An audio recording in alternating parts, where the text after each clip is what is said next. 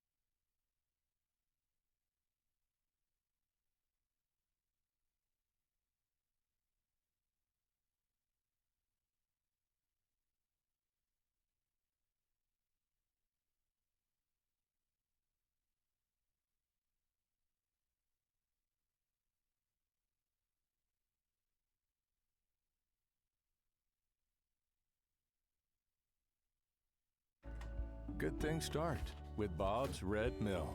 Remember when we first met? It was at recess.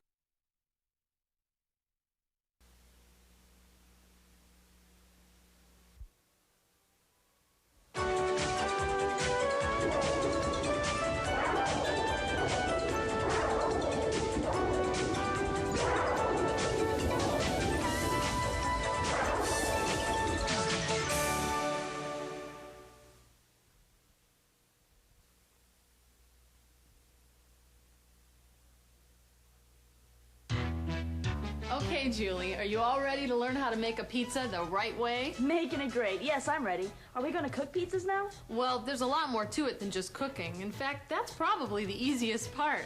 But let's start this process at the beginning. First of all, are your hands washed? Sure are. Good, mine too. All right, let's say an order for a pizza comes in.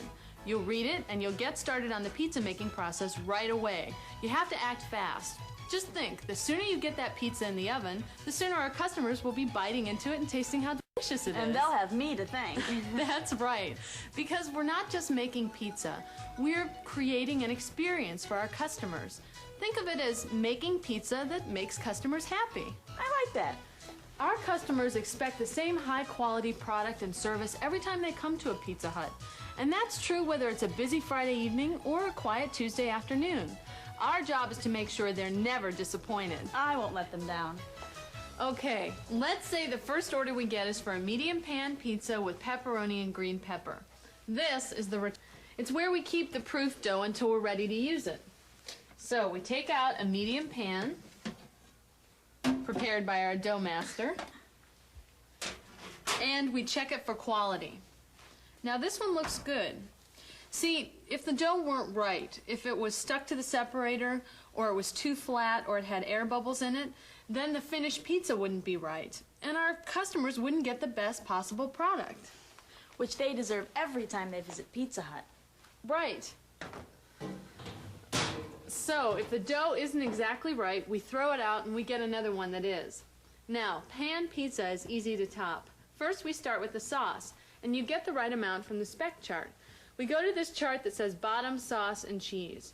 And we go down to where it says sauce, and we see that a small gets 1 level spoon, a medium gets 2 spoons, and a large gets 3 spoons. So, what do? 2 spoons? Right. Now, we keep our sauce right here with our other refrigerated items.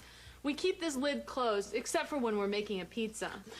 First, spread the sauce to within 1/4 to 1/2 inch of the edge. Now for a medium pan pizza, 2 spoons equals 5 ounces.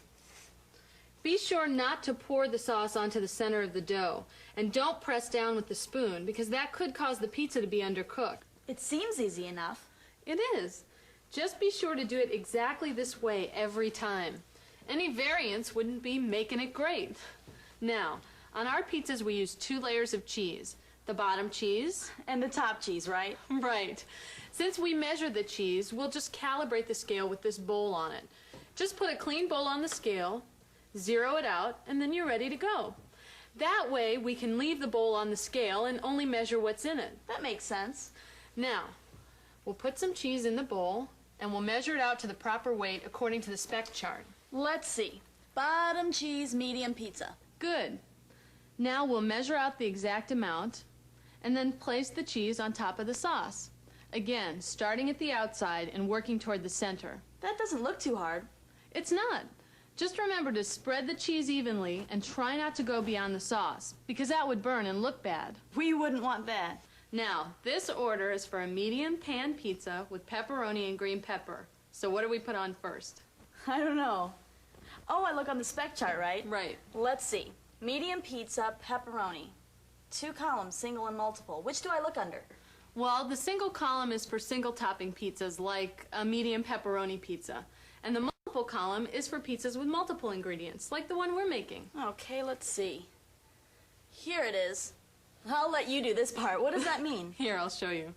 1, 2, 3, 4, 5. There. Notice how I started at the outside and worked my way towards the center, placing the pepperoni evenly. Got it. Green pepper's next? Yes? Did you look at the spec chart? Uh-huh. Do I measure into here? Yes.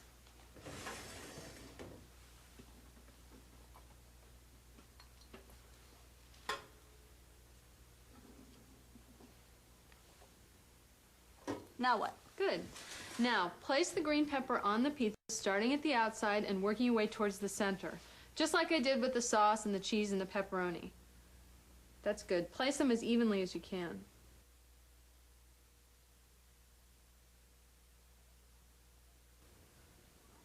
That's good.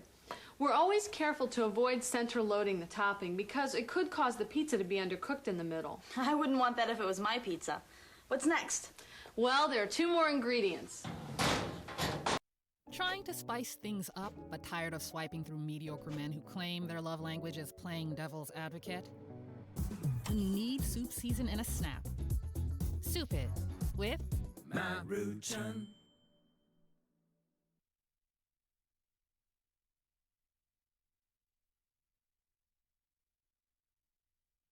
Walmart Plus. It's Walmart plus free delivery. Because cooking food is a lot more fun than shopping for it. It's Walmart plus an included Paramount Plus subscription to stream Dora, so your daughter can learn Espanol. Delicioso. Plus, you get 25% off at Burger King. And that's 25% more savings to put towards things you need, like napkins. Delicioso. Our thoughts exactly. Basically, it's Walmart plus more ways to save. Walmart Plus. It's Walmart Plus.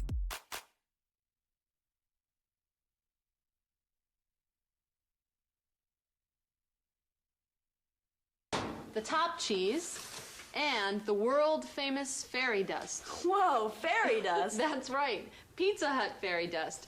It's just a little magic ingredient that we have for making it great. Okay. You'll see. All right, for the top cheese, how much do we need? Well, let's see. Here it is. Can I do it? Sure.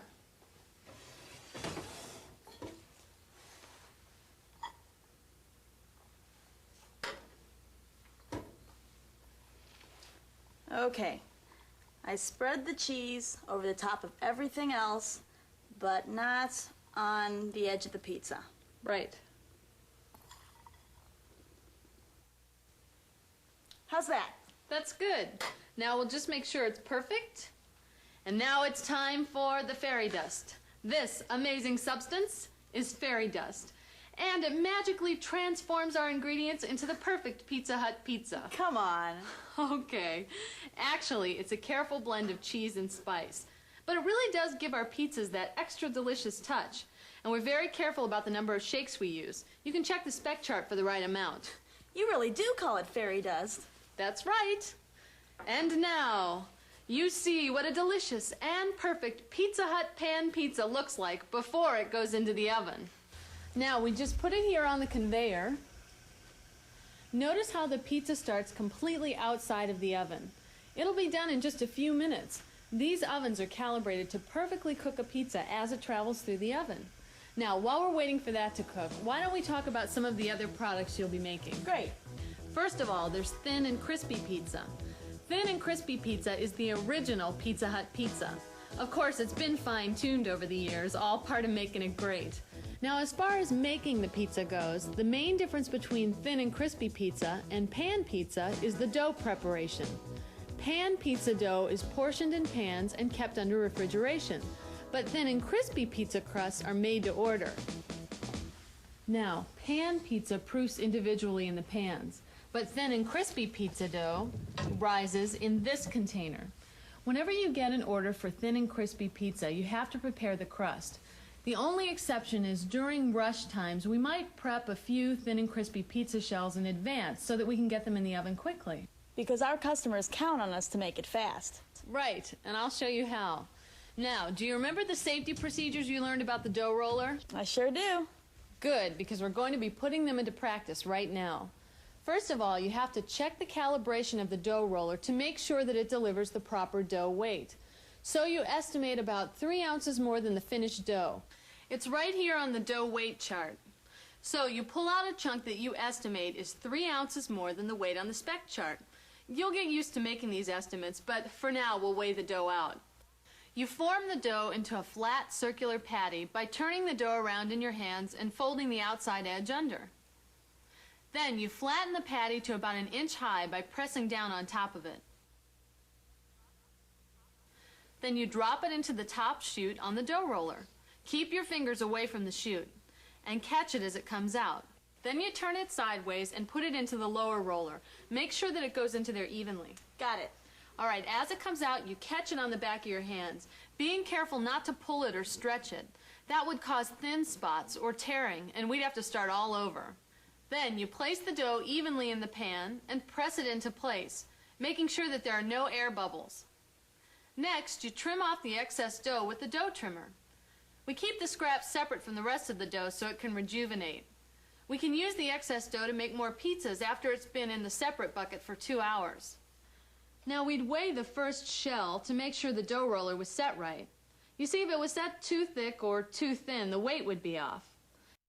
Kroger brand products come with a money-back quality guarantee, so they're a true crowd pleaser. Wix gives you the freedom to tell your story with a professional website that reflects who you are and what you have to offer. Customize every element of your website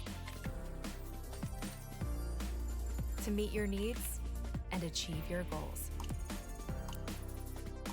Create a unique visual experience that enhances your product and amplifies your message.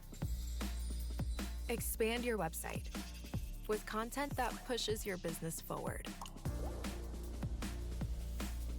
Share content here I that was matters minding my own to your business, audience, just enjoying my Second Amendment rights, and you and people have to present it freak the out way on me. you envision it, from the biggest ideas to the smallest details.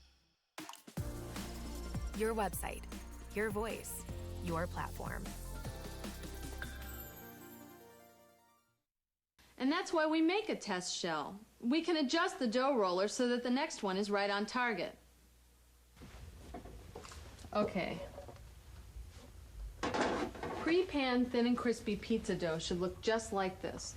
It should reach all the way to the edge, no air bubbles, no holes, and no cracks. If it doesn't look just right, we have to throw it away and start over. Check. But this one looks just right. You ready to give it a try? Sure. Now, if we were pre-rolling thin and crispy pizza crusts for a rush, that's a busy time, like dinner, then we would put a separator in between each one, and we would mark the separator with the time that we did it.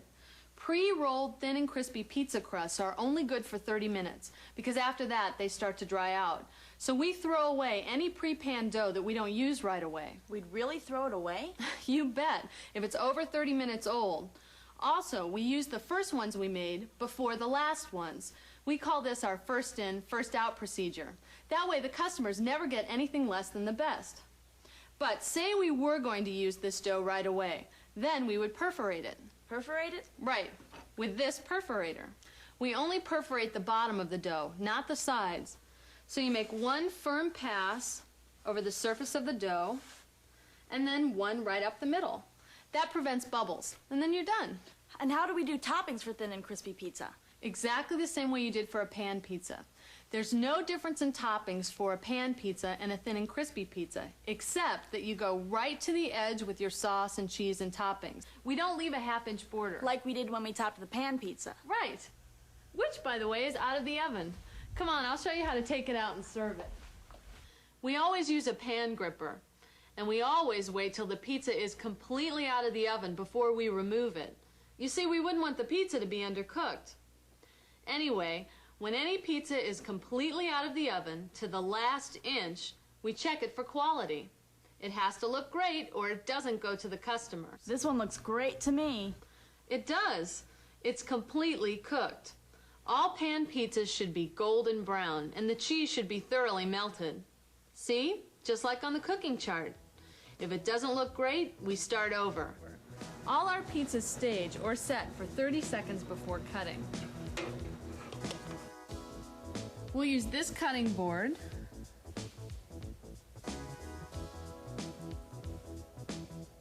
and this rocker knife. Be sure to hold it like this and cut all the way through the crust. This is a medium pizza, so it gets cut into 8 slices. A small gets cut into 6 and a large gets cut into 12. Now, if it's a carry-out, you have to use one of those boxes. Make sure to use a box support and an insert. If the pizza is going to be served here, you'll put it back in the pan and place the pan and a spatula on a cork pad in the pickup area. The server will do the rest. No, the customer will do the rest when they bite into my delicious pizza. Delicious pan pizza and delicious thin and crispy pizza. What more could a customer want? Personal pan pizza. What? That's another important product you'll need to know about. Oh, yeah, I forgot. Personal pan pizza is a smaller version of our popular pan pizza, like the one we just made. It's a lunchtime favorite because it gives our customers that big pizza flavor in a lighter lunchtime size. And it's also ready fast, which is very important to our lunchtime customers. I've had that before. I bet you make a whole bunch of those every day. We do. And that's why, depending on our prep list, we're going to be pre-topping some of them for the lunch rush. That's a good idea. Do we make them the same way as we make the larger pan pizzas? Almost, but there are a few important differences.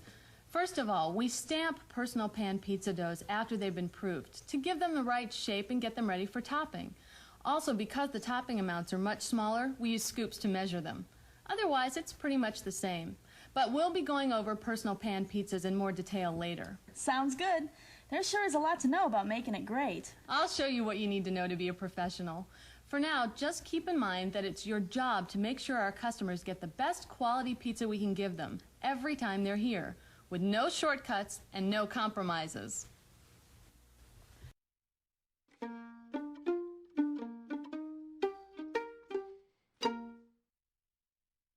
That's ludicrous, but I got you. Hang on.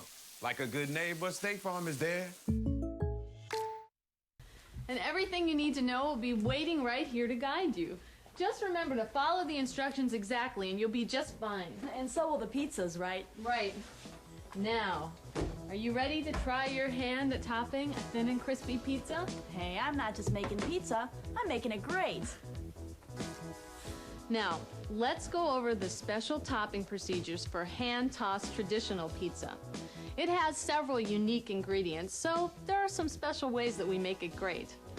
Now, the dough master will have pre-portioned and panned the dough. So when you remove it from the refrigerator, just check it for quality and make sure the dough extends all the way to the bottom of the rim. For saucing, you'll spread on some of our special hand-tossed traditional pizza sauce to between the first and second perforation marks from the outer edge. Be sure that you don't go beyond that outer perforation mark. Then you'll distribute the bottom cheese out to that same line. Then the toppings go on to within ½ an inch of the edge. Now when you distribute the top cheese, be sure once again that you don't go beyond that outer perforation line. And make sure that the cheese and toppings completely cover the sauce. As always, avoid center loading. Then you'll clean up the outside edges and shake on the proper amount of fairy dust, just like we do with pan pizza and thin and crispy pizza. Don't worry, all of these instructions are included on the station guides. And the job aids near the make table will give you the proper ingredient amounts. That's all there is to it. That pizza will give them a reason to come back. There's one more product you need to know about, Priazzo. That's a rich double-crust Italian pie, and customers can choose from a variety of delicious fillings. That sounds delicious. Do we make it the same way as we make pizza? Sort of. When we make Priazzo, we use 2 layers of dough. First, we fill the bottom dough with hand-tossed traditional sauce and/or filling according to the order. Then we add the triple cheese blend according to the spec chart. Then we roll, perforate, and layer on the top dough.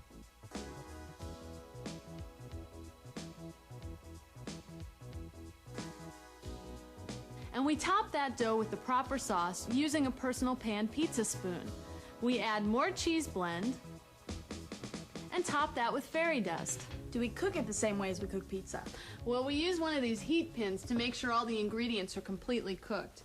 The heat pin helps make sure the heat is evenly distributed, but otherwise the cooking procedure is the same. That's some pie.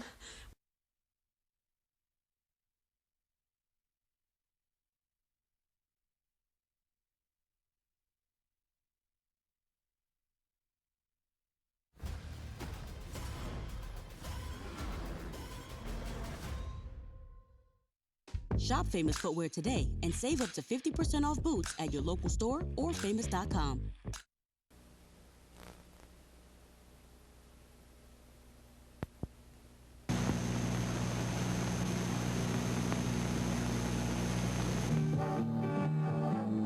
Though you climb to the moon,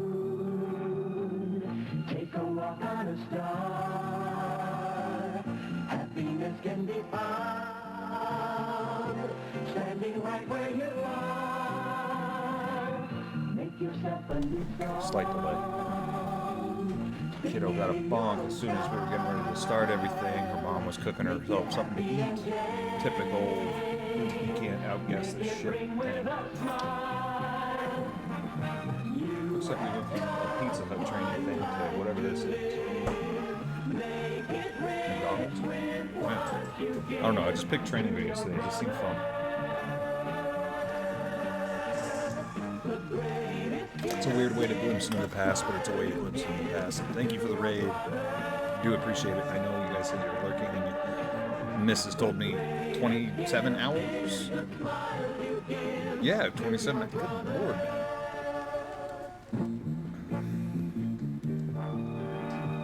Hi, good to see you. May I help you? 2 Big Macs and a chocolate shake. Would you like some French fries with your order, sir? Will that be 3 filet, We're gonna 2 be starting cheeseburgers, now. and 4 Cokes? Good morning, sir. May I take... I'll be on call, though, just in case. Or just gonna play some Squirrel with a gun, because it sounded like fun. It's a squirrel with a gun.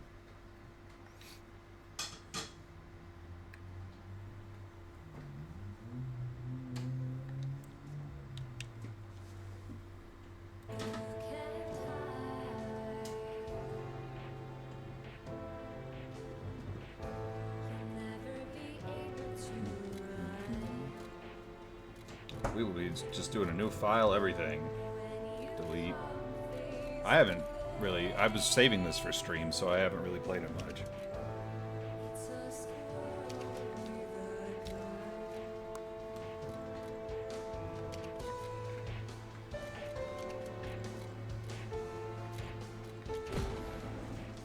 It's pretty fun though. Cute little game.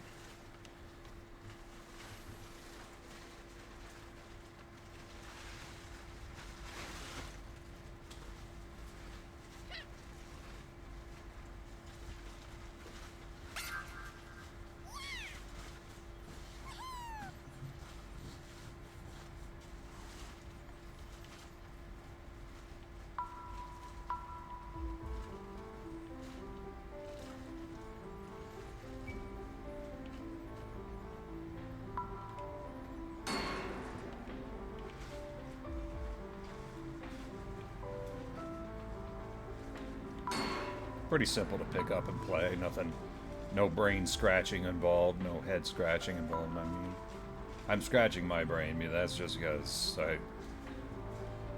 anytime something like that happens, you have a mild heart attack or stroke, and it's uncontrollable, and it's a surge of emotions, and it sucks, and I hate it. But it's being a dad.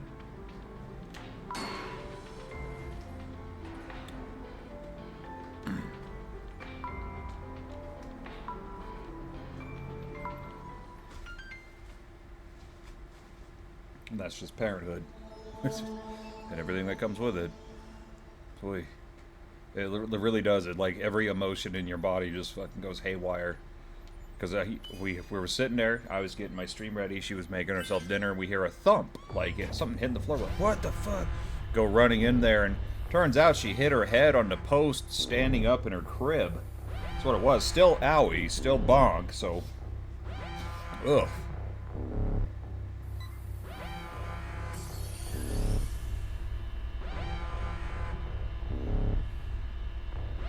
My God.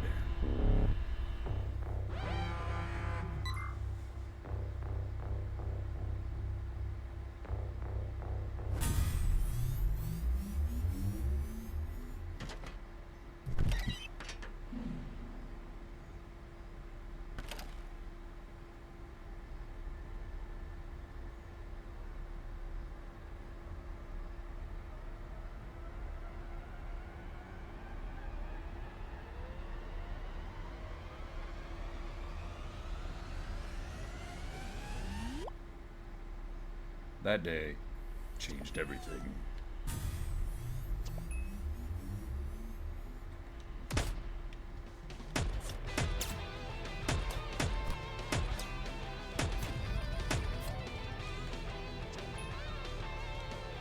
Is it cheesy? Yeah. Is it fun? Yeah. What surprised me about it, like, it's more of a platformer than anything. Like, it's an adventure game like Banjo-Kazooie or something along those lines.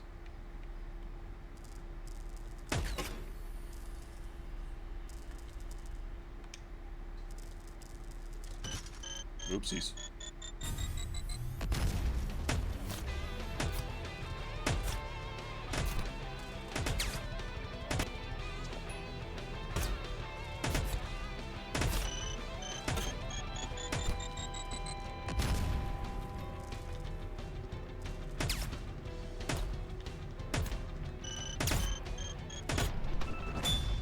Oh, no, you're good, bud. Like, 27 hours, that's insane. Just get some rest, man.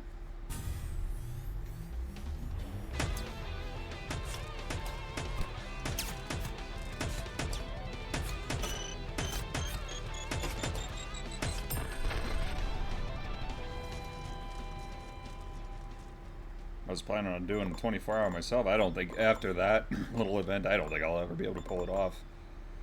Well, when she goes off to college, maybe, and then we'll.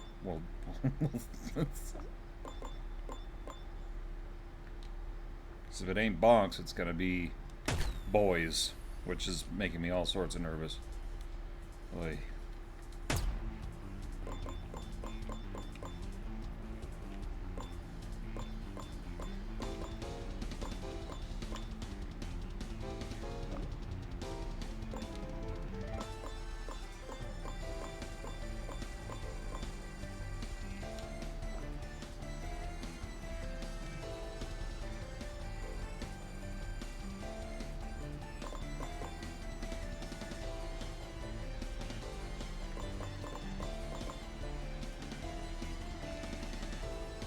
There's some, yeah, there it is. Okay.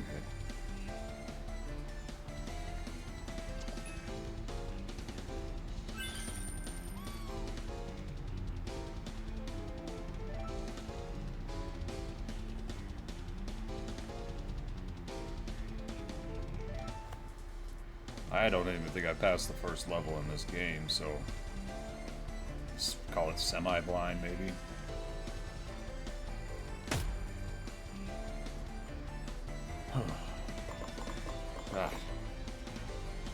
My heart's still racing a little bit. Hate that. It's because I don't get like big adrenaline surges anymore, but when I do, oof, fucks me up for a little while.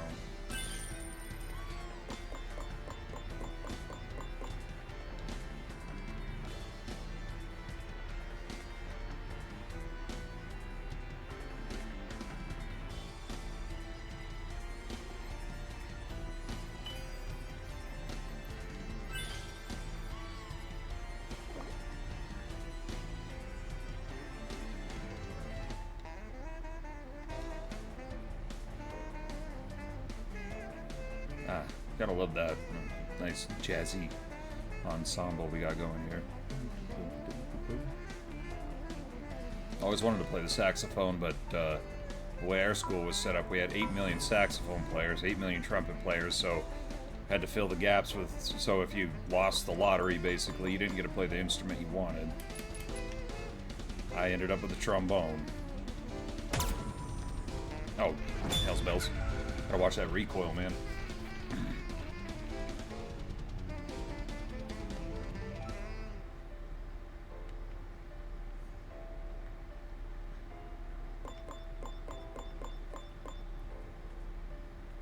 Big old delicious dinner planned for tomorrow, though. It's going to be fantastic. We're having carnitas. I love carnitas. Especially my carnitas, man. Oh, they are good.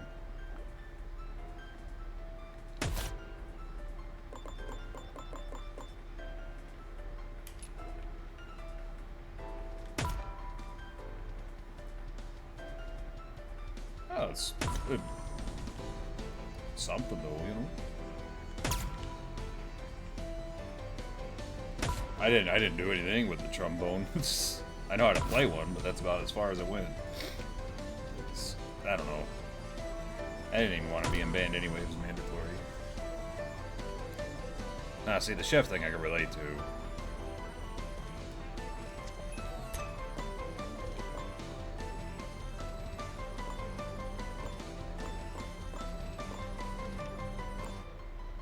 What I've always done, what I'll always do, probably.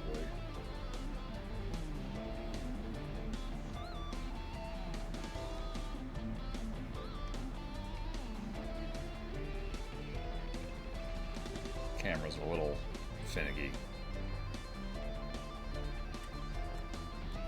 Plus, I'm using a controller, which isn't super highly advised, but it'll do. Mrs. got me a brand new chair for my birthday, and it's like all relaxing, so you gotta lean back. It's my first like new chair in a very, very long time.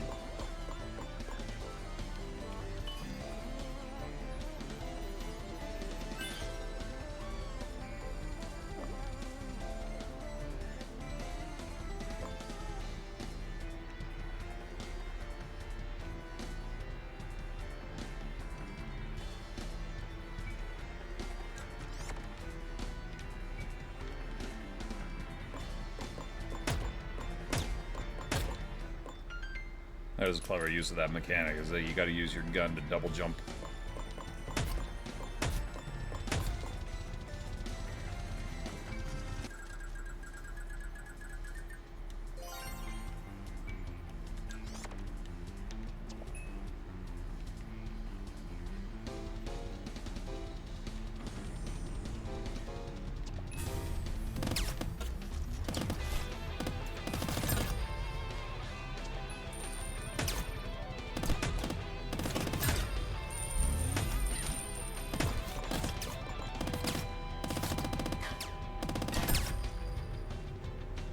It's a fun little game.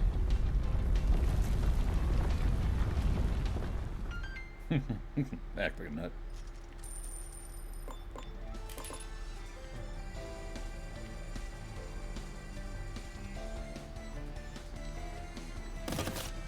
Oop. Probably should have done a late reload there, huh? There's another way down there anyway, I think. It don't matter, none of this matters. There's not really much penalty for dying outside of you lose some acorns, I think. So.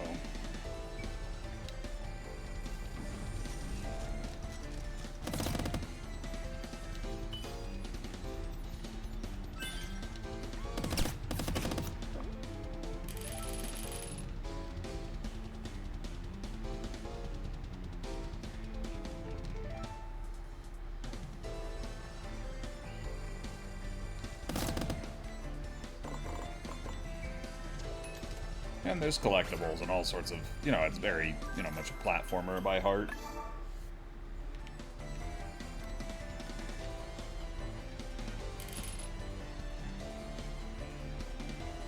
No, I don't.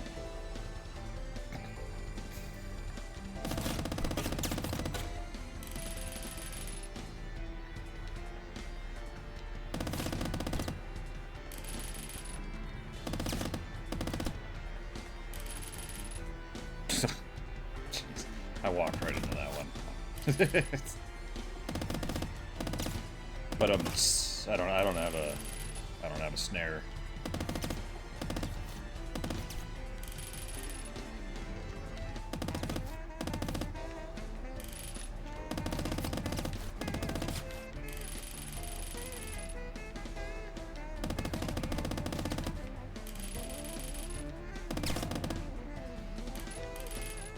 There we are.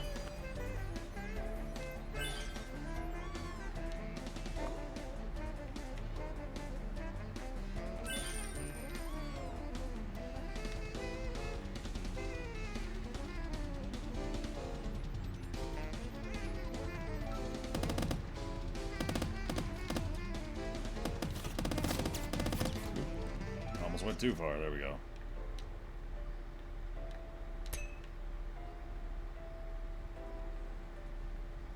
I just figured this game would be a good little, you know, it was like time waster for a Saturday thing.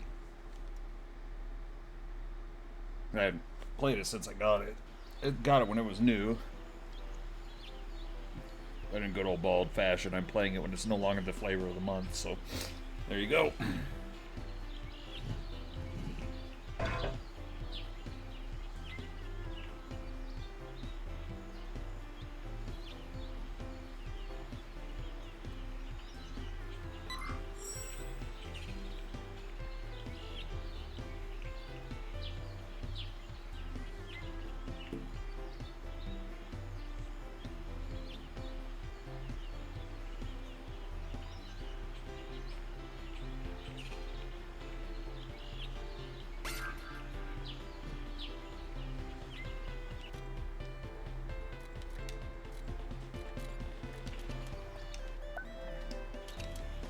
streets. I don't think if I've ever really sat down and listened to the music, it is like playing a platformer though, like Banjo-Kazooie.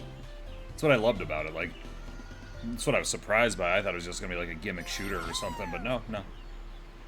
Shares more DNA with Super Mario 64.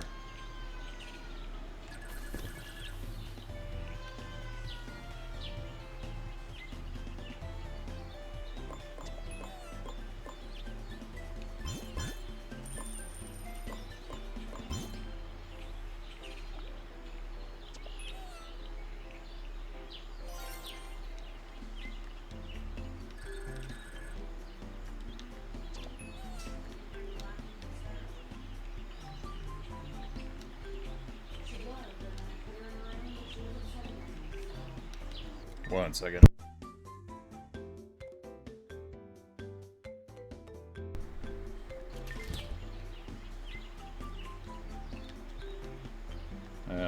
Kiddo's going through a growth spurt and teeth, and then she gets a bonk.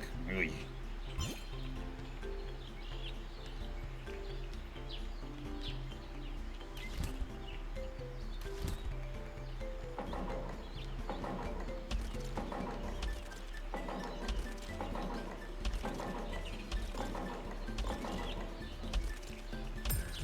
Simulator mixed with a random third-person shooter. I mean, kind of. A little bit, but...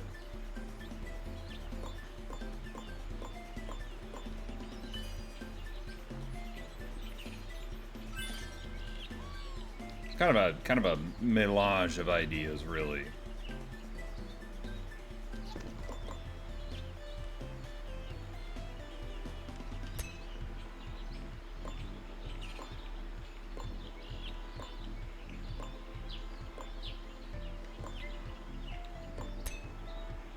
At the end of the day, it's just simple fun anyway. Ah, got it.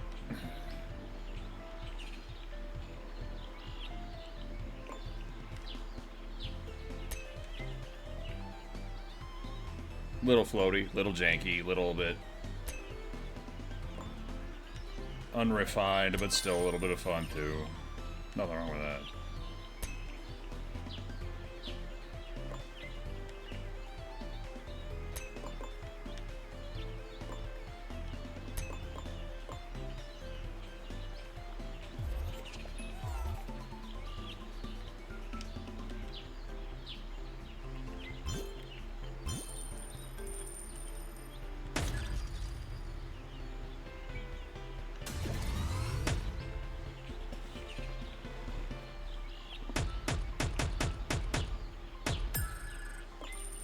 And it can be funny, too.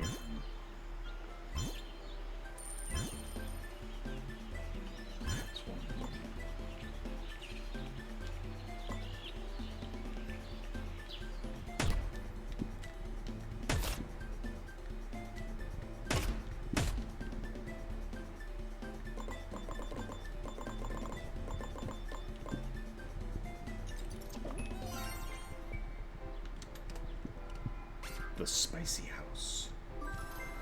And we get dapper little costumes too. Why did the squirrel put the sweater on? Because his fly is shit.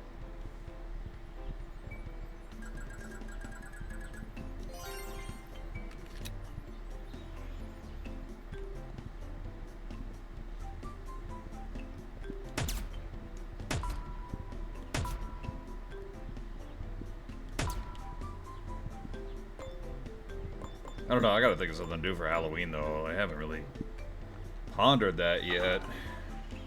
I mean, I have, but I haven't. Like, I haven't really committed to anything. So I'm on vacation now. But then, throughout the day, you know, I gotta take care of the kid, which is fine.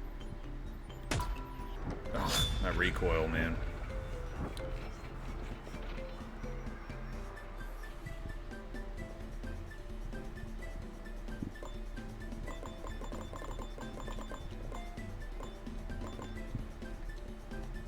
Because everybody I know is going to be, well, everybody's going to be doing, like, a lot of the same stuff. Silent Hill 2 is going to be a big thing. You know, Resident Evil games are going to be a big thing. Undead Nightmare, since Red Dead's coming to PC now. Maybe I will go against the grain and play something cute.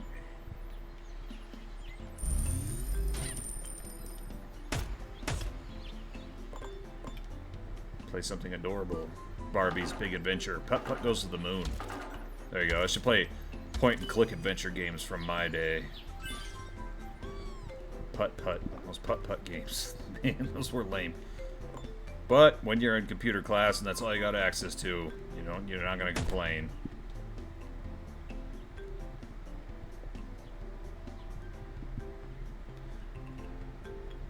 Yeah, I've heard a lot of people really enjoyed it. I was never a big Silent Hill guy, but it seemed neat. Like, it looks good. It's just Silent Hill's never been my thing, but I think it, back in the day, there was a schism between the two fandoms. There was Silent Hill guys and there were Resident Evil guys, and I was a Resident Evil guy. Especially Resident Evil 2 and 3. I played the hell out of those as a young man. 3 especially, because I got it at... Well, the OG wasn't like, yeah. Yeah, like, I got a GameCube just because I heard Resident Evil 4 was coming to Nintendo. Like, a Resident Evil remake on GameCube as well.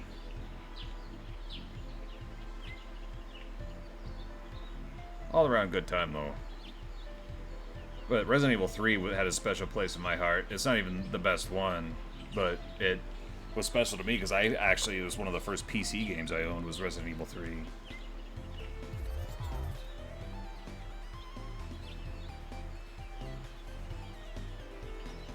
I was so happy with myself because I had Resident Evil 3 and I had Final Fantasy VII on PC, and a lot of people didn't even know they existed on PC.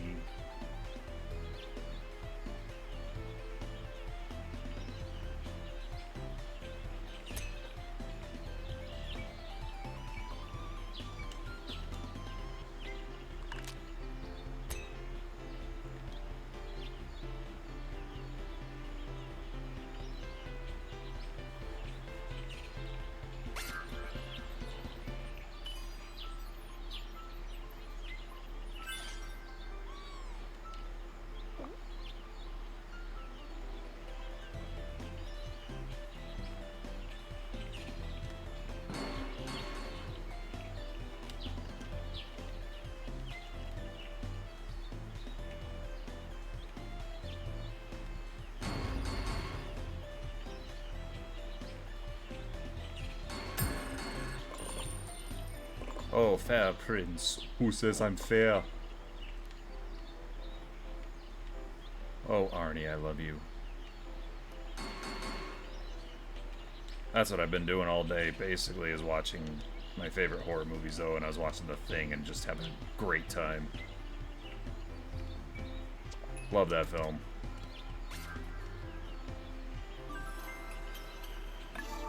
Talk about dang old pretty sundress.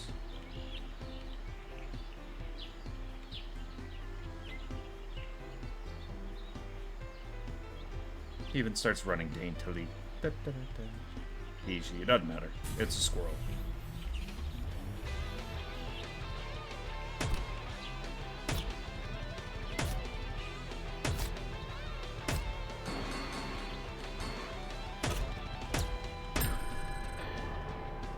Kick them while they're down, man.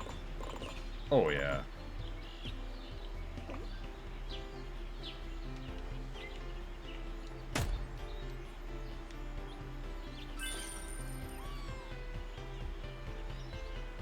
It's not bad either for a collectathon, but I also might do, since it's kind of a variety night, like a free space, I also kind of want to do the modded Hexen thing, but god, that fucking mod is so brutally hard. I don't survive for very long on the easiest setting, but we'll see. Because it's a really great idea. You take Hexen and then you turn it into an RPG. I don't think it's very well balanced. If even, like... Yeah. Doesn't mean it's bad, it's just...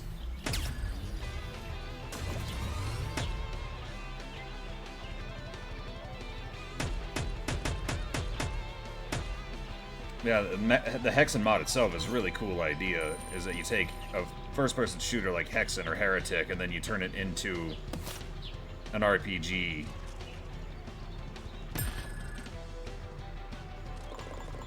And it kind of works, but it's also just really brutally difficult. It adds a tons of new enemies, weapons, summons, all sorts of stuff.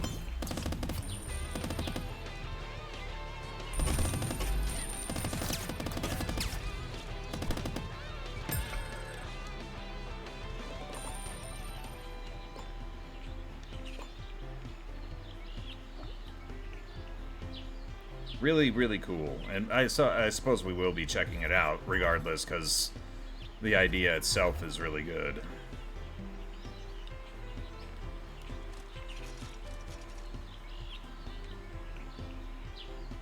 And we're doing a variety thing anyway, and fuck, is it hard. I can't promise I'll play well, but I don't play video games very well anyway, so it's fine. It's fine, everything's fine.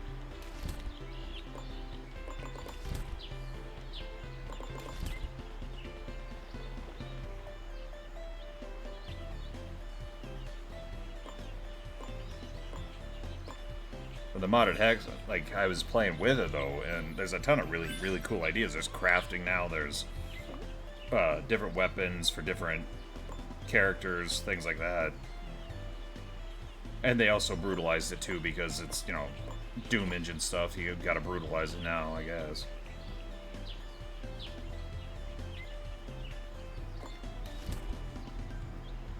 But there's nothing wrong with the originals either. Like, just vanilla Hexen's a good time. Not a great time because the puzzles are a little convoluted, but I never played Heretic. I really should.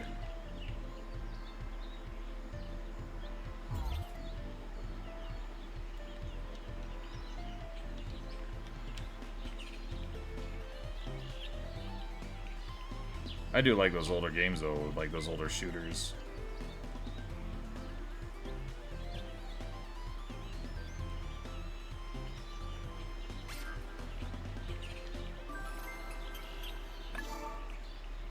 Now we are styling. Big pimpin' squirrel.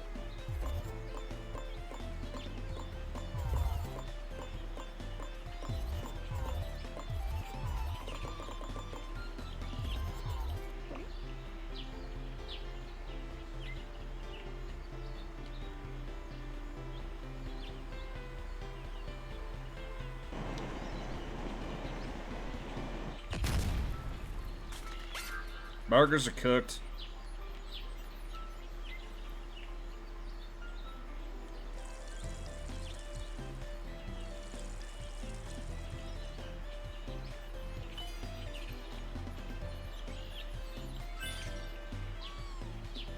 That's what I gotta do tomorrow, is we're making our anniversary birthday dinner, and we're having carnitas, which was Mrs. Bald's idea, and it's a fantastic idea because not only are carnitas delicious, I make delicious carnitas. See where all those other burger patties went. Aha! I guess that's one way to cook a burger, just blow them up. An explosion's fire, I mean, it's energy, it'll cook a burger.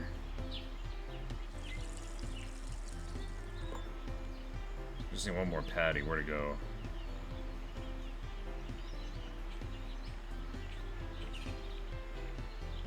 There it is. Mmm.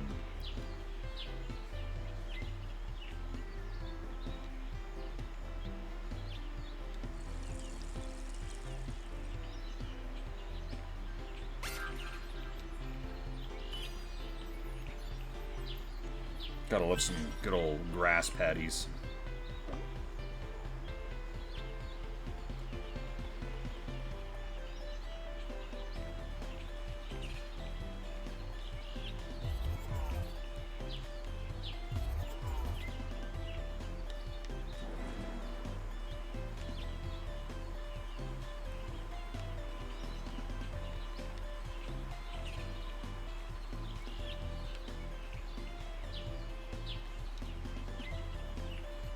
Alright, honestly though, it's a cute little game. It's fun. Like, if you like little platformers and stuff, it's worth the price. I mean, it's a couple bucks. I don't think it's more than 20. I don't remember, but fun. It's a fun little collectathon. Sometimes that's what you need too. This was my palate cleanser coming off of Blasphemous, because I loved Blasphemous as well, but I was not very good at it. Whew. I tried to get better at it. I really should really train up and then stream Blasphemous again, because I still have to get through Blasphemous 2. And I would like to do that one, like, blind. I haven't watched anything on it. I haven't played any of it. So I'm going to be doing it blind. It's just that I had to get through the first one first.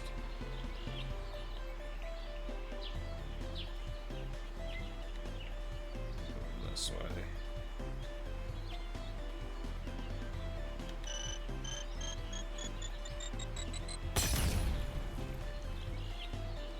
But it's really good, though. If you like Souls-like games, and Castlevania or Metroidvania games, Blasphemous is absolutely muy excelente. Even though I'm not very good at it, it's very well styled. It's very well made.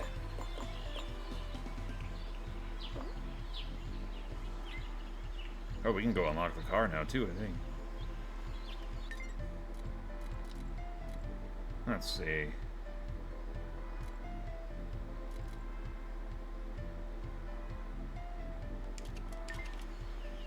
Increase next snap damage, of course, because you must as a squirrel.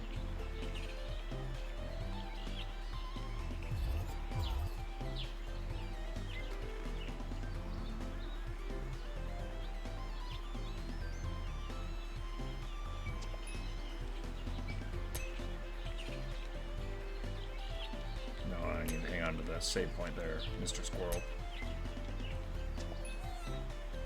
There we go.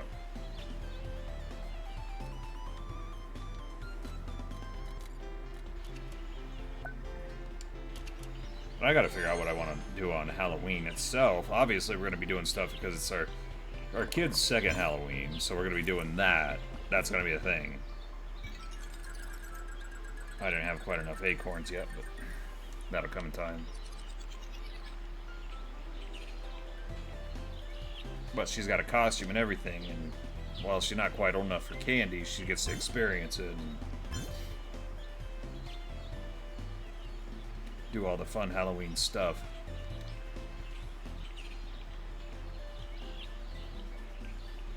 Gone are the days where we used to wander the streets without parental supervision, though. Those were the good old days. Of course, the rules were, you know, if you gotta be back before the lights come on, and of course we never were.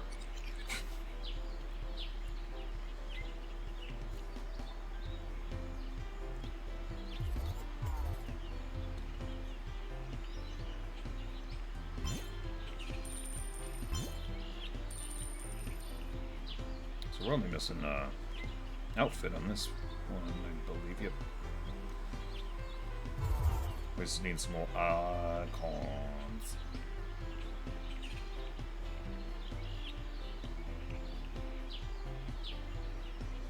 And how do we get acorns? We rob people. Been playing too much Red Dead because that's. I love robbing people.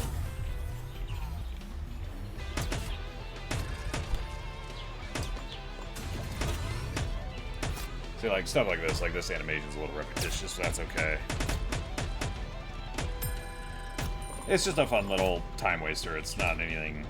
If you're expecting Game of the Year stuff from this, then I've got some bad news for you. It's just, which is funny, because it's funner than a lot of games I've played in recent memory that are new, anyway. Because it is fun. And that's like the first thing a game needs to be.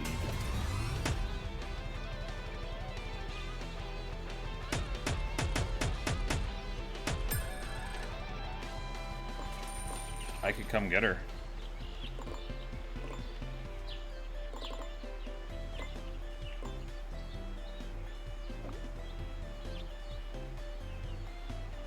Oh, okay. Okay, well, I'll give it a couple minutes and then I'll come steal her away so she goes to Betty Bye. Because she tends to do that time travel thing, you know, where she wakes up in her bed.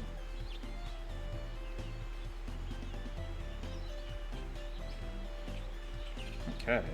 We just need a couple more acorns for the car.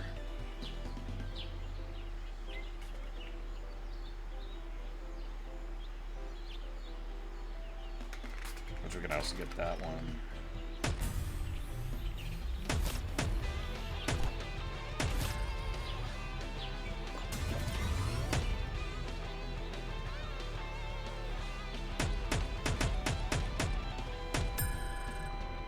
I don't know what I would do,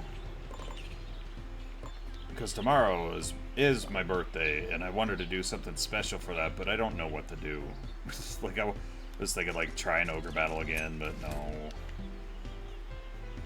People aren't into that. They don't even know what the hell it is. But there's this guy on, again, TikTok strikes again. There's this guy playing ogre battle on the Super Nintendo. Had 1,100 viewers. Blam. I should apply for that, but I don't know. Well, I mean, I'll apply for it. What's the harm?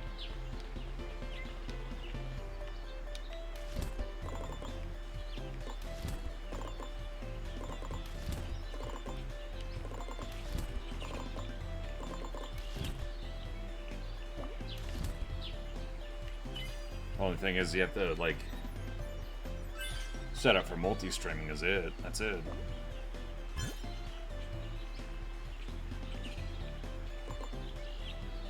So we should have enough acorns now. Let's go get the car.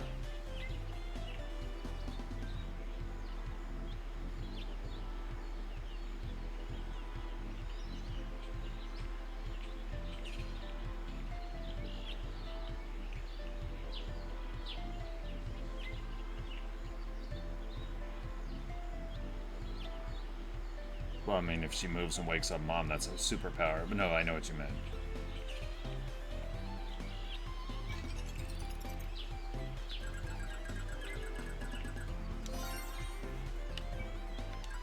Now we're a squirrel with a car. Let's see, I'm trying to remember this. Controls really wonky. Everything about this game is floaty, floaty, floaty.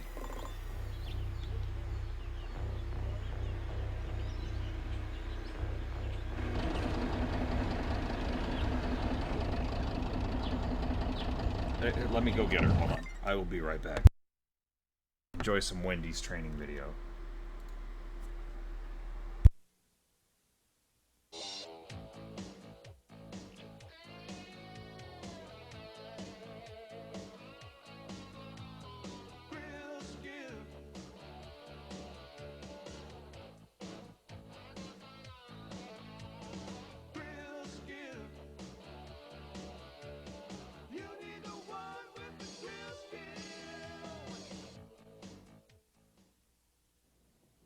Hi, I'm Wendy's founder, Dave Thomas. From the day I opened the first Wendy's, my goal has been to serve the best hamburger in the business, a Wendy's old-fashioned hamburger. So I started with the freshest beef I could find, 100% pure beef, never frozen. And we pattied it into squares so the hamburger hangs over the side of the bun. Then we cooked the patty slowly to seal in its natural juices and served it hot off the grill with a customer's choice of toppings. No other hamburger chain can make those claims. That's what sets us apart from our competition, and that's why our customers come to Wendy's. I believe the only way to make a Wendy's old-fashioned hamburger is to press the meat patty. Pressing the meat patty is really important, and here's why. The patty tastes better because the salt is pressed into the meat and makes the meat more tender. It also makes the patty larger, so they'll hang over the edge of the bun, and people will like that. Pressing the hamburger patty requires skill and dedication. You have to watch over the patties constantly as they cook. You should always serve a perfect Wendy's old-fashioned hamburger, the one that you would serve to your best friend. You have one of the most important jobs at Wendy's. Right now, I want you to devote your full attention to learning the new four-corner press procedures for cooking Wendy's old-fashioned hamburgers. And while you're doing that, I am going to have a hot and juicy hamburger with mustard, pickle, and onion.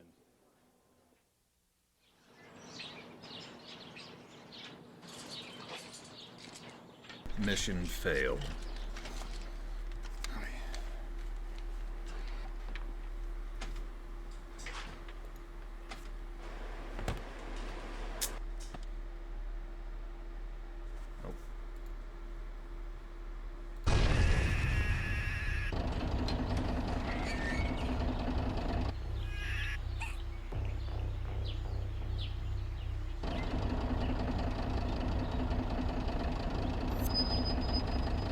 bomb.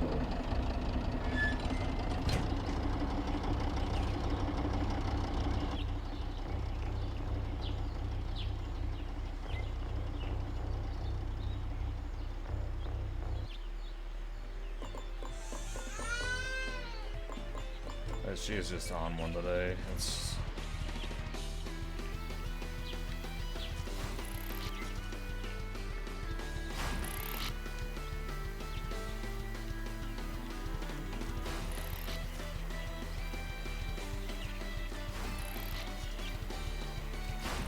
I need to find the Yager with a soft J.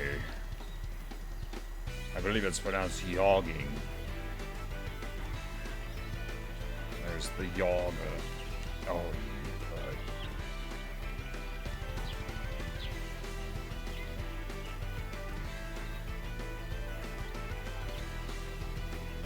Get back here, lady.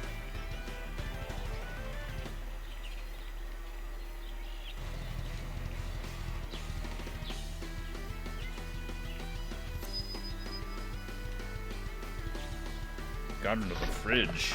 You ate a whole wheel of cheese. I'm not even mad. That's impressive. Yager stopper.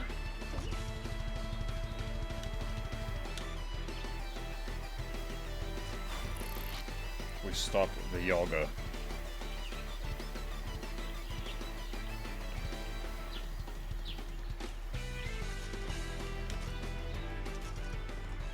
You know, I'd probably be disappointed in this game if it didn't have an RC car, to be honest.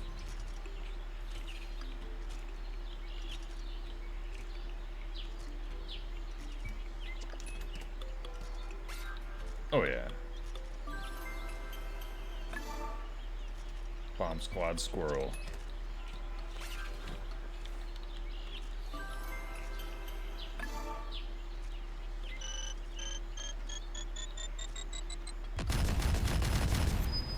That's the best tutorial for that ever. It's just like, we're gonna blow them up.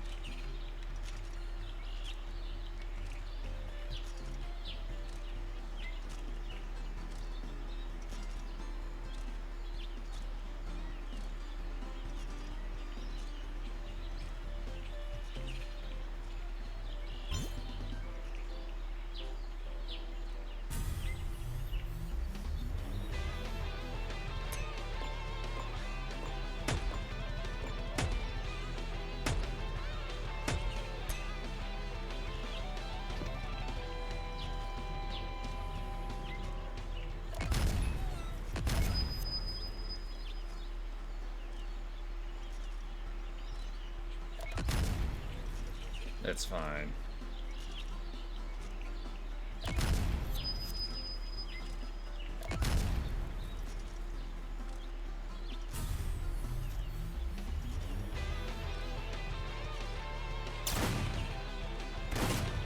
Gotta swerve them potholes. There's the Autobomb, man. Oh, Joe Dirt. Like one of the movies from my youth. I just absolutely fawn over. I love that movie, and I shouldn't. It's not good a movie, but it is. First, you gotta be kicking wing. Animal Doctor. They're not changed my name to kicking ass. I would. Not gonna be quite enough.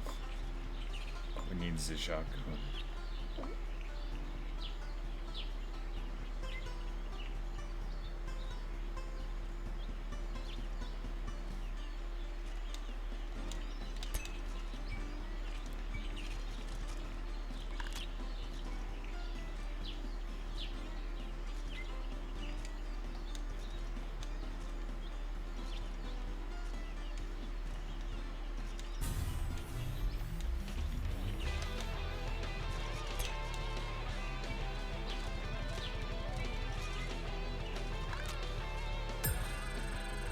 There we go.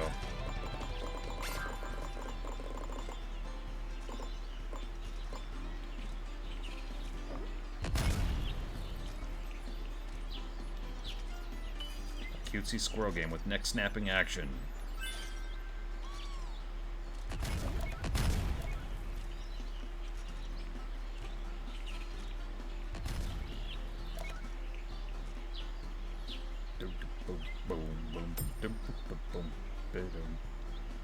I also have a couple of gamer beers today, too. That's going to be a thing.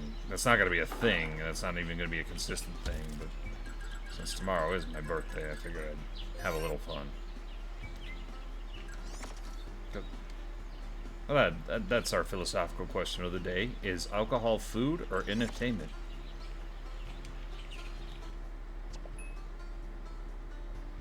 It has some nutritional value, so I want to say it's food. But you can't...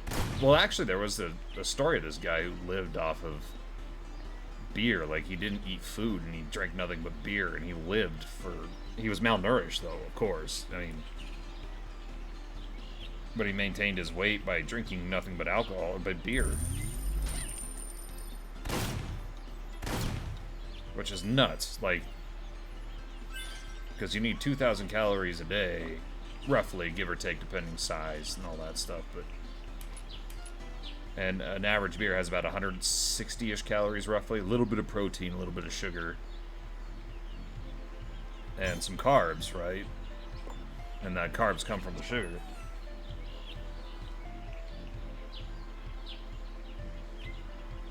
That means he was drinking, and he was maintaining his weight.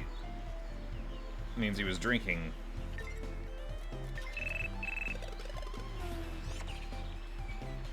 I don't know, roughly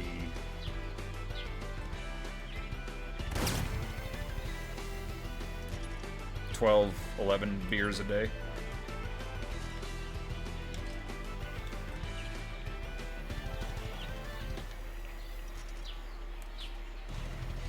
Okay, we can't bunny hop.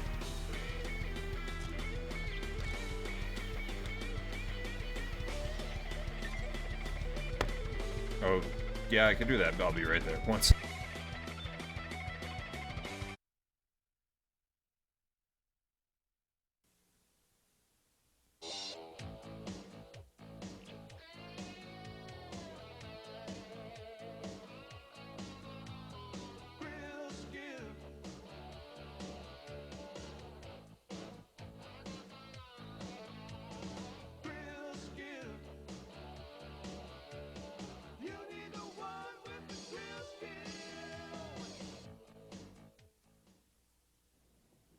Hi, I'm Wendy's founder, Dave Thomas. From the day I opened the first Wendy's, my goal has been to serve the best hamburger in the business, a Wendy's old-fashioned hamburger. So I started with the freshest beef I could find, 100% pure beef, never frozen. And we pattied it into squares so the hamburger hangs over the side of the bun. Then we cooked the patty slowly to seal in its natural juices and served it hot off the grill with the customer's choice of toppings. No other hamburger chain can make those claims. That's what sets us apart from our competition, and that's why our customers come to Wendy's. I believe the only way to make a Wendy's old-fashioned hamburger is to press the meat patty. Pressing the meat patty is really important, and here's why. The patty tastes better because the salt is pressed into the meat and makes the meat more tender. It also makes the patty larger, so they'll hang over the edge of the bun, and people will like that. Pressing the hamburger patty requires skill and dedication. You have to watch over the patties constantly as they cook. You should always serve a perfect Wendy's old-fashioned hamburger, the one that you would serve to your best friend. You have one of the most important jobs at Wendy's. Right now, I want you to devote your full attention to learning the new four-corner press procedures for cooking Wendy's old-fashioned hamburgers. And while you're doing that, I am going to have a hot and juicy hamburger with mustard, pickle, and onion.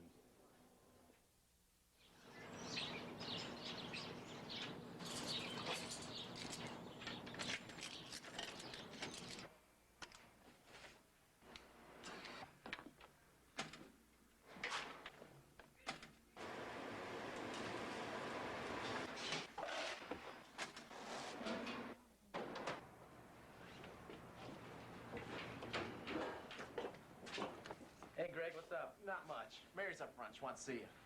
Right? Hi, Bill. Hey.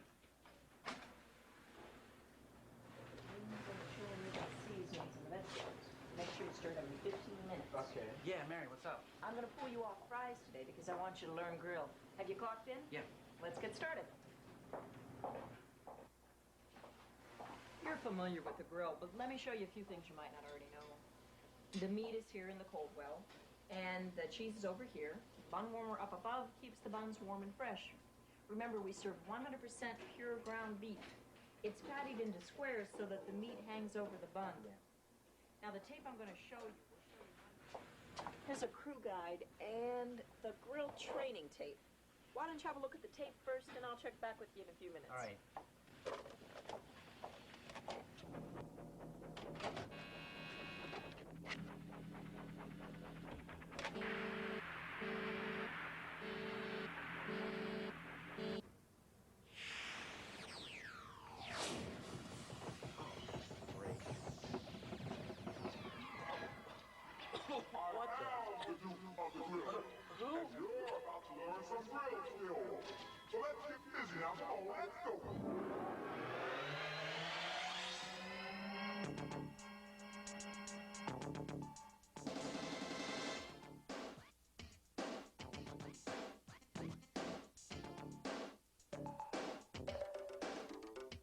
Now, working the grill, Bill, it ain't so tough.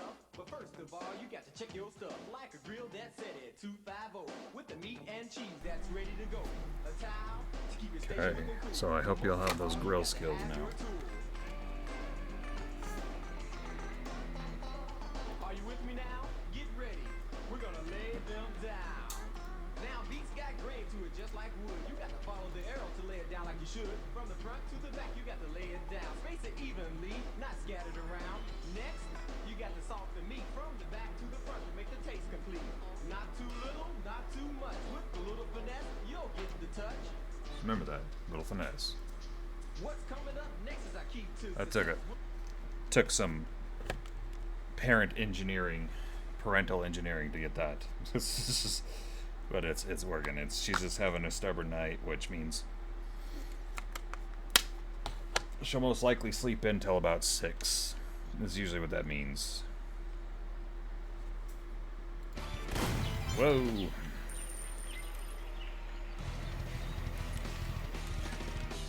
So I know we gotta get up. Nah.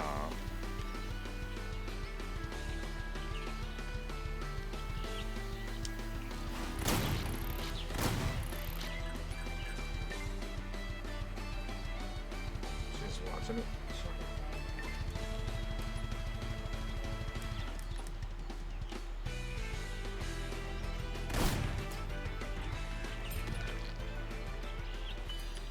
She knew about that.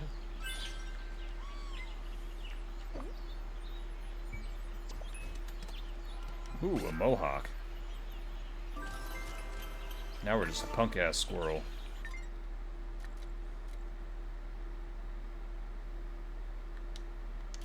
I kind of like it.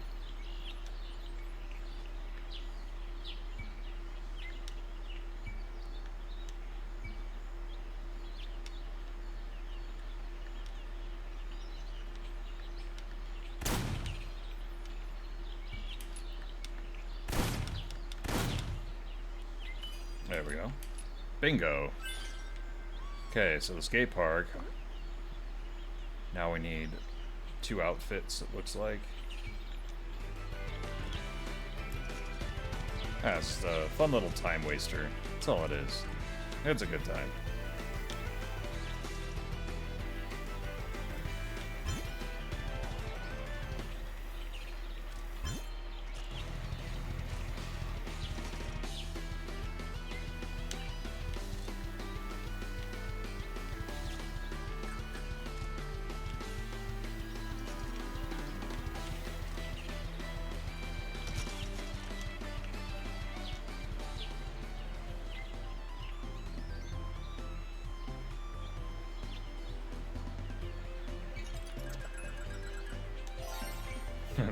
Get some eyebrows. Nice.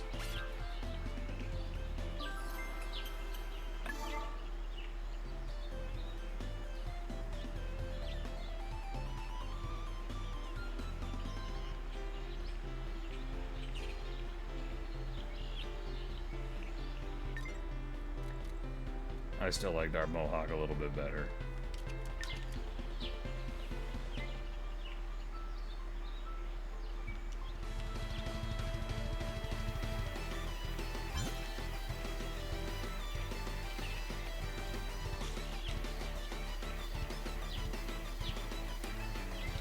still need to do this too, I think.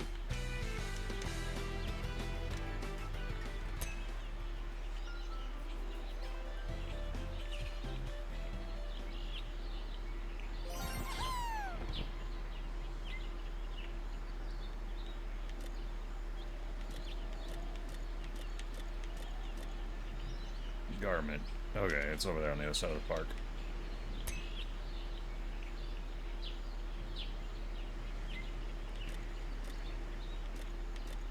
Photo filter. See, I'm not exactly 100% sure how we're supposed to reach those just yet.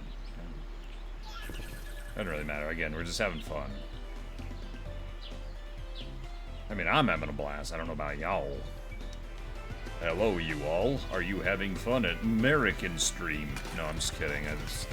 That's just my buddy's impression of a foreign person in the United States buying a cheeseburger. Hello, I would like to buy an American cheeseburger.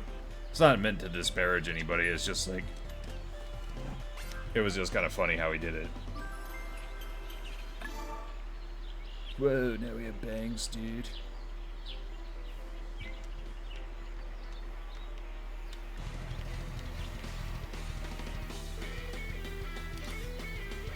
That's the thing. The number one thing I hear from tourists, though, is like, from foreign countries especially, is like, Jesus, this country's huge. It is. It's very big.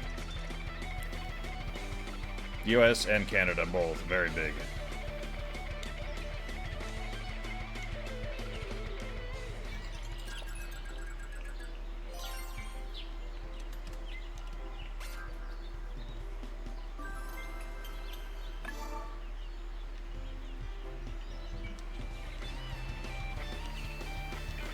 Alright, it takes us, just to get across our state alone, takes almost 5 hours from north to south. Let's see, I don't think I've missed anything yet.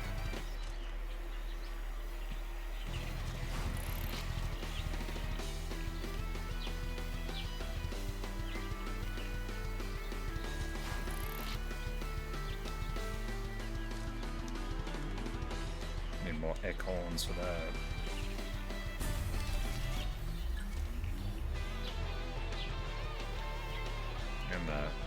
We don't even necessarily need to unlock those, I don't think, but we're not going for completion ticks either, we're just having fun.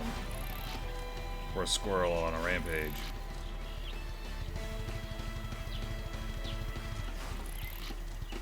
It's the most not serious video game I could probably play right now.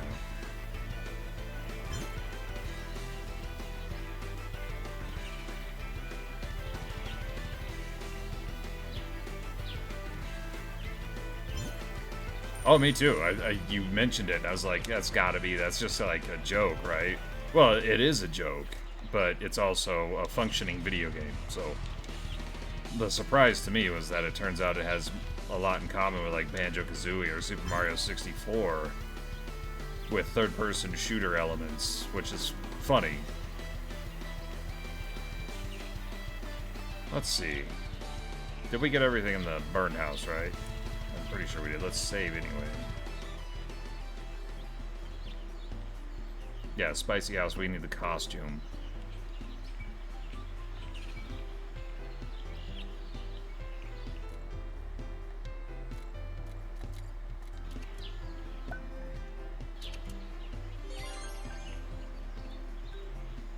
That's okay. Let her, like, we're not gonna do this every day, but right now, desperate times call for desperate measures. And it's not even that desperate, it's just a cell phone, but I would rather not her have all that TV time. But in this scenario, first we have teething, then we have growing pains, then we have bonk, and then we have, you know, it's just one thing after another, so even babies have bad days.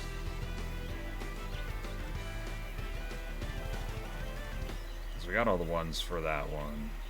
The burgers, everything. Then we have the free roam stuff that we can get to. And an action rocking guitar.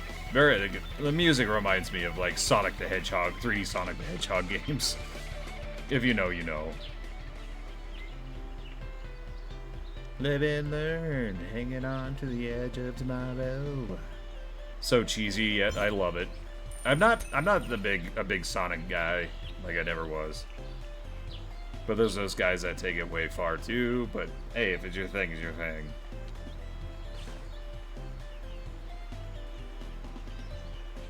A lot of Sonic fans. It's weird how fandoms come up like that too. Because like I consider myself a Zelda fan. I have a Zelda tattoo, but I didn't go like crazy with it. It's just a Triforce, a little Triforce on my arm. Nothing major. Then there's like, I knew this dude who had Zero from the Mega Man series tattooed on his leg. And in great detail, it was very well done. It's just, I've never understood like painting your entire body with that stuff, but at the same time, I saw this lady had a sleeve, a Majora's Mask sleeve on her arm, and it was really, really well done. She said her only disappointment is not a whole lot of people got it, but of me being a Zelda fan I did, so.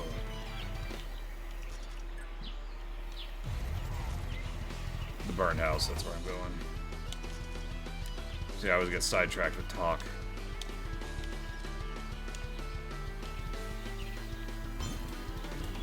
Because I found out by getting these 2 tattoos that I'm not really a tattoo guy. I think they're all right. You know, like you gotta try it. You can't knock it till you try it, right? I'm not gonna knock it either, but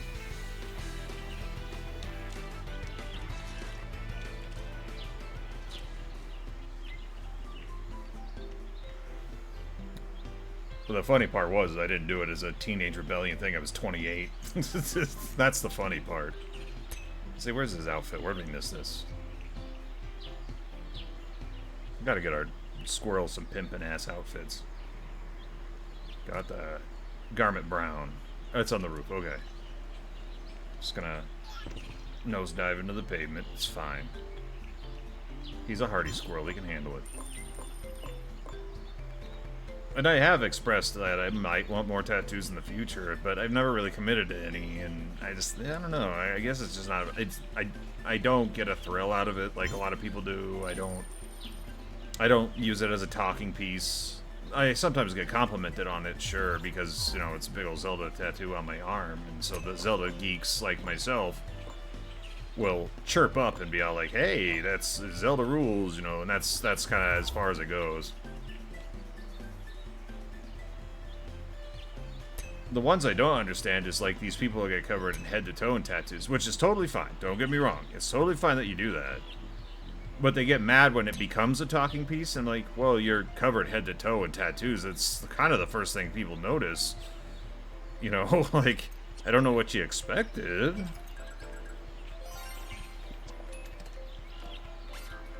Now we can be a brown squirrel.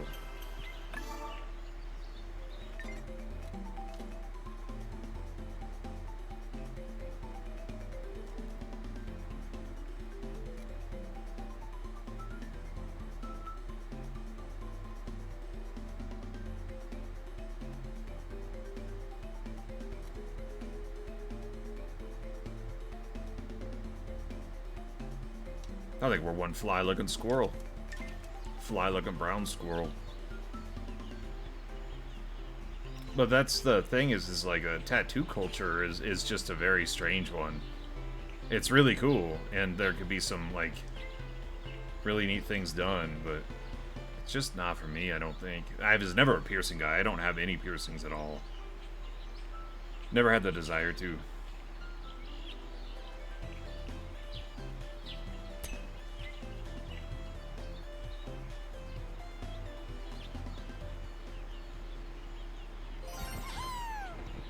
I think maybe once when I was a teenager I considered getting my labret pierced, but then my brother's like, well, my teeth chipped when I got mine done. I was like, oh, well, then I probably won't do it then. That's when I was like 16 or so. When, you know, when it's like the age where you're like, I gotta do that. So we're missing one outfit.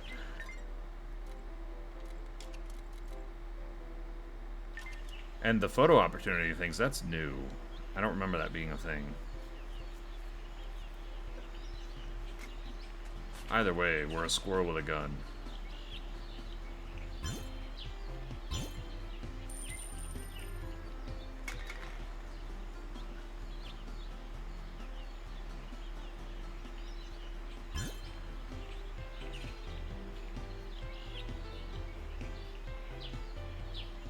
I think to make up for her bad day today, while you're working tomorrow, I'll take her to the park and we'll do a couple laps around the fishing lake because it's not supposed to be too cold. And then we can, you know, vibe in the nature of an inner city lake, fishing lake with fish that you can't eat because it's so polluted and delicious. So, yeah, that'll be a thing. It's because I've been putting off that walk for a couple days, too. I probably should do it. Alright, let's move on. We're not going for, like, completion or anything crazy. I will boot up Hexen in a little while and do some modded Hexen for a little bit, but I don't know if I'm going to last very long because it's so freaking difficult.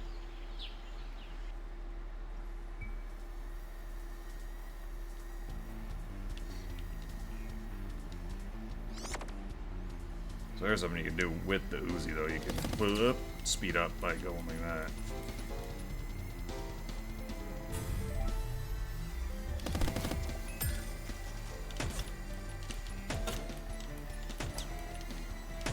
Oh, this is nuts. It's like Rainbow Road, man.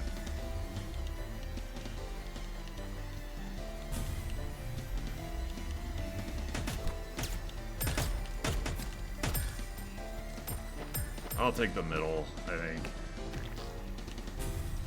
Looks like it was the right choice, but I didn't make it. But there's a way to go back, I'm sure.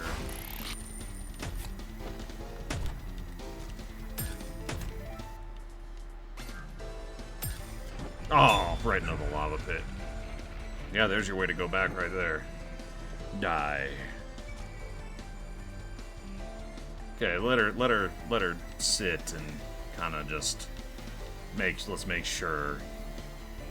Hopefully she sleeps in tomorrow. We'll see.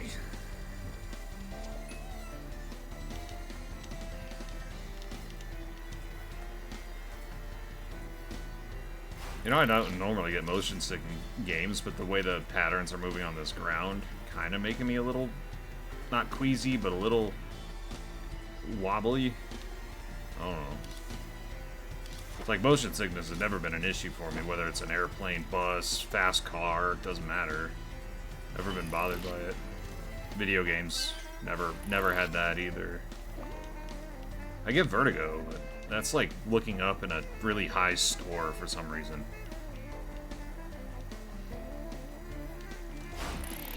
There we go.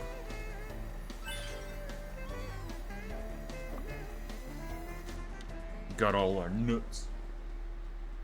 Now that we've got a sleeping baby, I can have a beer.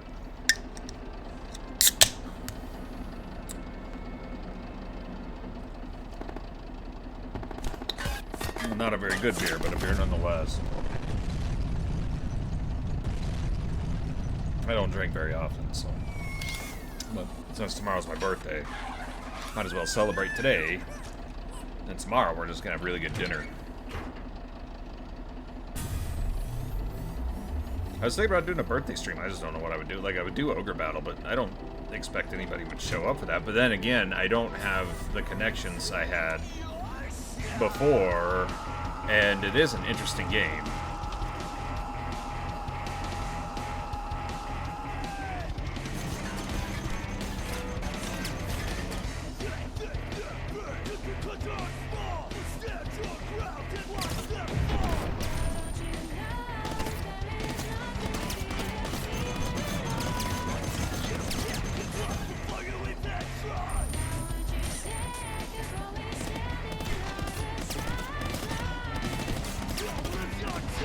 That was pretty obvious there, game. I gotta say, I kind of saw that one coming.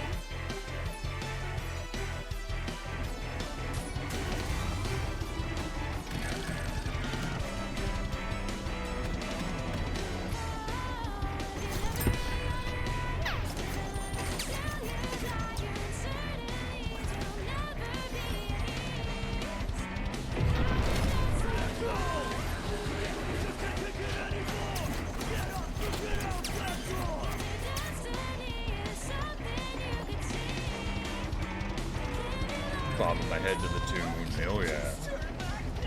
It's not cheesy at all.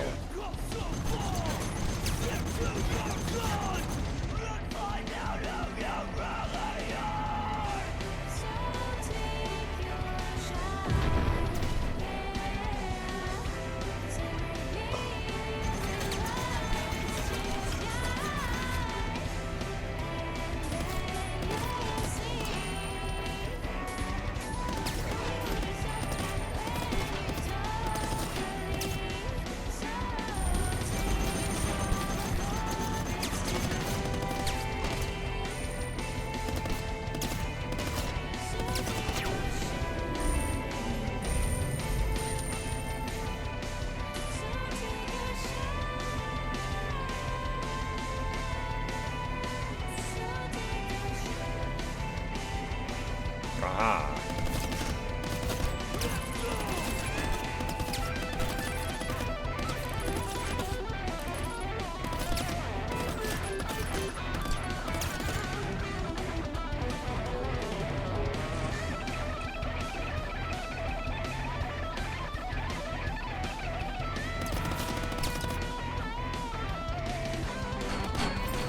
Oh. Okay.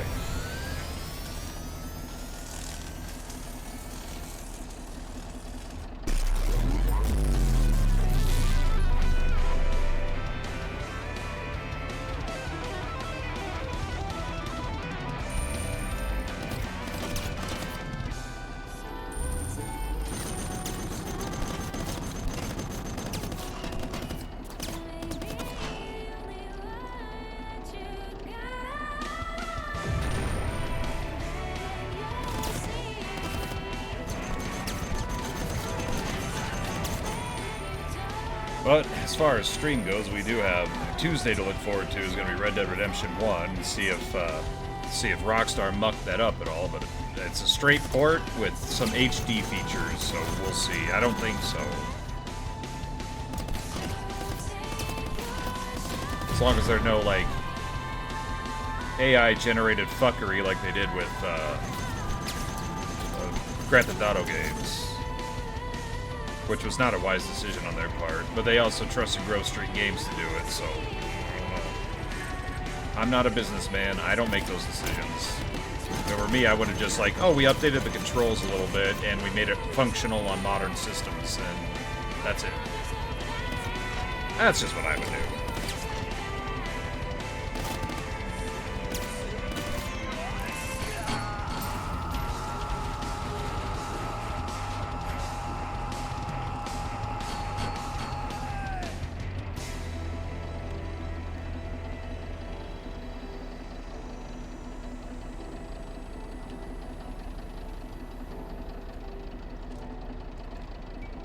And I wouldn't have sold them for $60 a piece either. That's the other dick in the eye.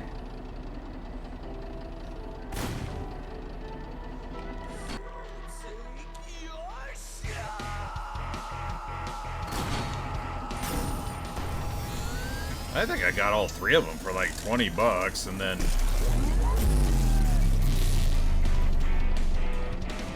then I got the original releases for free because they mucked it up so bad, so...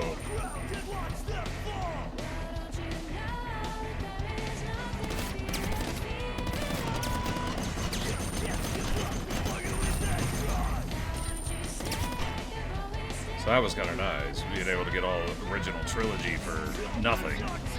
And I can't say nothing because I paid for those god-awful remasters, which weren't needed. Some video games are timeless, okay?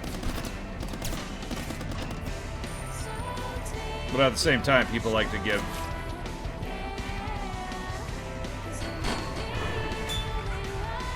Okay.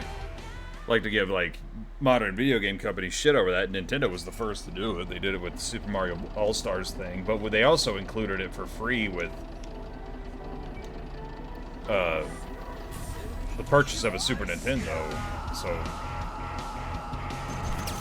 they're like, hey, here's all these Mario games.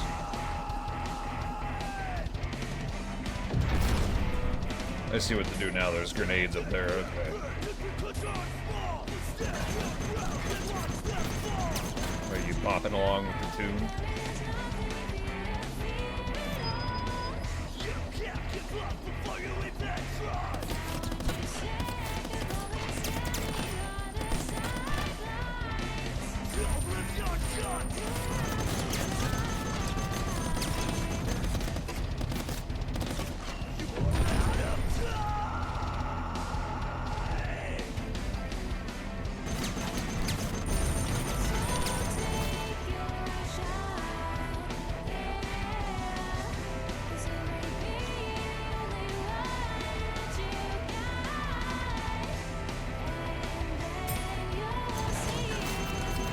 Song's a bit cheesy,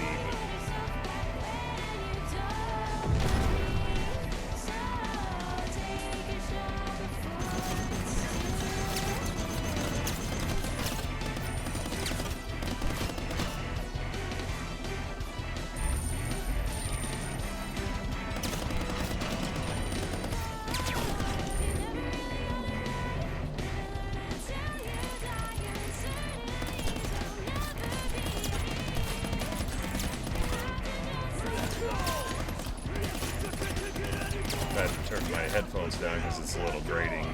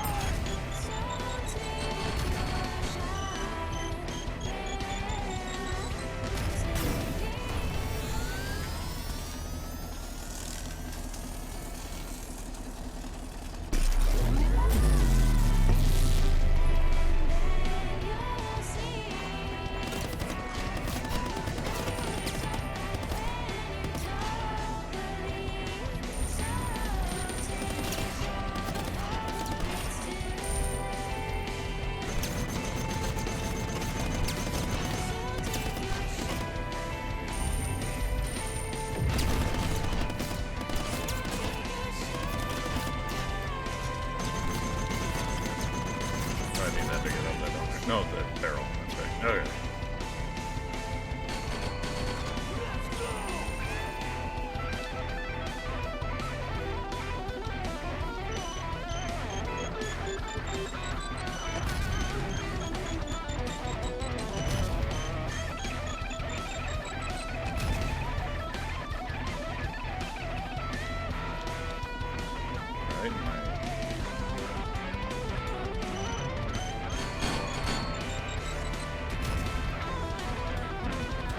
Either way, we're gonna go ahead and switch it to Hexen because we're gonna go variety.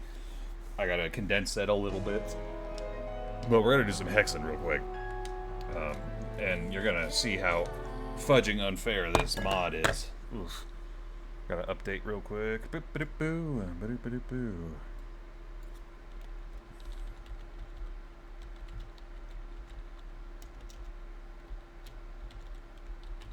Hexen RPG mod. It's called Brutal Hexen, but it's...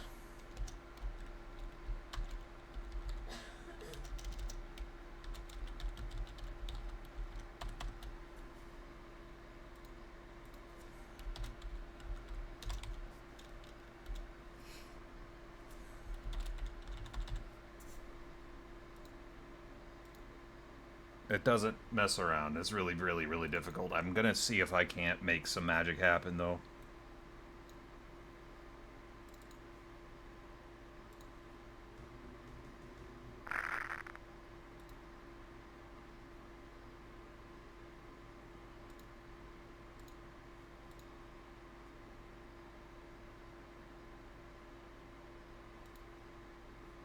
No, you didn't freeze up on me, did you? Nope. So this is Hexen RPG, and I was looking up just mods for like various old games, because that seems to be what I've been doing lately, is modding old games. And I was like, well, what about Hexen? I like Hexen a lot. I'm not great. I remember it, but Hexen RPG came up, and I was like, huh, this could be interesting. It is interesting, but it's brutally difficult, because I will show you on the easiest difficulty how brutal it can be. But it's also theme appropriate because of Halloween. But I will be right back. Let me get a pee in first. And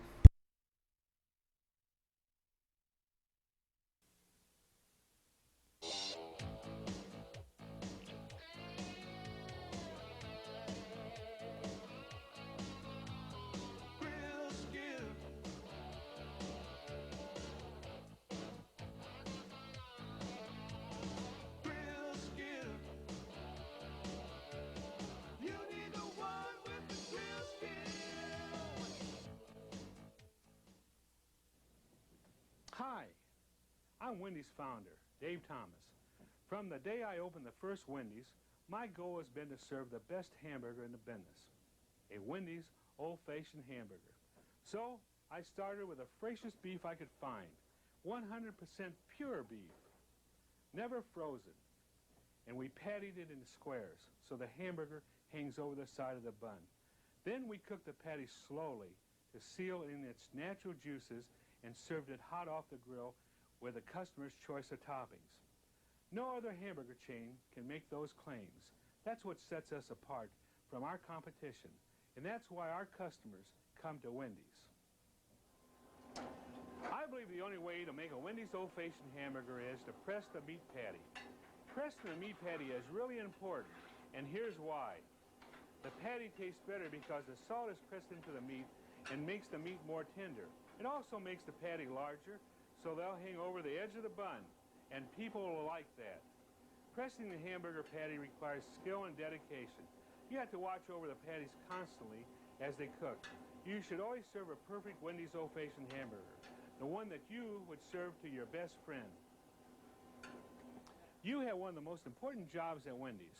Right now, I want you to devote your full attention to learning the new four-corner press procedures for cooking Wendy's old-fashioned okay, hamburger. she is out finally. Good lord. Have a hot and juicy hamburger with mustard, pickle, and onion. Parenting is one of the most satisfying, horrifying, and harrowing things you'll ever do.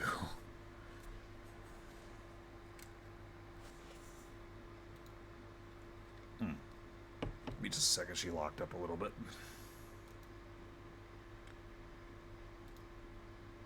That's GZ Doom, that's not Hexen itself. But if you leave it alone too long. Now, so the biggest changes to this is that it uses GZ Doom and it uses Brutal Doom as a base, but it adds RPG mechanics to it, which is weird. The level up system, stats, all that stuff. But it is fucking difficult. So I'll put it on Treacherous. Treacherous is like Hexen on normal. And then you have to pick a weapon. So there's the Cleric Scythe, high life drainer weapon with moderate damage. The chance of life regeneration will increase as you level, which on paper sounds amazing. You also gain Corrosion Quake attack as you level up. Use this attack, you must press the fire and alt fire simultaneously. There's the Battle Mace, which is his standard stock equipment. Has also a life drainer. And then we also have the Eon Mace. Its emitting Eon causes the user to inflict high damage, so it's like a high damaging weapon. I'm actually going to go with the Scythe. And then you have to pick a familiar, but I've only seen one so far, and this is fucking brutal.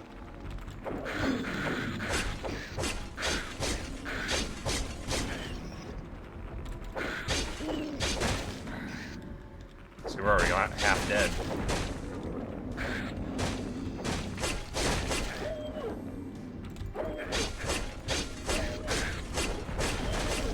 And dead. So we're gonna put it on like easy.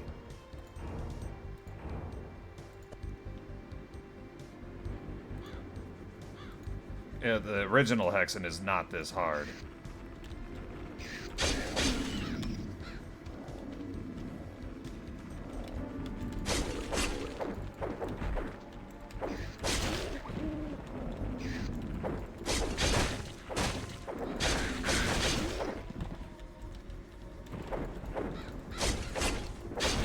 I have made zero progress in this, too.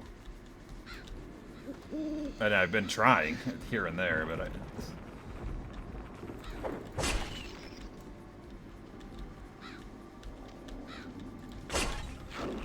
it is really rough. It is difficult as shit.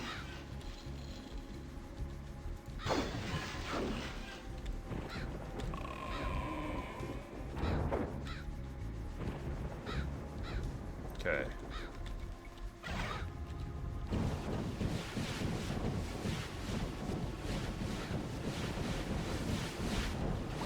Now we gotta fight all these dickweeds.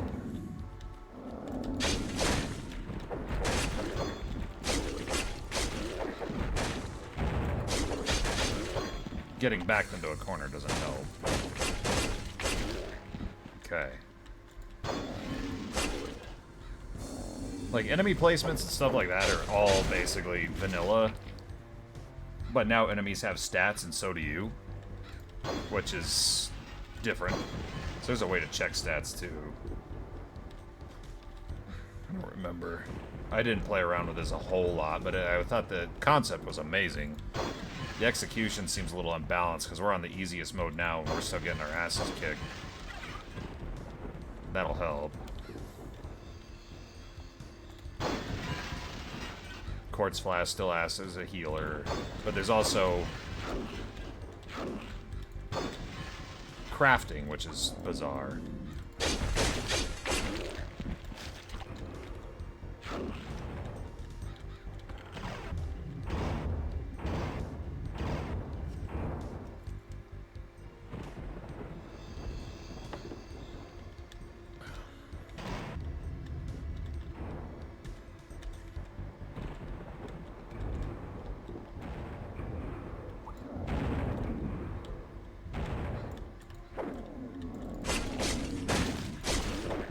And the enemy aggressions are a little bit different, too.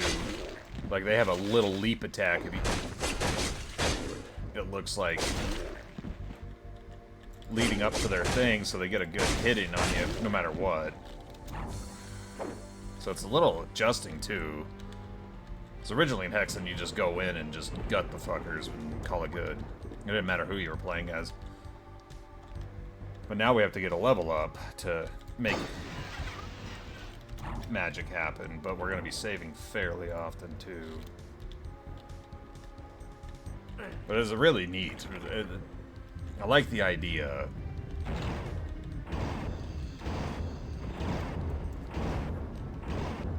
I just don't know how well it's implemented. I haven't gotten very far, so... There we go. Armor fragments. Nice. And I believe you have to craft the armor, but... Not a lot of this is really explained. I'm sure it's like in the README or whatever, but I'd like to figure these older titles out myself. I'm trying to do XCOM without any tutorials or anything. Oof. Boy, am I terrible at that game.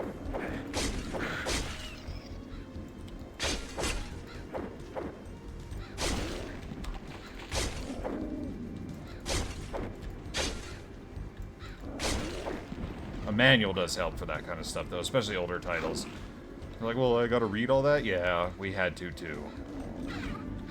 The original Fallout manual's like a book. The original Diablo manual was huge.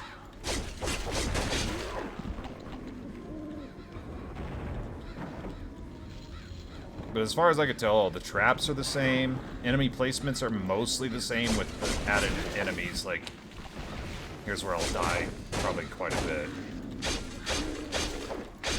Ranged enemies are always an issue, even in vanilla, so... Distance. See, they melt. Melt your health. See, these guys seem a little unbalanced, the Aphrits.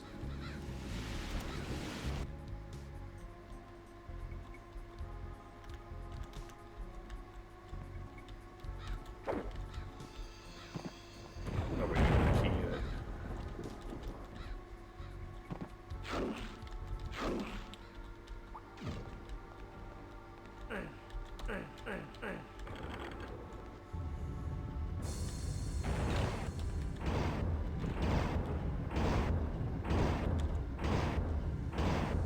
Did the game not change?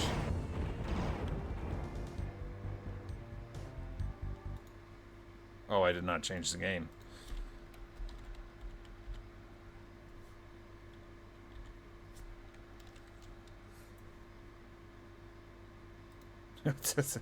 Yeah, funny looking squirrel with a gun. I don't want to do flagrant false advertising.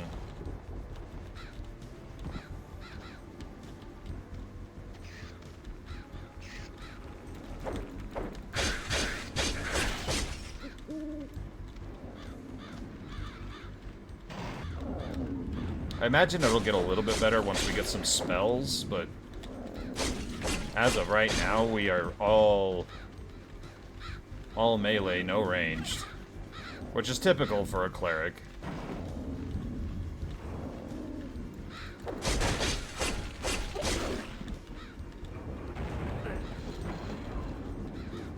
But the cleric in the vanilla had the best spells too, though, so...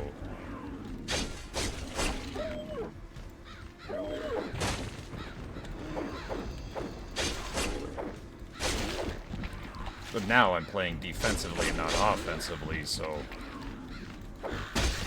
There's your big change.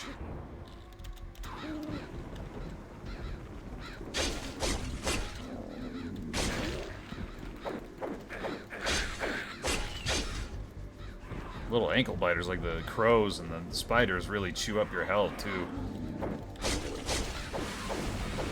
But we'll see what happens when we start getting level ups, too, because I haven't actually even seen that yet.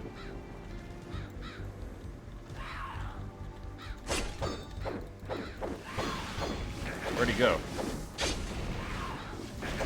That was bullshit. There's gonna be a lot of deaths, and I mean a lot.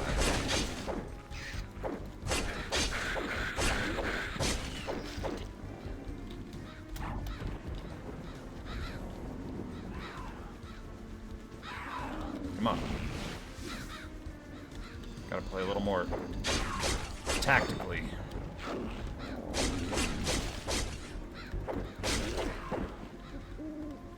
This is difficult, and I can't even imagine how hard it's gonna be. This is the first level. How hard it's gonna be going forward. Come on. See, those guys, look at that. One little Ifrit and then dead.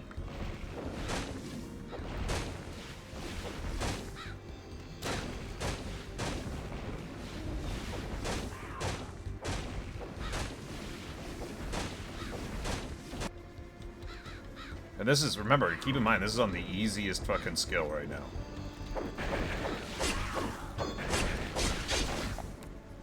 Well, we survived. I don't know why.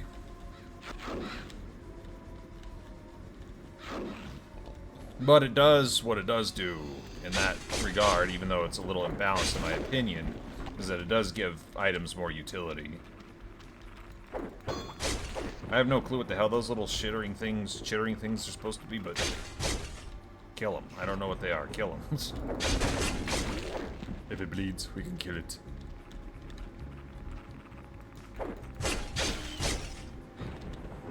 To crush our enemies? No. I didn't realize how much of a funky bass line this music has. A bing, ding, ding, bing, ding, ding. Silver key.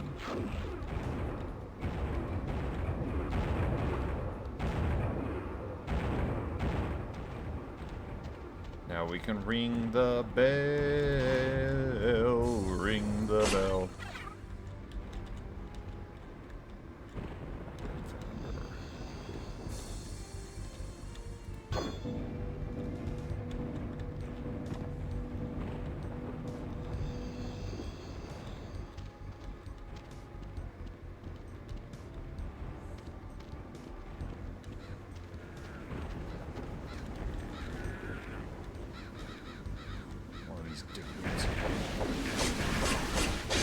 See, I don't know if there's a proper way I'm supposed to be fighting them or what.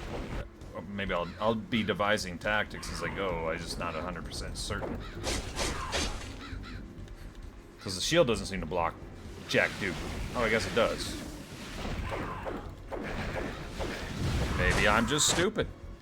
I don't know. It's a possibility.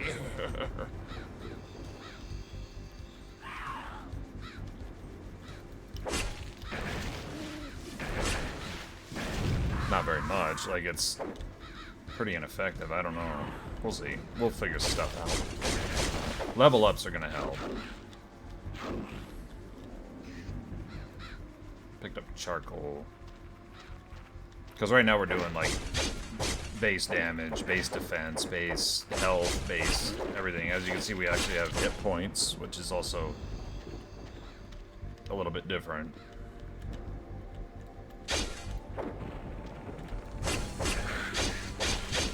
I swear the little ankle biters are probably the worst addition, though. Not a fan. But will deal. I did this to myself. I have no one to blame but myself. This is a joke. Bad joke, but a joke. Maybe some refreshing beverage. I'm a man of my word.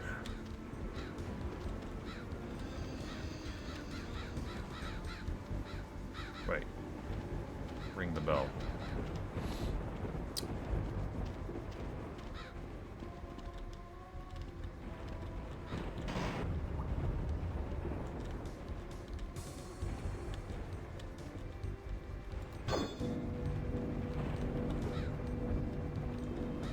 But yeah, so far on the channel I've played modded Doom, I've played modded Blood, modded Hexen, modded...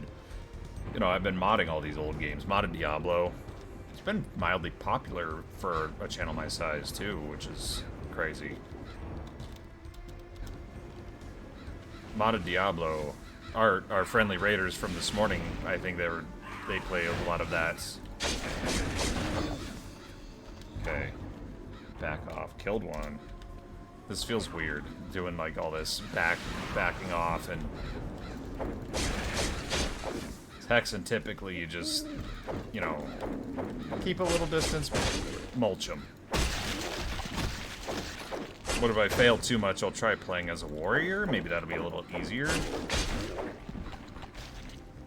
Because he's got strength and you don't have to worry about magic. But I like the priest. I've always liked the cleric. Clerics have always been kind of my jam. For a long time, it used to be paladins. Like, paladins were my go-to, like, fantasy...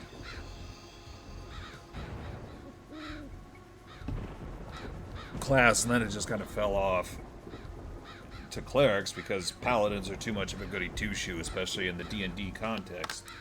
Clerics can at least be chaotic good.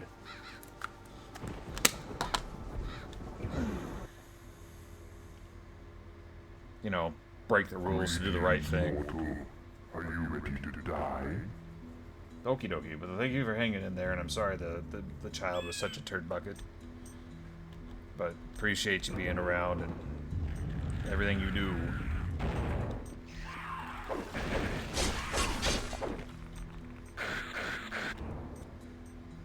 One moment.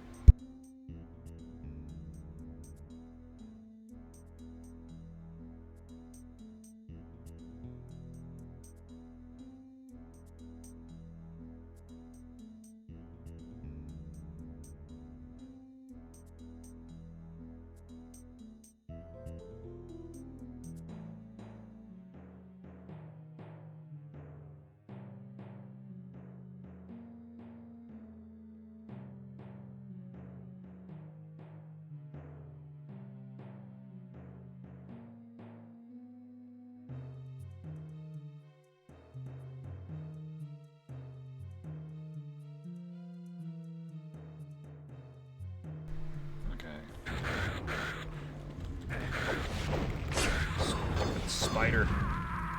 Yeah, there's gonna be a lot of deaths. Greetings, mortal. Are you ready to die?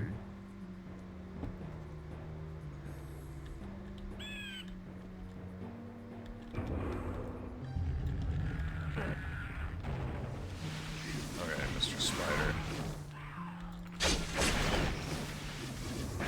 Ouch. I'm sure we'd be like a higher level if we were playing on like a higher difficulty. Like more experience, more monsters, obviously. I get killed in this game enough. Look at this. Look at this madness. This is easiest mode.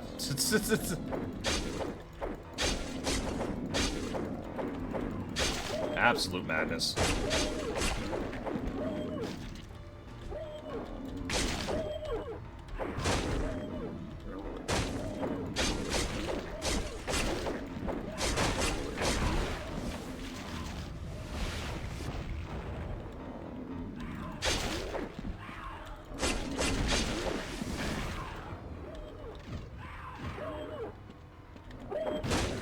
Cruelty bonus. I do need to look into the crafting, because I don't know anything about it. I don't know what any of it does. This is all fairly new to me, so...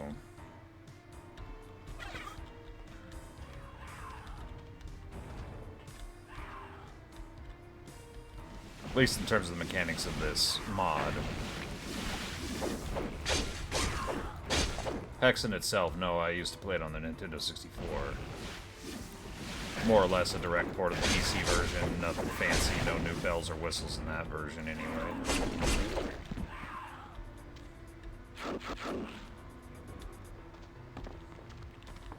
Except you needed a GD save pack for that. Come on, show your ugly mug. Come on. Did it die? No. Where'd you go? You little turd. Come on. There we go. All hostiles eliminated. Maybe I should have played as a fire. We could be Arnold the entire playthrough. I'm here to destroy and hear the lamentations of the ancient ones, the Serpent Riders. The Serpent Riders, they had two pythons coming together, like this. I don't know, I was a big fan of Conan.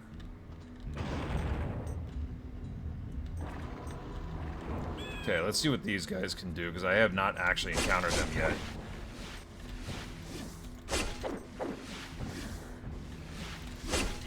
But not too bad. They drop quite a bit of mana, too, so that's good.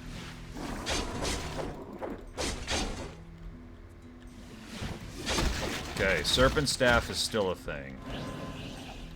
Which is good, when that's our ranged attack.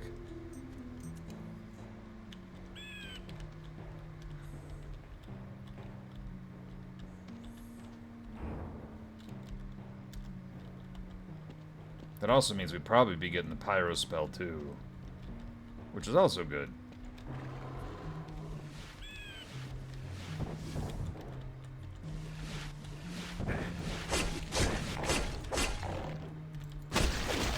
Level 2, maximum health by 5, strength by 5. Okay. Tactical skill increased by 11. I don't know what that is. Ranged accuracy increased by 4. And mana capacity increased by 2.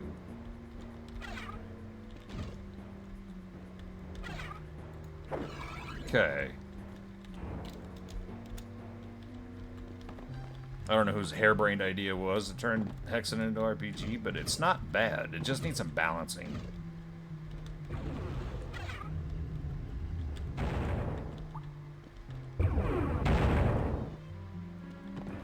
But we also have a Serpent Staff now, so that is going to help out immensely.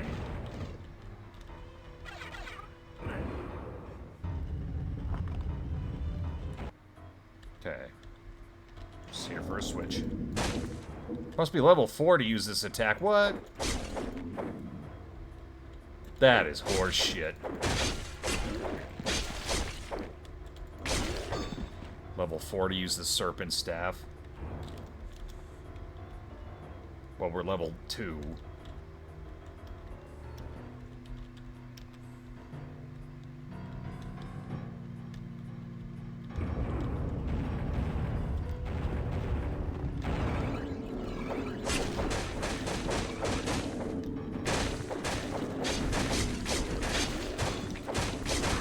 Yeah. Absolutely happy horseshit.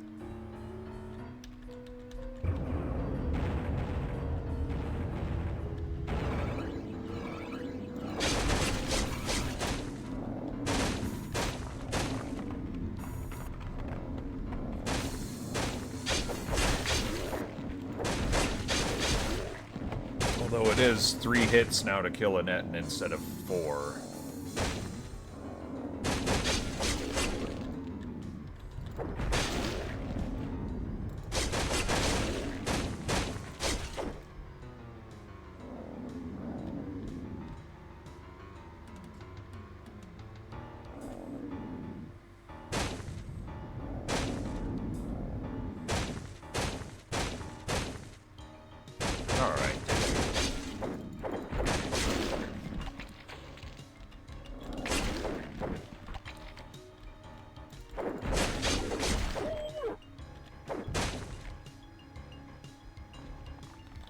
We don't have... Yeah, we do. We have quartz flasks. We'll need them. Use one. What are you? Amulet of warding.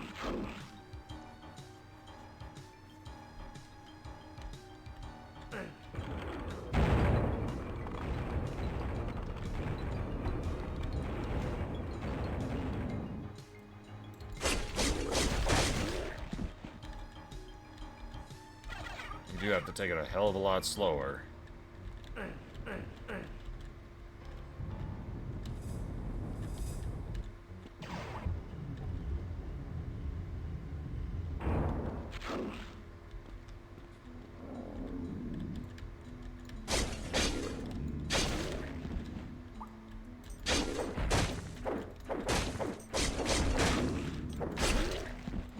It's also possible that Hexen does not translate super well into an action RPG, but here we are.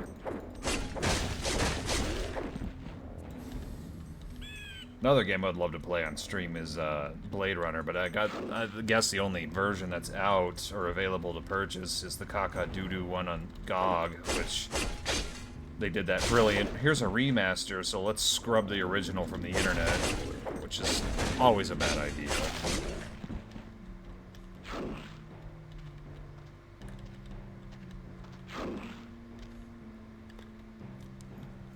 If you're gonna give us the option, give us the original as well. That's just what you need to do.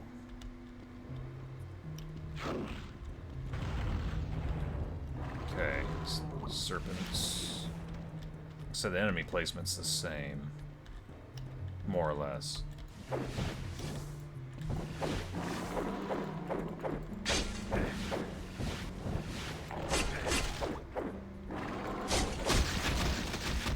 Chunky.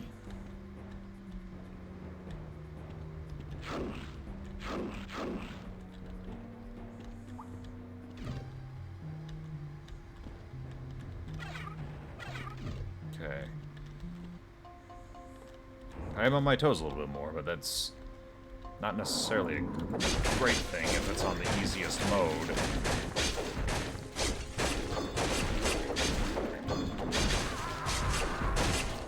Let's give a fighter a try. I'm not giving up. Let's give a fighter a try. On the easiest. Moderately damaging weapon. Its ability to drain the enemy's life is what makes it so powerful.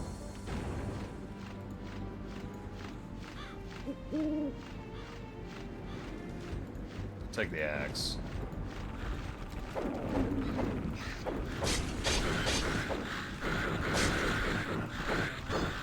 Well, this is already boding well.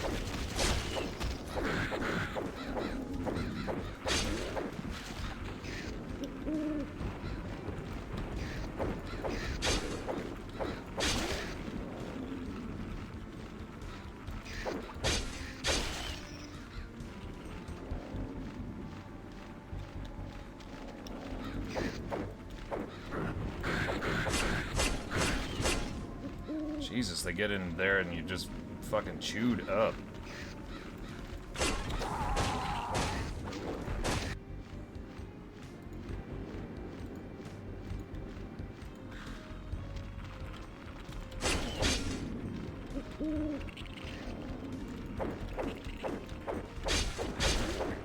I mean, the key to this is getting levels, but if you're playing on the easiest mode, it's not easy to get levels.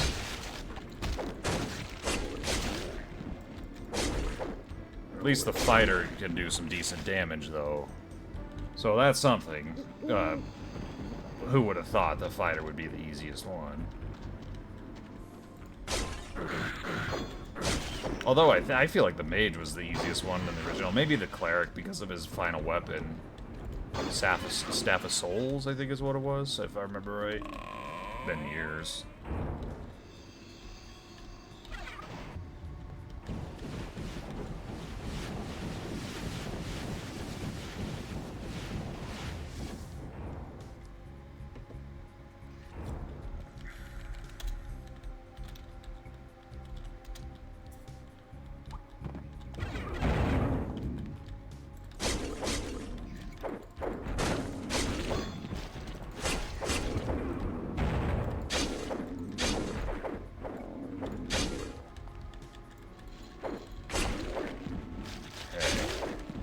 So far, so good. It is a splattery. It is an improvement over the cleric's damage at the very least. We'll see what weapons he gets too. So he's starting with the axe and he's not using his punch.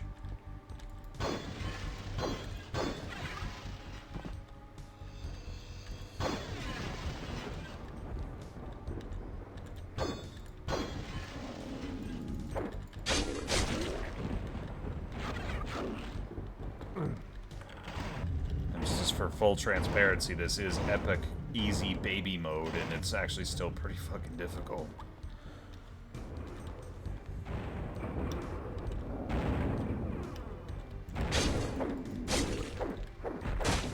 It's very possible that I just haven't played enough, but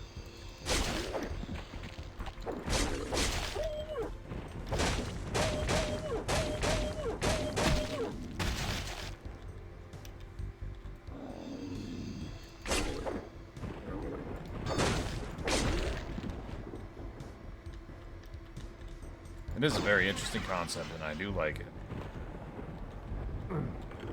Although the spiders and crows, a little annoying.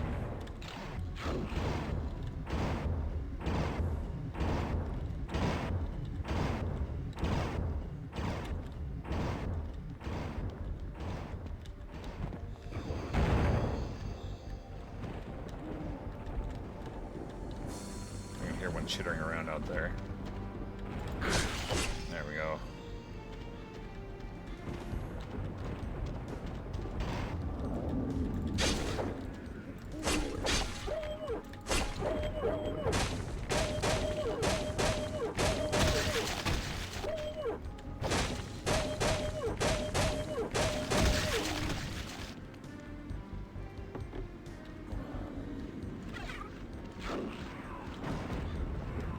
And I have not played as the wizard at all, so... Wizard's fun, though. I like the lightning spell. Personally, I think it looks neat. I've always thought that animation was cool ever since I was a kid.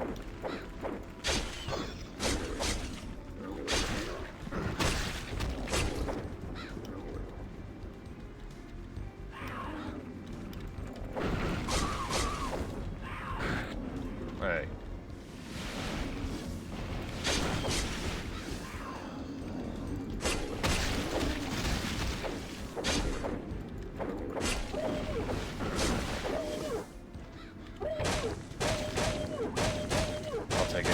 Health, despite the fact that the animation's a little repetitive.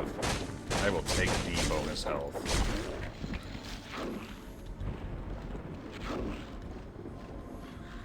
Another one flying around out there in there. There's that a raven.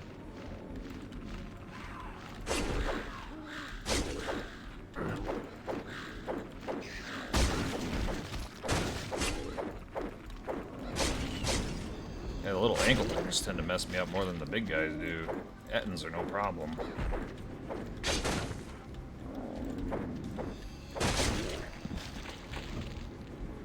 I don't know what red mana does. I think it's just for crafting, but I haven't messed around with crafting, which I should. So I'm sure there's a key component I'm missing there. So crafting was... Nope. And that's the problem with crafting, is you have to be in an absolute safe spot.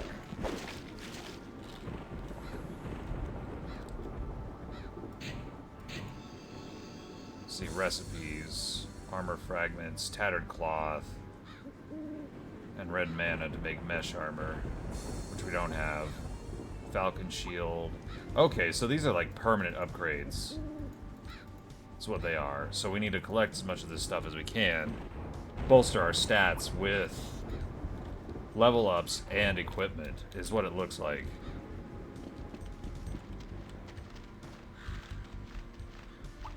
So that's neat. Because you get scraps and stuff from like defeating enemies and finding it. Basically RPG treasures, you know. See, the little butt monkey spiders. Chittering little asshole. I'm a spider. I'm a spider.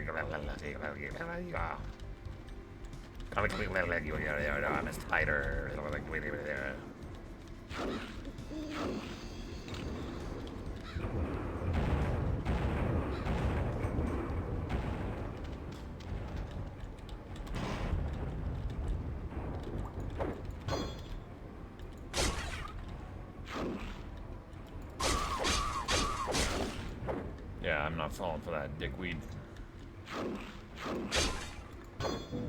Okay. There's gonna be 2 Efreets and 2 Ettins on the way out. Having a little more success and as a fighter, so that's something. So we need these little, oh, I guess that chunk isn't, but some of those little chunks that fly off the enemies is like armor pieces and things that we need for crafting.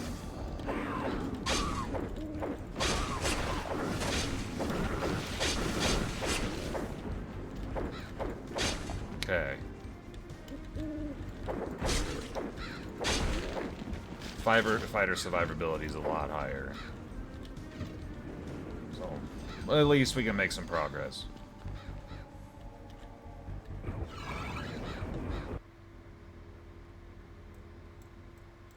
Greetings, mortal. Are you ready to die?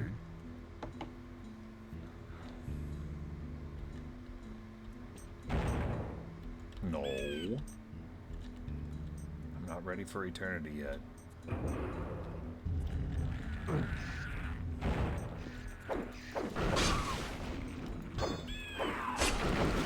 Ouch. Let's get our flasks. Ah! Let's get ready to heal, too. Let's get that highlighted now. Greetings, mortal. Are you ready to die? Meh. Meh. Meh.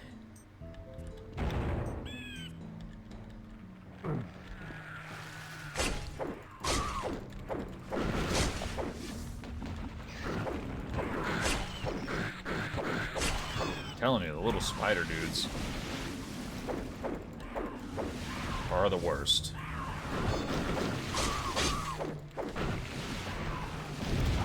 No. Greetings, mortal. Are you ready to die? Been there, done that. Come on. I feel like Einen in Dragonheart. I'm immortal. That line always stuck with me ever since I was a kid. I love that movie. Hasn't aged well, but God, I love that movie.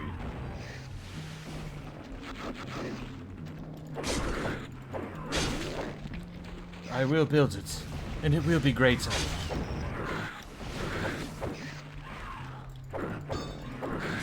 As a matter of fact, I love that movie so much as a kid. I often named my Diablo 1 character fighter Bowen because he looks like Bowen in his little portrait.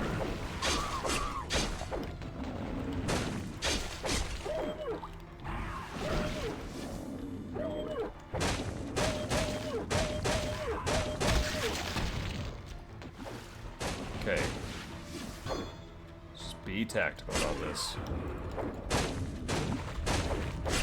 There we go, level 2. Because apparently you need level ups to use weapons, which is a little bit bullshitty, but...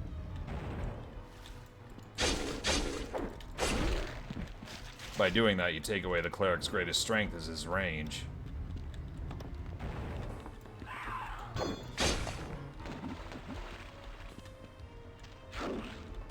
But we got plenty of health as a fighter, so...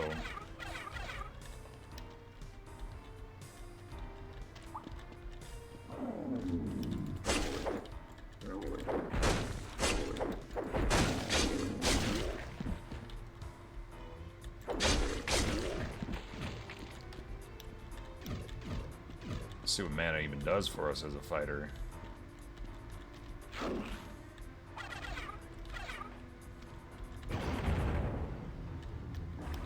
Ooh, okay. A crossbow. Need to be level 4.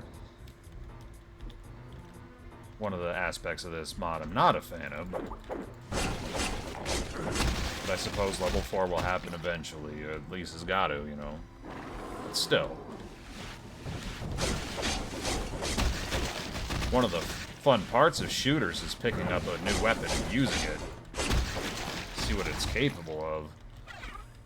Like the original Doom, you didn't pick up a rocket launcher and just be like, I'll save this for later. No, no, you jibbed things immediately. You had to.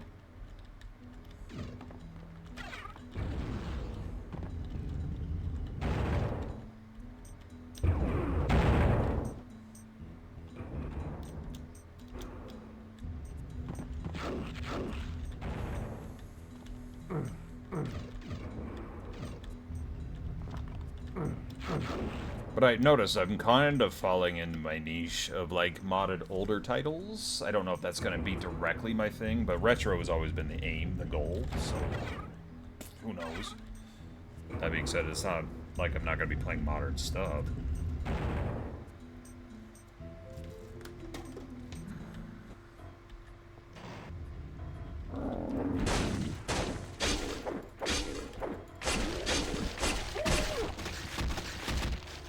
Nice. Very nice.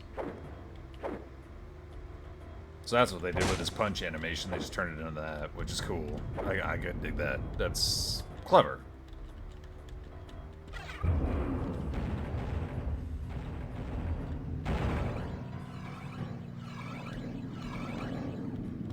on up here, boys. Line up. Belly up to the bar. Come get it. Come get some. Groovy. I'm gonna kick your ass. There you go, modded Duke Nukem into Hexen. There you go. I'm sure somebody's done it. I haven't looked into it. I'm fairly certain somebody's done it. Blow it out your ass, Serpent Rider. I'll rip your head off and shit down your neck. Where is it?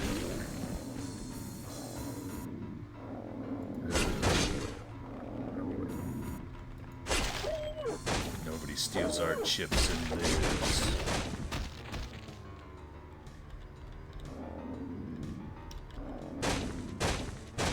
I'm Dude Duckum.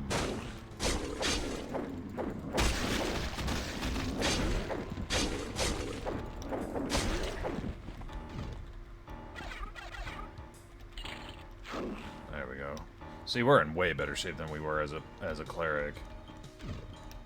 So, I don't know if this was built around the warrior or if it just other characters haven't been balanced as much. It's fine.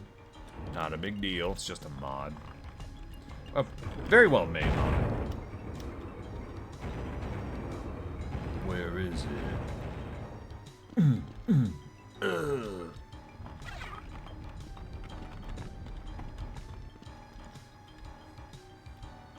I'm nosy and opinionated. No.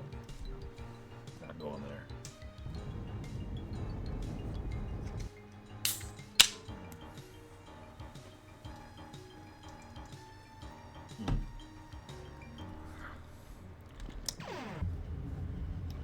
Frosty brew. Don't get to have these very often. Kind of enjoy it, but you know, at the same time, I know I'm going to feel like crap in the morning, so.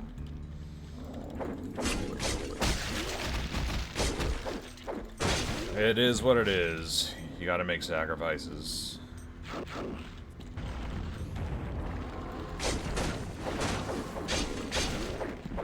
The things I do for other people's entertainment, apparently. I don't know. I'm still new to this. It's fine. It's fine. Everything's fine. Okay.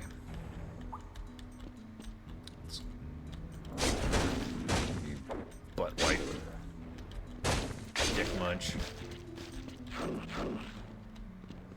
Got plenty of health out here to kind of score anyway, so keep us at least somewhat full for the unforeseen. And the blue mana, but we're full up, and I don't even know what... I imagine his crossbow takes blue mana, then.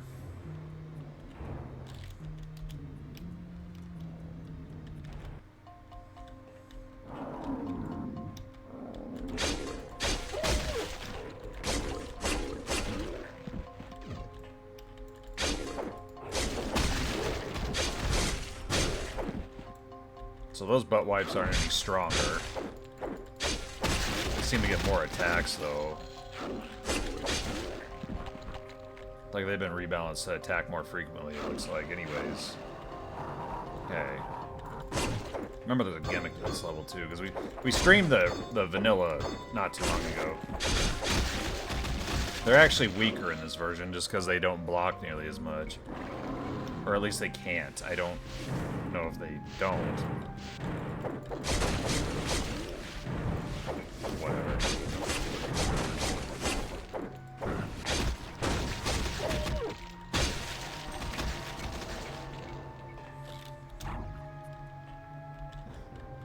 We full up on red mana? Can we build anything yet? That's the other unknown. Convert mana to what? Blue mana to red mana. Red mana we are full. So that is a thing. But you can also apparently heal self with red mana. Okay. Okay, sir. Recipes. So we still need Argamar fragments for mesh armor.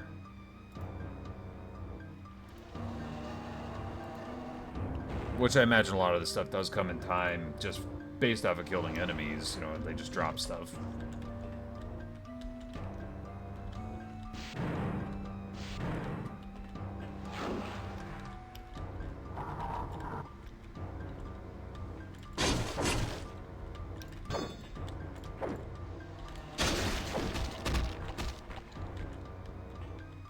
Nice chunky sounds, which is great.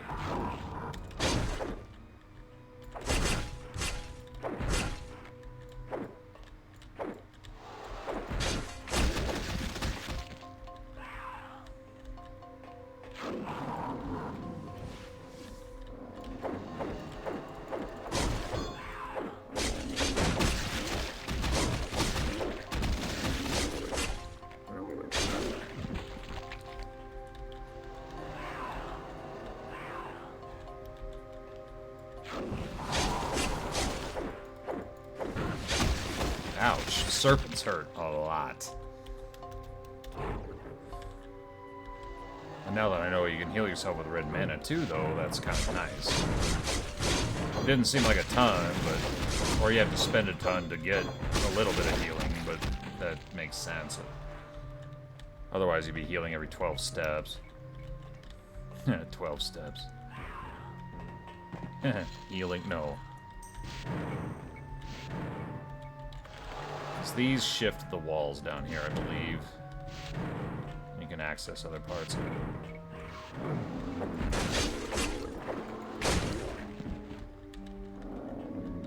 And I'm not sure what the flasks do in this particular version either, but we'll figure it out.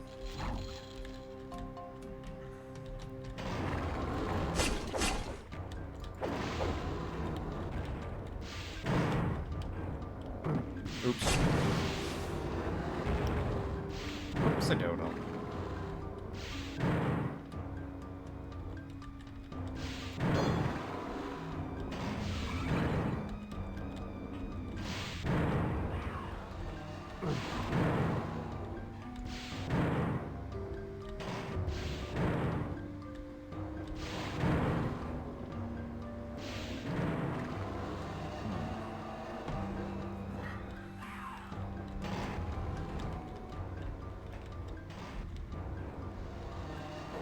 I gotta adjust my chair real quick. I just realized my backrest isn't against my back.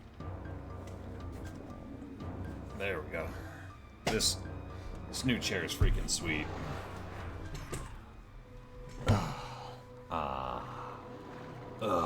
Much better.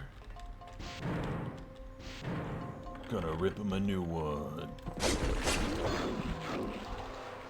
I'm Duke Nukem and I'm gonna kick your ass.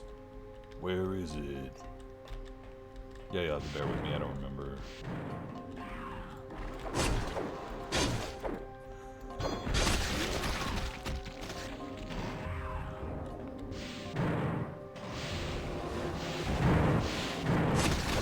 There we go.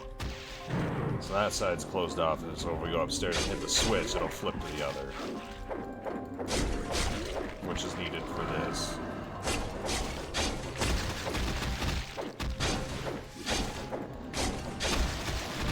There we go. Now we're making a mess. I love it. Hi there, would you like to sign my petition? God, I wish I had. I really wish I had Rick Hunter's voice. Not fair. Not fair. Hi there, would you like to sign my petition? That's why I chose that. He's got a great voice. And I do have an admiration for voice actors, I really do. Kind of wanted to do that. I actually sent off an audition to Adult Swim to be Morty, but it didn't work out. Obviously, they got a new guy. 2 new guys, actually.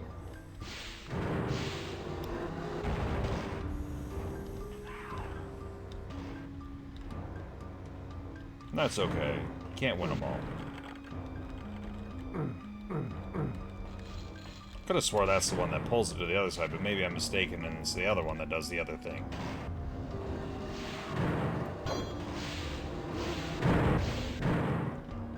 Yeah, okay, I am mistaken. It's reverse. Scratch that, reverse it. It's the late, great Willy Wonka said, scratch that, reverse it. So much time, we have so little to do and so much time. Scratch that, reverse it.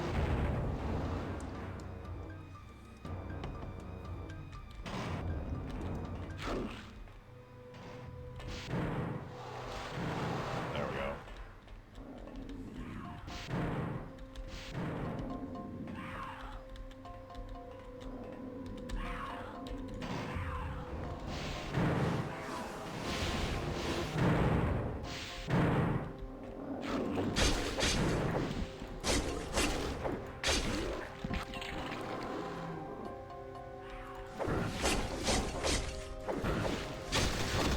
Level 3, baby.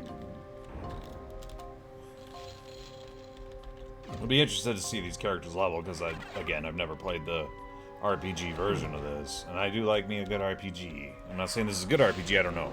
Actually, a good RPG has better writing and choice and consequence, but since they added stats to it, they can technically, I guess, call it an RPG, but if I hit the switch, fudge me. Fudge me in the goat ass.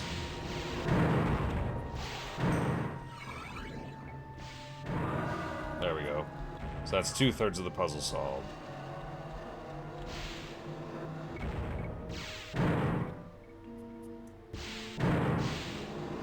And this is where Hexen gets really cryptic and stuff if you don't know where you're going, and I don't remember where I'm going, so it's not that I don't know, it's that I don't remember. So yeah, steel key, even though we have one. And this is why a lot of Heretic fans didn't like it, which makes sense. Because once you go from I guess Heretic is relatively straightforward in terms of, like, level design. And then Hexen's like, you know what, no, hold my beer. Because we're gonna do cryptic puzzles. So we went into this portal, solved 2/3 of the puzzle. Are we done there? Technically, yes, but no. We're gonna go into another level, and we're gonna open up another thing. The thing is I am actually starting to feel stronger as a player, so that's good.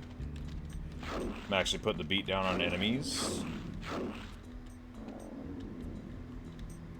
Feels nice. Feels great. Feels wonderful.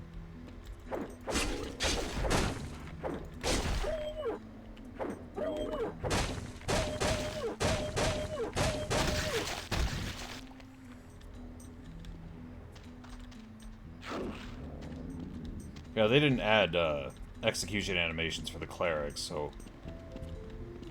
Okay, yeah, we did get this one open, so I think we go here next.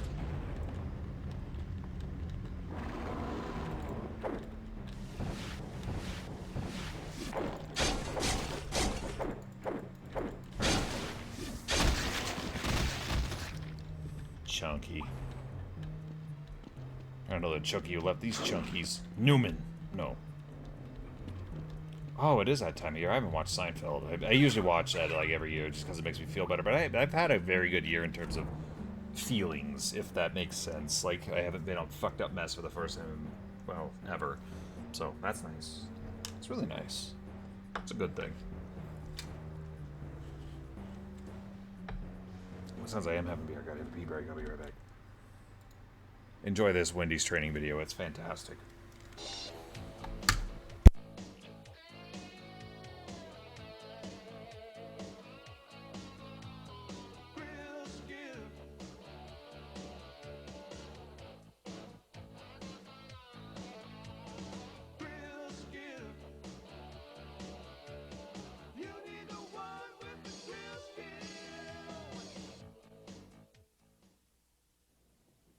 Hi, I'm Wendy's founder, Dave Thomas.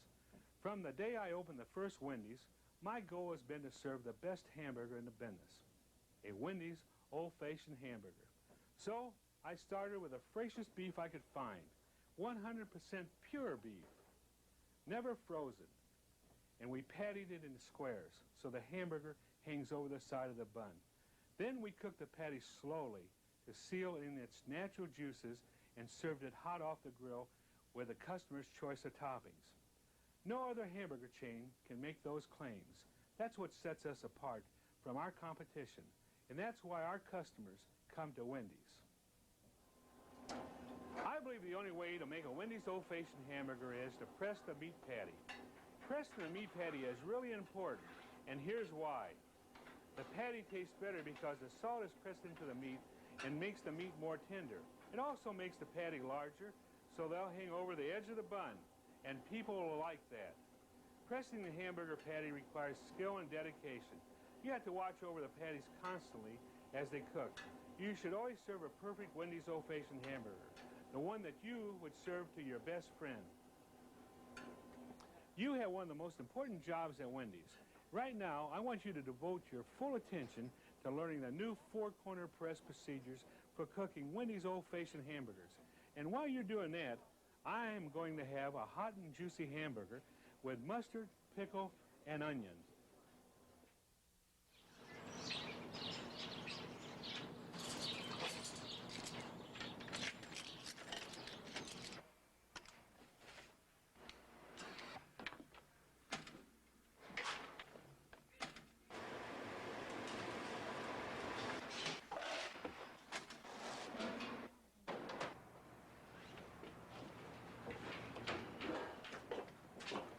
Hey, Greg, what's up? Not much. Mary's up front. She wants to see you.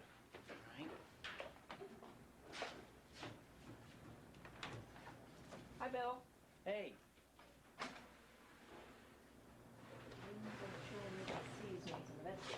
Make sure you stir it every 15 minutes. Okay. Yeah, Mary, what's up? I'm gonna pull you off fries today because I want you to learn grill. Have you clocked in? Yeah. Let's get started. You're familiar with the grill, but let me show you a few things you might not already know. The meat is here in the cold well, and the cheese is over here. Bun warmer up above keeps the buns warm and fresh. Remember, we serve 100% pure ground beef. It's patted into squares so that the meat hangs over the bun. Now, the tape I'm going to show you will show you. Here's a crew guide and the grill training tape. Why don't you have a look at the tape first, and I'll check back with you in a few minutes. All right.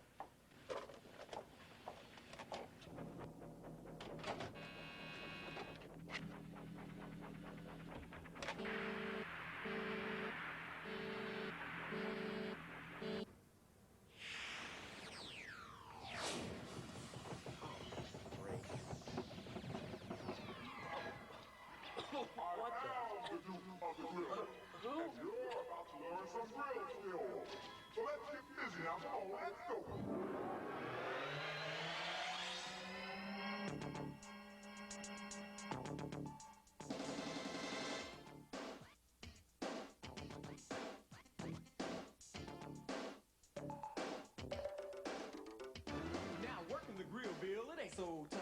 But first of all, you got to check your stuff. Like a grill that's set at 250 with the meat and cheese that's ready to go. A towel to keep your station looking cool. But most of all, you got to have your tool.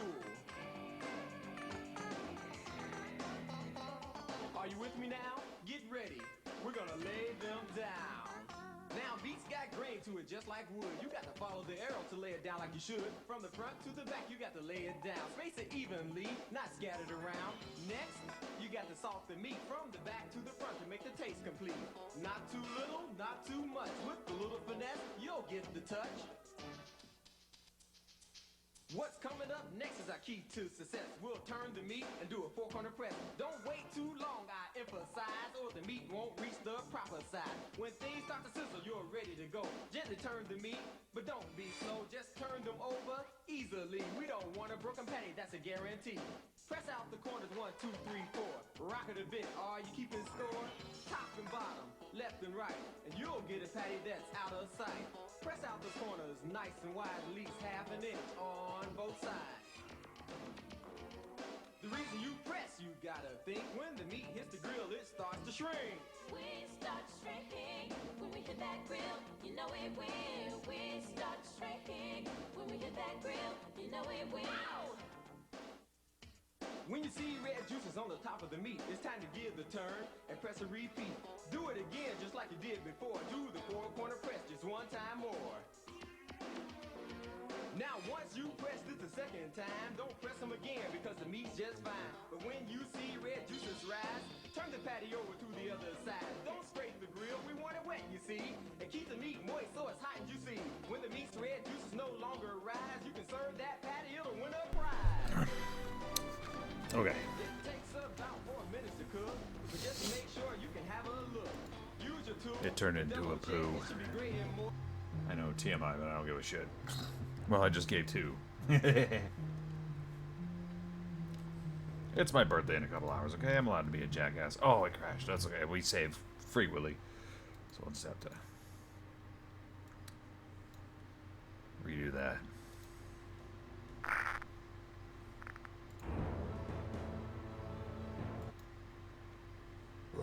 Oh, excuse me.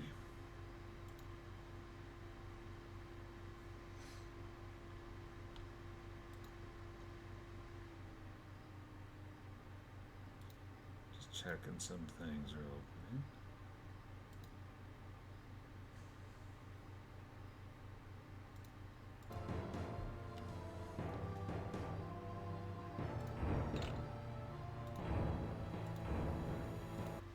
Yeah, so we're good. We saved right when we got to level 3, but it does be it's prone to be a little crashy, but not horribly so. Flip the switch though. I did remember. There we go.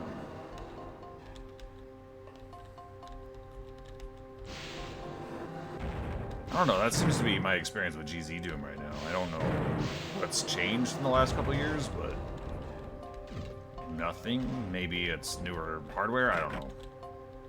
Not a big deal regardless, because, you know, it's point, click, turn back on, ready to go. It is what it is. Didn't even need to do that. It's okay. Hey. I don't remember asking you a goddamn thing. What does Marcellus Wallace look like? No.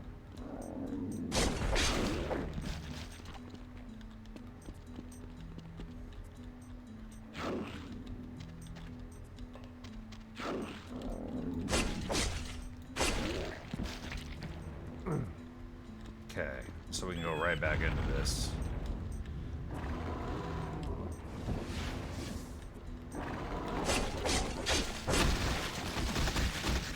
Gooshy. Oh my god.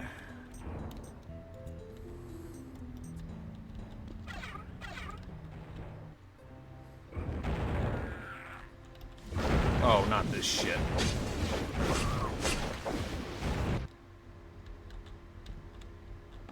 That's how I should handle that, is just in and out of the portal, right? Oh, God. Fuck me. Fuck me hard. No. No, this isn't... This isn't fucking Silence of the Lambs. No. Oh, hell's bells. This is what I hated. That's what I'm talking about right there. I panicked. That's exactly what I did. I panicked. It's fine. It's fine. There's nothing wrong with anything. Everything's normal. Everything's right with the world.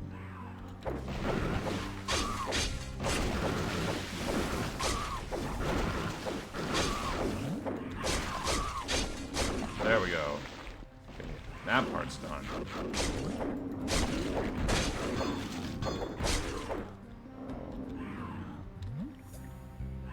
This other one I still want to stream is SimCity 2000. I don't know if anyone would even tune in for that, but that would be fun. Just like a nostalgia trip, you know? What the... Problem is... I guess the one that's on Good Old Games is the fart-face DOS version and not the CD-ROM version, which could be a problem. But I might just have to bite the bullet and do it, I don't know. Or search the depths of hell for the CD-ROM version. Sell my soul and put a finger on my butt. I don't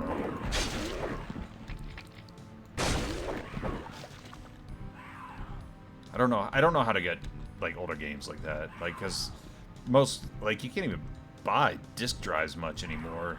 You could buy externals and stuff, but like there's like very rarely built-in ones. But I would like to have them just for archiving purposes alone. Or the ability to pick up the original. One third of the puzzle's been solved. Like, pick up the Sims, the original Sims, and have a good time. Let's maybe the fire key for that.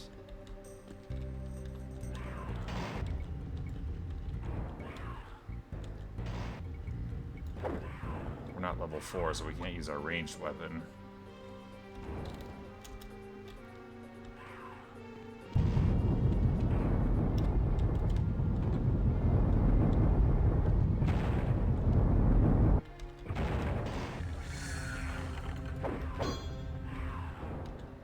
Like, how cool would it be? Because if I could stream The Sims 1, like, vanilla, I would do it. I would stream that for hours, days. And I know there's ways to do it. I'm not naive.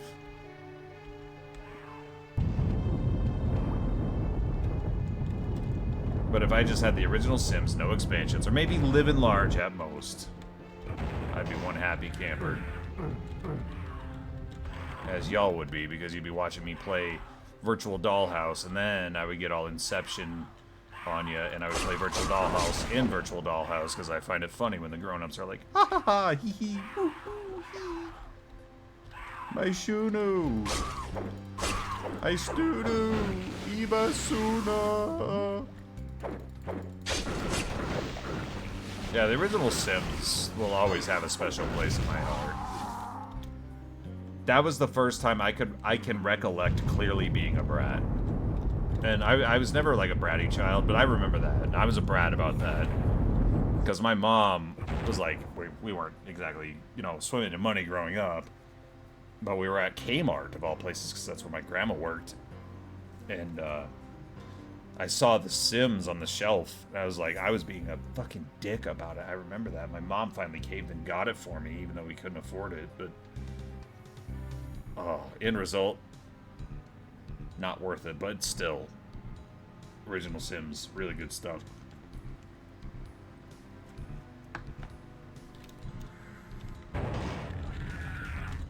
Yeah, there's gonna be death aplenty, don't worry.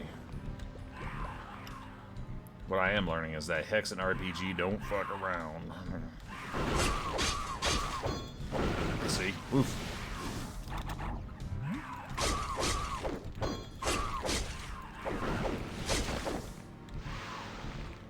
Well, they seem to...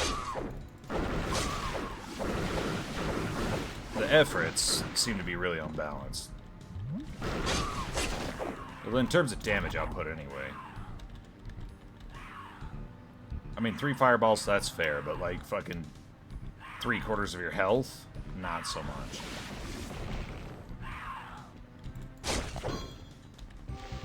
That doesn't mean we can't manage either, though, so let's be slower. Meticulous. Come on. Come on. Come on. Get in here. I'll be like Italian. Oh, saying words. I hate it myself. I haven't watched Beetlejuice yet this year. No, yes, I did. I haven't watched the new Beetlejuice. I have very low interest in that.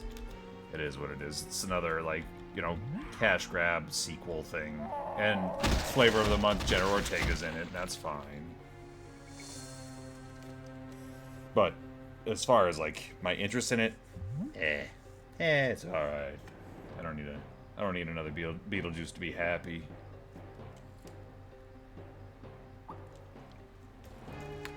But just like I didn't need another Ghostbusters, but we got one anyway. That's also fine.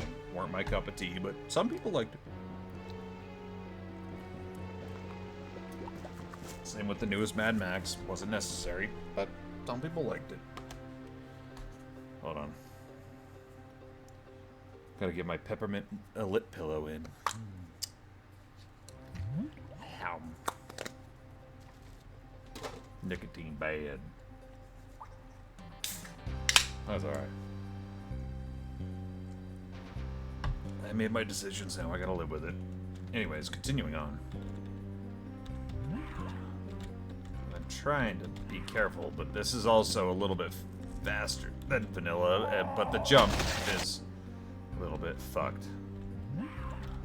This jump's always been fucked, though, if I remember right, because I was streaming this not too long ago, and that jump right there killed me like 40 times. Flame Mask. I don't know what it does. It just looks cool. I don't know what it's called. I only know the sound it makes when it takes a demon's life.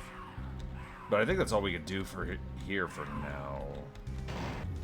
Because this just leads back around. Heard something teleport.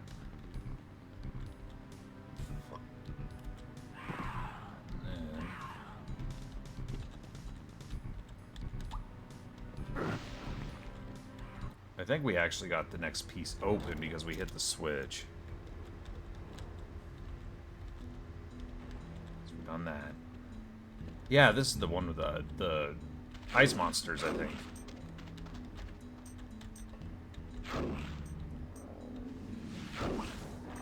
Oh yeah, did we reach? No, I thought we reached level 4. No, we're only level 3.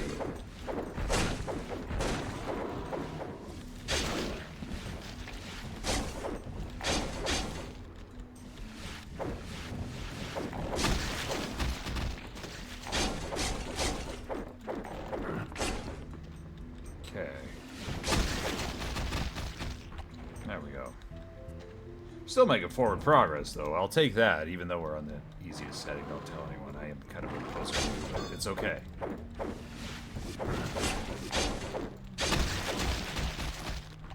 Just remember, it's okay to play on baby bitch mode as long as you're having fun, right? No, I never got participation trophies growing up, and I accepted my losses, but that's okay.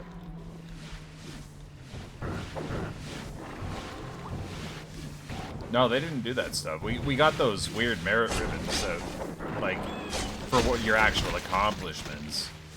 And I actually got the Good Samaritan one, which was cool.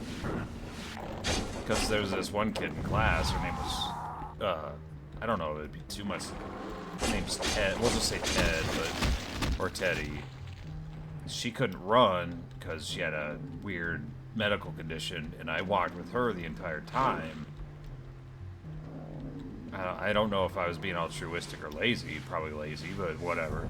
But I got a Good Samaritan badge for that, which was really cool. Because I walked with her the entire distance, despite the fact that I was capable of running it.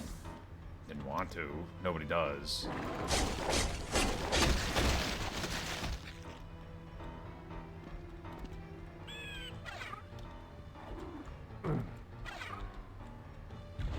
Yeah, these are the ice monsters. Hold on. Plop a save there too, just in case. You never know.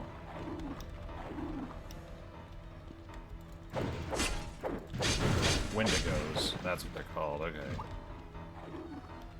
They don't look like Wendigos. Looks like they don't have any close proximity AI or something. That's just a very quick snap judgment, though, so that can change. Don't quote me. Ow, mushed. See, those I know about. They're in the vanilla.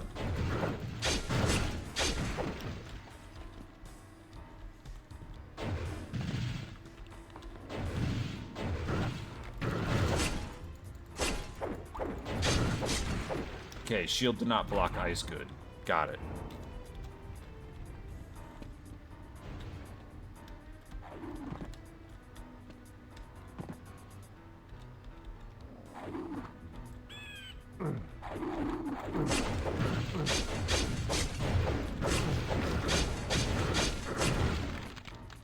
We are dead. Okay. Hit a new choke point. Wendigos. It's always Wendigos, isn't it?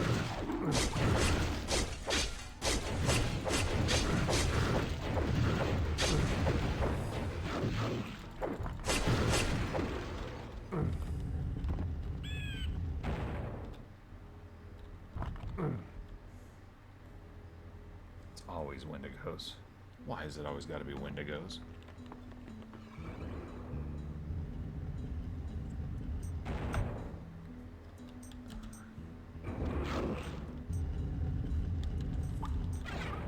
Okay. Next portal. I don't have high hopes of us surviving, but let's give it a shot. Done. Dun-dun-dun-dun-dun. Take it like a spy movie. Bum. Yeah, I got my spy music going.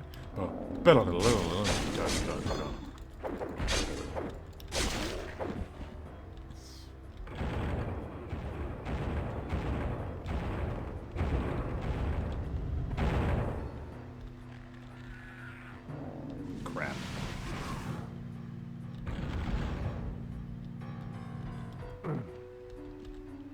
Oh, excuse me. Pardonnez-moi, mon chéri. Pardonnez-moi. Pardonnez-moi.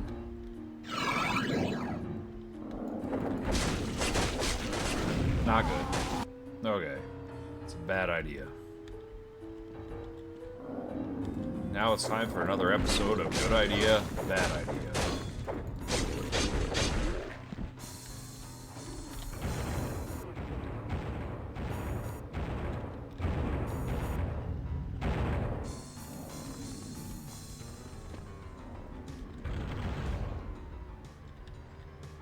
Okay.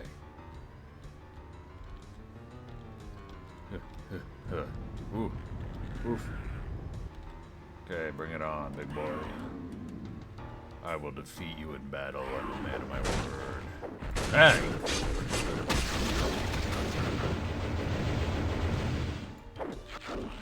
Ouch. Okay.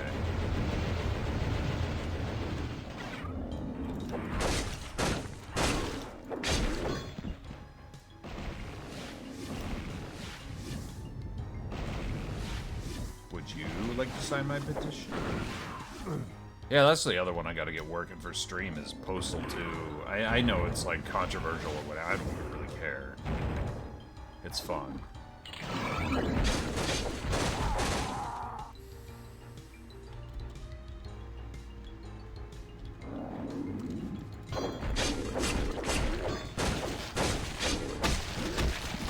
Postal 2 is one of my favorites, just because of its design. Like, yeah, it's offensive, it's crude, it's whatever, but like the very fact that you could literally do that game without firing a single shot is brilliant. And I appreciate that, because you can beat Fallout 1 the same way. You don't have to fire a single shot to win Fallout 1. Fallout 2, I don't think you can beat Frank Horrigan without firing a shot.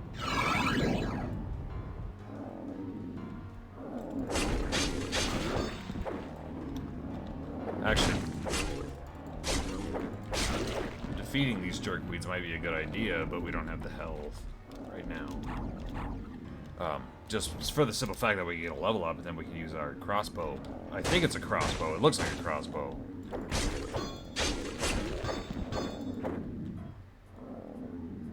Come on, baby. Free health. Okay. Come on. Come on. You like a little Zach nut? Gotta do the Beetlejuice suppression since we're close enough to Halloween. You know, it's gotta be a thing. Hope you like Italian. That's the one you've been hearing because of TikTok, but I know the other quotes. Hey, come on! You deal with a professional here! Oh, Well, I didn't say that exactly correct, but whatever. I've had a couple of drinks, not gonna lie. Full transparency.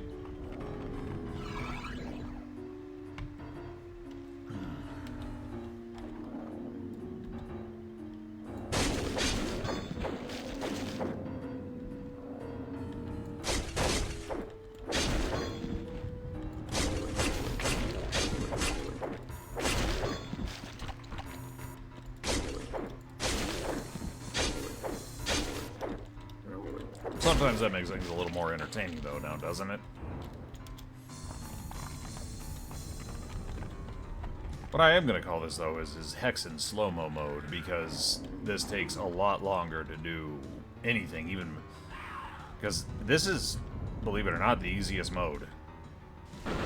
Like, and I know what you're thinking. Like, you must be that terrible. No, I think it's a little unbalanced. Don't get me wrong, I'm bad. I'm not that bad.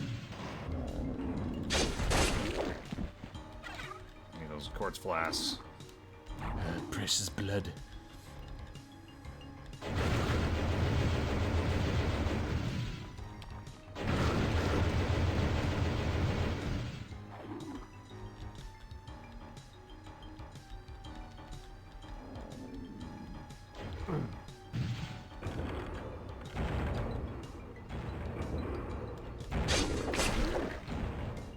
Okay.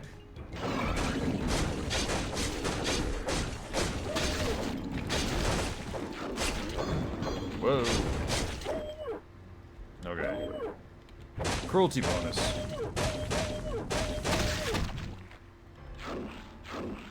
That being said, it's not a bad mod at all. Needs some TLC and a little bit of balancing for each difficulty, but I understand that it's probably a huge undertaking. 3 characters, 3 different difficulties, enemy placements, all that stuff, so it's not like you can just like do that overnight. So it's understandable. Makes complete sense. Yeah, cheese and heat, so we keep her separate from the other herd. Makes sense. Makes a lot of sense.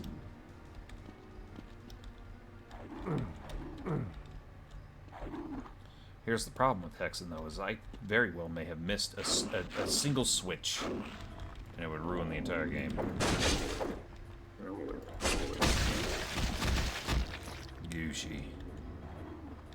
I love it. Yeah, see, because we're full circle, we're back here. But I think we got the switch we needed? Upwards inflection? I don't know.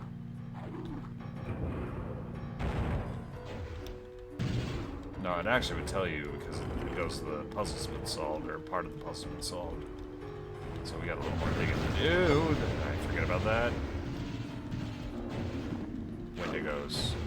Oh, sandworms. I hit them myself. Hello, my pretty, pretty. Whoa! Way too far.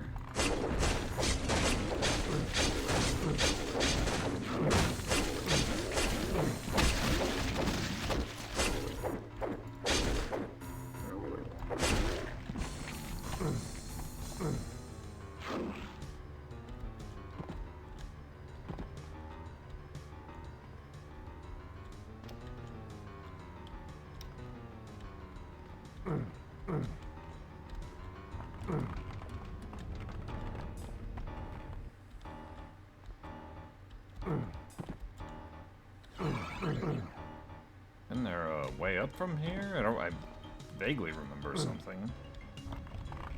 If not, we are totally screwed. That god. There we go. That's what I thought.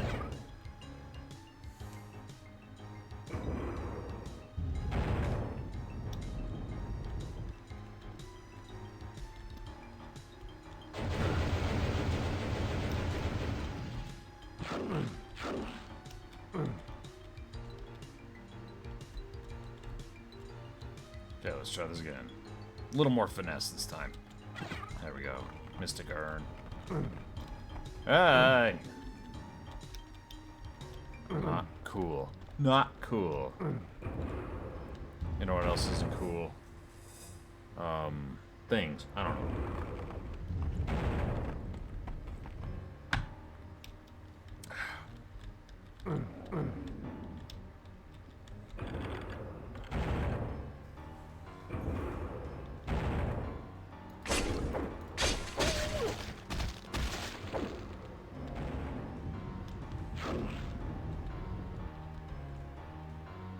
Okay. So yeah, we're kind of full circle here. Aha.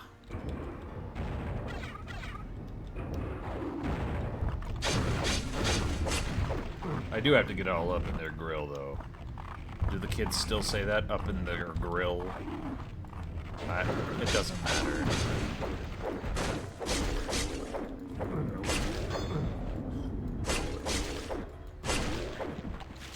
Lightning crossbow. It is a crossbow. I was right. Haha. It's gonna be kick-ass, actually. Having the fighter have a ranged weapon. That isn't just a crappy hammer. We need that. We need the, there we go. So that's something the fighter always was severely lacking because, well, he's a fighter. You get a hammer that shoots like 2 things and you're out of mana.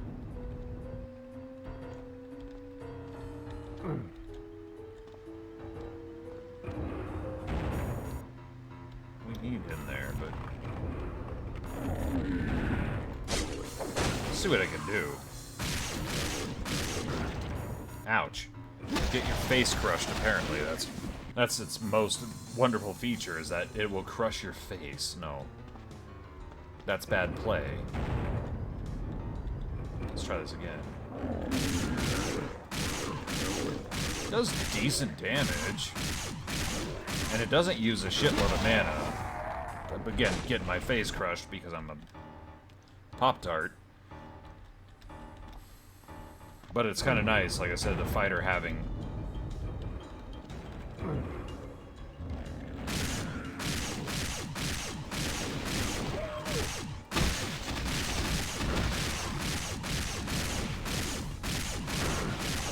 It's wildly inaccurate because it's trying to hit scan, and it's not a hit scanner, like... That was one of the problems Ion Fury suffered from, is that it would try to do hit scanner stuff, but not a hit scanner, so...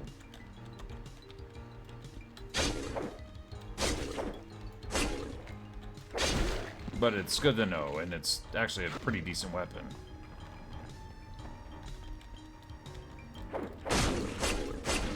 Okay, so now we got the serpent. That's the...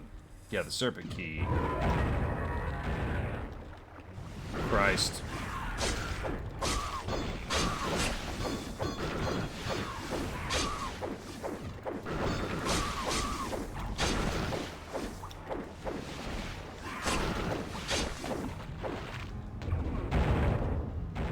Okay. Now we have the serpent key, so we can go back through that portal, do that little puzzle. Little part of the puzzle.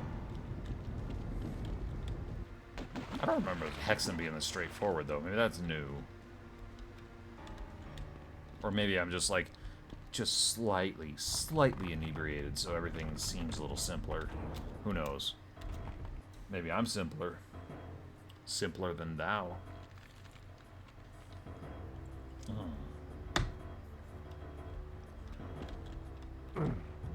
But it's kind of nice to have a ranged weapon, though, so I'll take it. I will take it. But we need to go back out. Health refresh.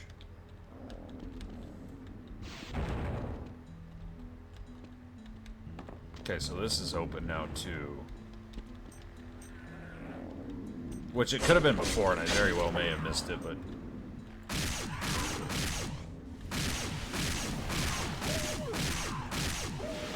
No. Hit the GD gargoyle. There we go. It's decent. It's not great. It's not ideal, but it's okay.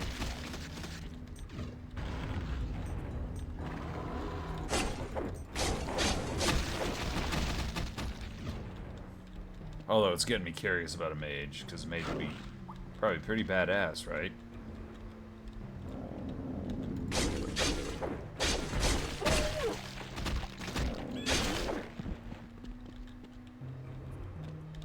Cleric seems to be borderline useless.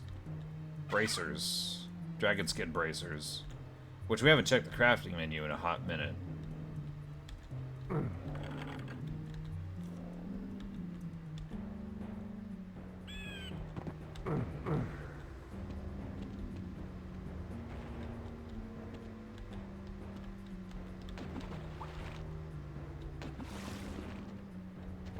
Which portal was it? Was it this one? No, that's the steel one.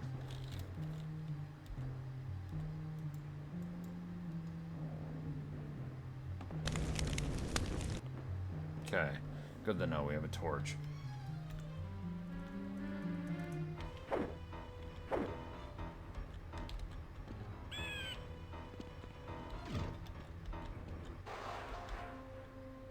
Nope, this is the one I was thinking of. That's the steel one. Okay.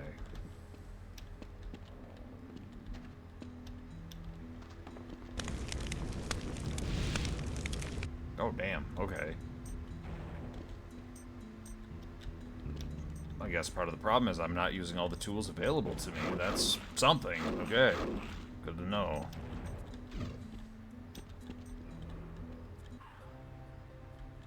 Yeah, this is where we need the serpent key. I'm gonna readjust here. My real feel mouse pad, and don't worry, it's not what you think. It actually makes part of my finger go numb. Oh, hell.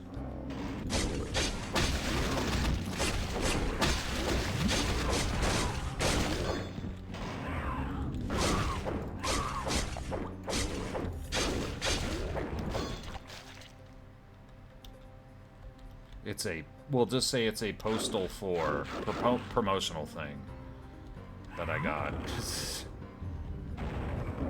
And I'm damn proud of it.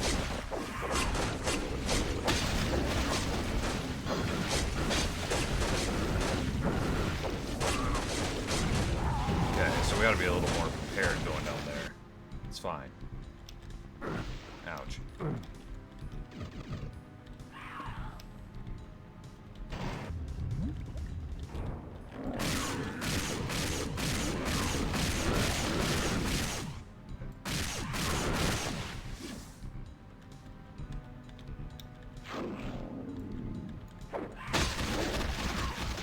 Alright. That is satisfying. There's little critical hits and nice little things like that too. So that's really good. But we gotta be ready to go down there because we are gonna get our asses whooped.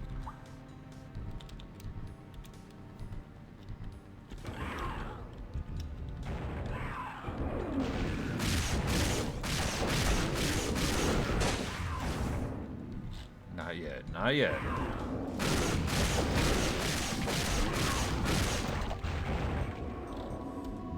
The other thing I haven't looked into is that we picked a summon at the beginning of the game. I don't know entirely what it does, but...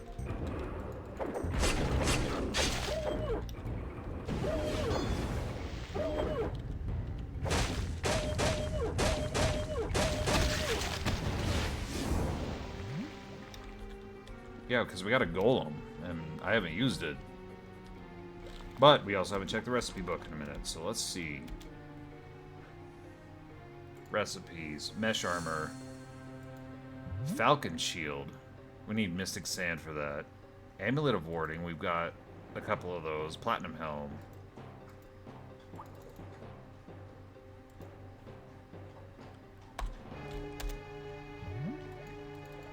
Now how do we craft it?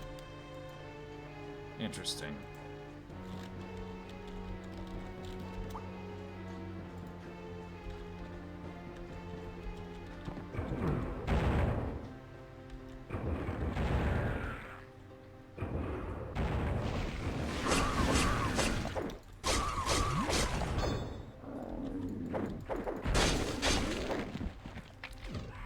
Enemies are getting a little bit easier to deal with as we go, though, so that's pretty good. Levels do matter.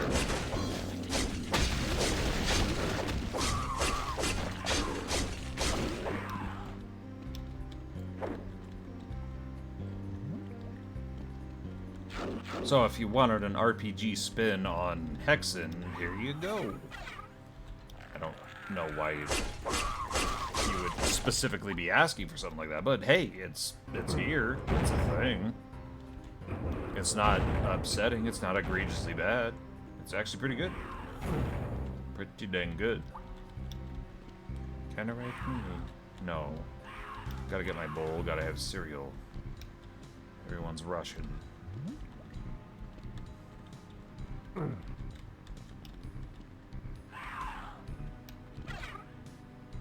Potion of regeneration, nice. Don't think there's anything else in here though. No. Portal.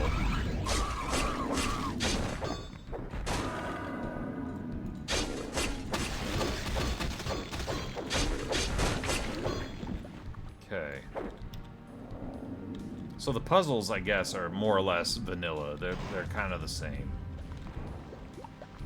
If you have a bad memory like me... Well, I don't have a bad memory. I have a bad memory of this game, I should say. Then, yeah, it's going to be very different for you,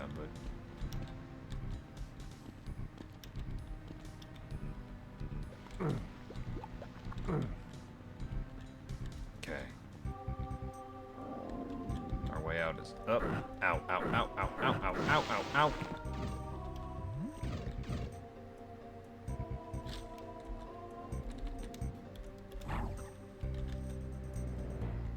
Wasn't there another serpent key door, though?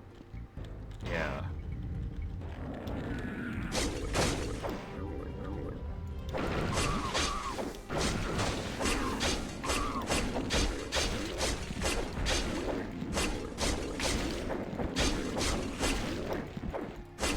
There we go. Paint your wagon with blood, I bet. No. Good old Simpsons. Yeah, it leads to the same place. So, also not good, but whatever. Now we know.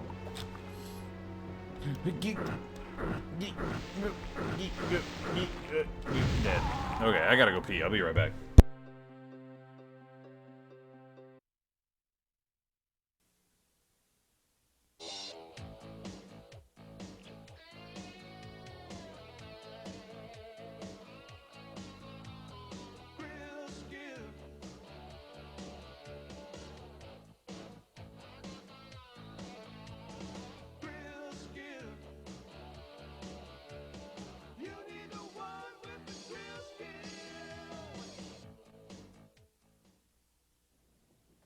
Hi, I'm Wendy's founder, Dave Thomas.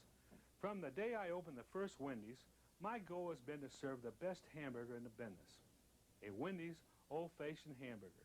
So I started with the freshest beef I could find, 100% pure beef, never frozen. And we pattied it in squares so the hamburger hangs over the side of the bun. Then we cooked the patty slowly to seal in its natural juices and served it hot off the grill with the customer's choice of toppings. No other hamburger chain can make those claims. That's what sets us apart from our competition, and that's why our customers come to Wendy's. I believe the only way to make a Wendy's old-fashioned hamburger is to press the meat patty. Pressing the meat patty is really important, and here's why. The patty tastes better because the salt is pressed into the meat and makes the meat more tender. It also makes the patty larger, so they'll hang over the edge of the bun, and people will like that. Pressing the hamburger patty requires skill and dedication. You have to watch over the patties constantly as they cook. You should always serve a perfect Wendy's old-fashioned hamburger, the one that you would serve to your best friend. You have one of the most important jobs at Wendy's. Right now, I want you to devote your full attention to learning the new four-corner press procedures for cooking Wendy's old-fashioned hamburgers. And while you're doing that, I am going to have a hot and juicy hamburger with mustard, pickle, and onion.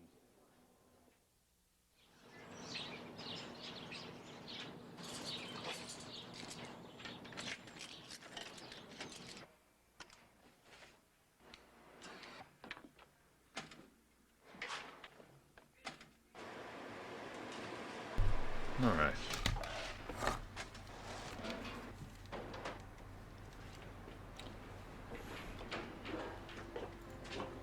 Hey, Greg, what's up? Not much. Mary's up front. She wants to see you. Don't freeze on me. It's probably gonna freeze on me. It did. That's okay. We've been plopping saves left and right.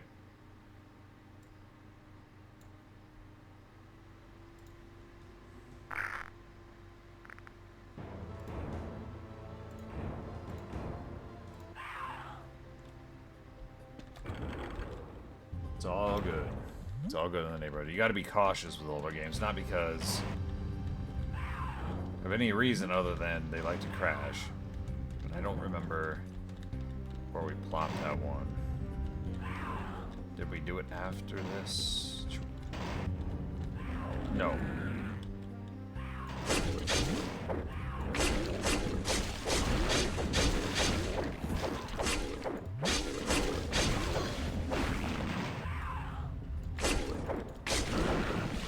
Door jibs.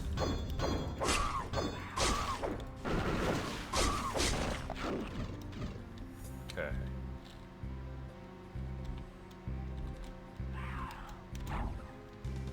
We are compiling some items, and a lot of them I don't remember precisely what they do. It doesn't matter. I think we got what we needed here. And we need to be level 6 to use our alt attack for the crossbow.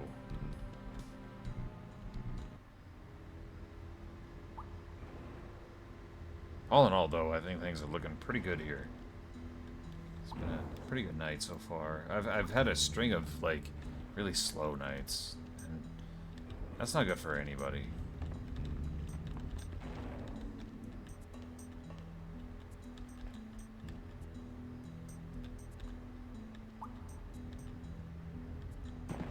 I'm trying to remember specifically what we did.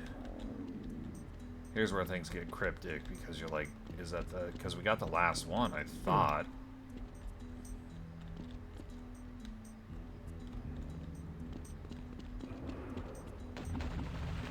Unless I didn't actually hit it in there. It's possible.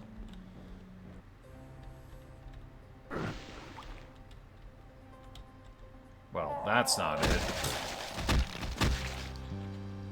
Oh, cool. I can see my own heart. Nice.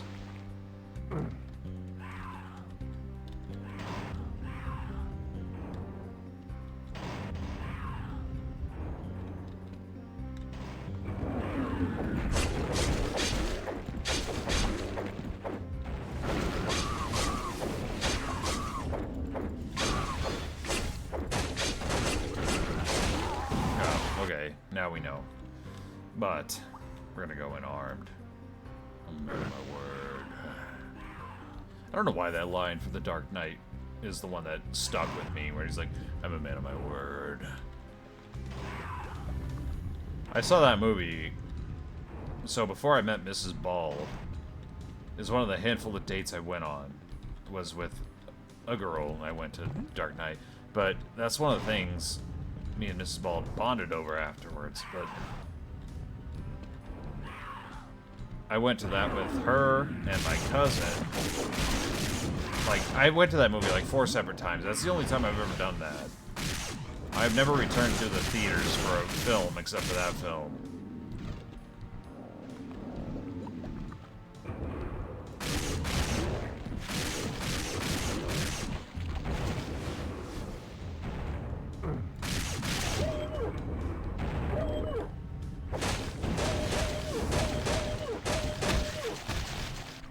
Was The Dark Knight. It's like, thinking back on it, and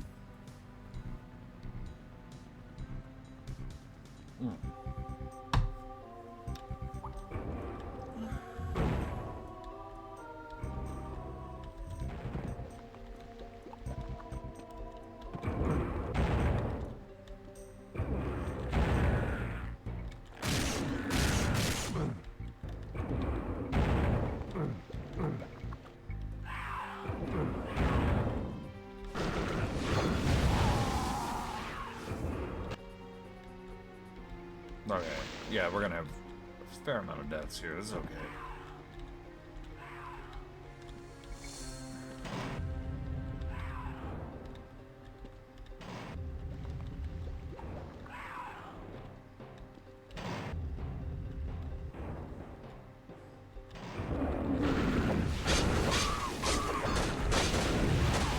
I still stand by what I said with those F rates. I think they're bullshit. Like, the 3 fireballs are a little much. Because, again, this is the easiest mode.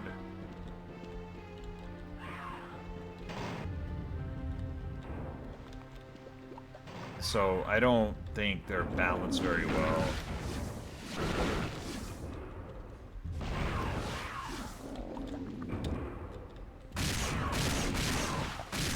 Because if normal mode is supposed to replicate what the original Hexen was, the original Hexen was not that bad.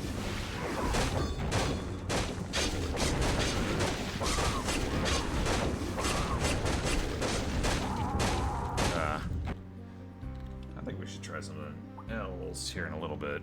What time is it? 9:16. I'm a little past. It don't matter. I'm on vacation, baby. I want all the people. I want everybody listening now to my ASMR channel.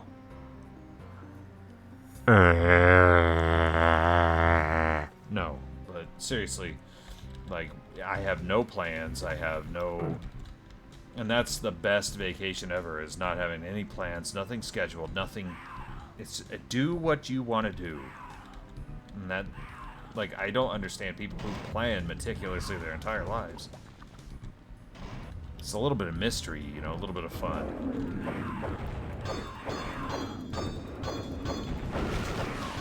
Ouch. But I'm not 100% certain what I would want to do after this, because I've got 2 beers left. That's our test. That's our indicator of what we're going to be doing. So let's go ahead and do some Diablo. How about that? I'll still chat with you while I change things.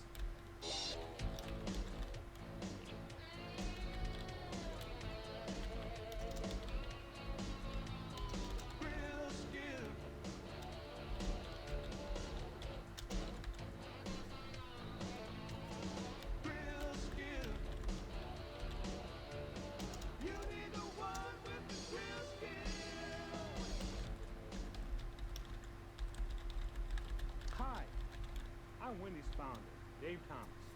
From the day I opened the first Wendy's, my goal has been to serve the best hamburger in the business. Best hamburger in the business. Old-fashioned hamburger. So, I started with the freshest beef I could find. Freshest. 100% pure beef. Never frozen. And we patted it in squares, so the hamburger hangs over the side of the bun.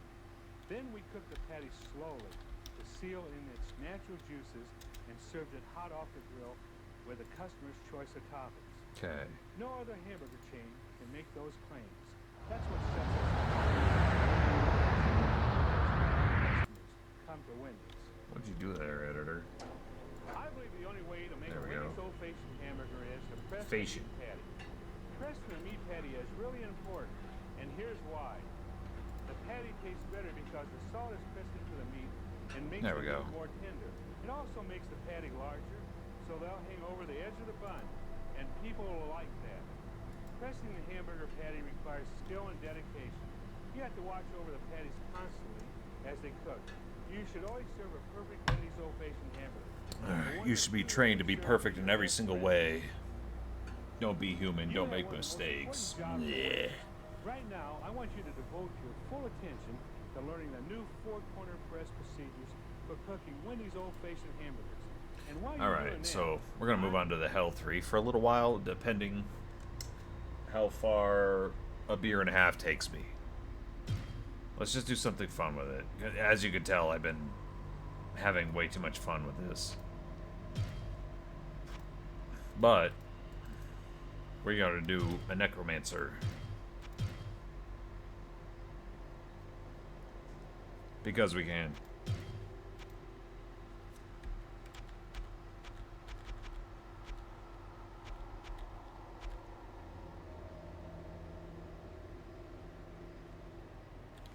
We're gonna take the best defense. And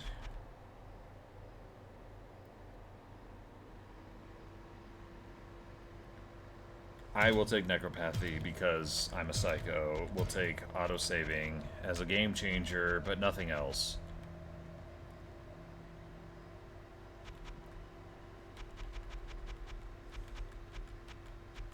Just because the auto-saving's convenient for me. No other reason. It doesn't make it easier or harder for me. It's just there. Well, it makes it a little easier for me. Like, you know what I meant. Gosh. Necro... Tizing. Fash. Necrotizing. That's his name is necrotizing. It was going to be necrotizing fasciitis, but that doesn't fit for obvious reasons. It's way too long. I am a necromancer. I am going to bring the good back from the dead to fight the evil back from the dead.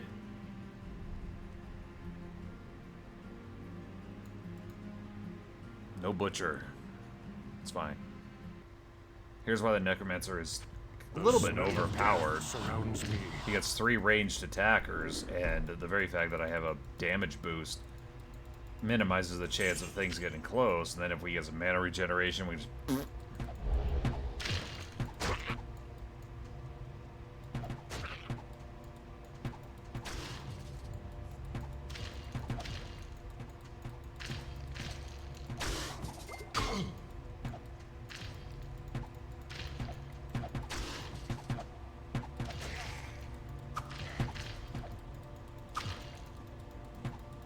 Not enough mana.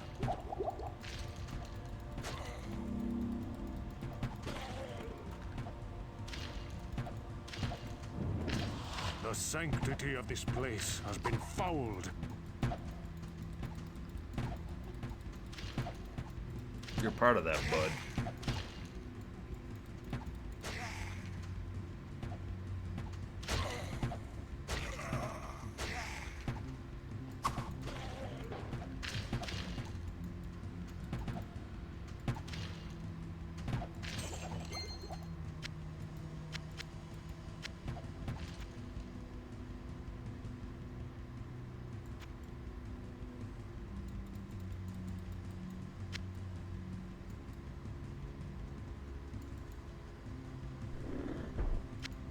Yeah, it smells like corpses down here. I don't know why. I'm not raising corpses. It's fine. A little bit of Lysol. Everything will be fine.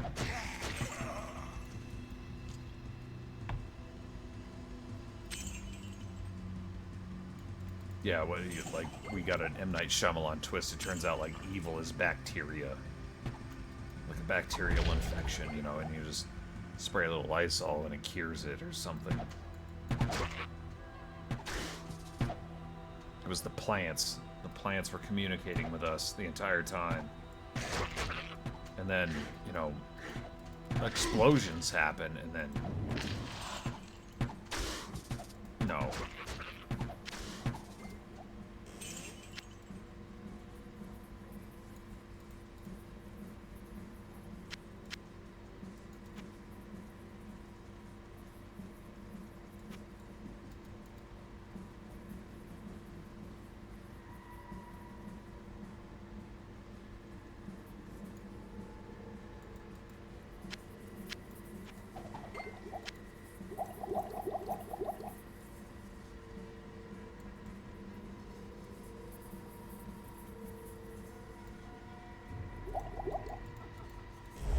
Get 'em, boys.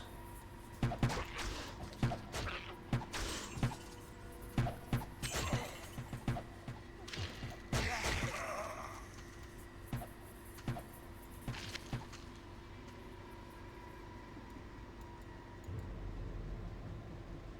boy. Oh yeah. Skeleton library, baby. Come on, give me some books. I need the books. I need that arcane knowledge.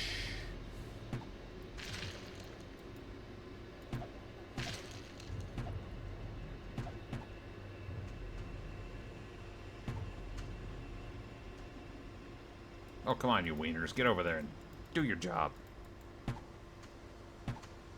You guys don't get released to heaven until you do your job.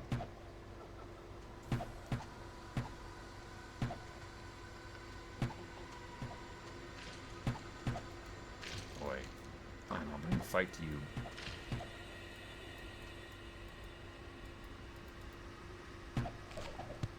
There we go. See? 45 magic. Bingo. That's what I needed. Necromancer books.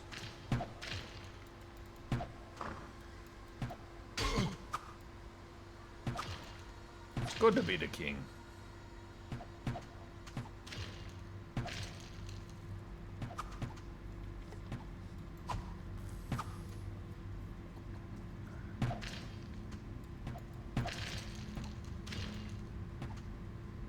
Get him. Come on. Fine. We'll do it the hard way. Ow. The hard way being me getting my skin flayed off. Then we are going to...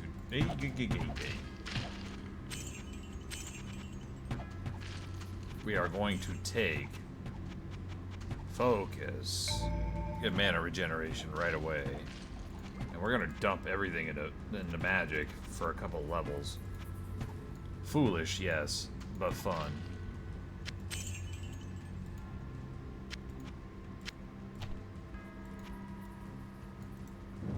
Because we're gonna get those skill books. We're gonna have 4 skeletons that are buffed in damage.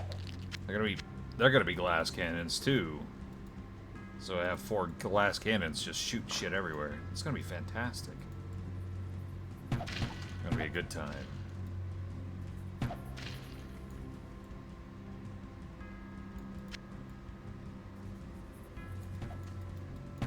With the 3rd version of this, though, they did raise the magic requirements for a lot of books. So you can't just, like, spam that. I noticed that in the Hell 2, you could a little bit, but it's a Diablo mod, and it's a fun one. I feel like a mod showcase channel all of a sudden.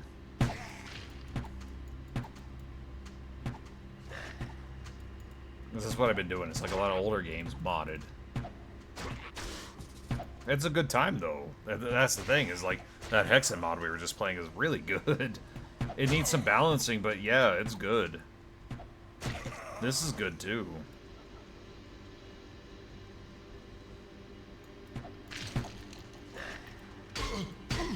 Get in there, dummy. Get in there, you dummy. There we go. Oh, poor little thing. I'm still playing around with this. I have not gotten to, like, the meat and potatoes of this either. Like, but so far, so really good.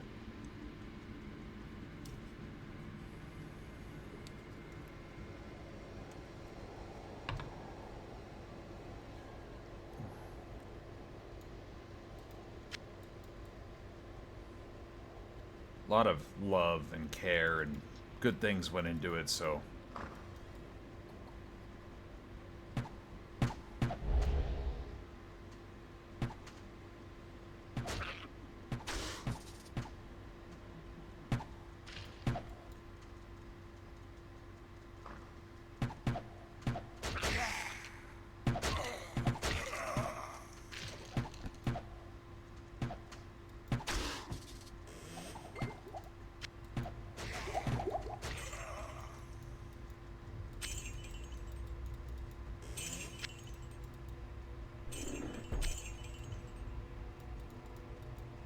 Just a lot of good memories in Diablo in general. I mean,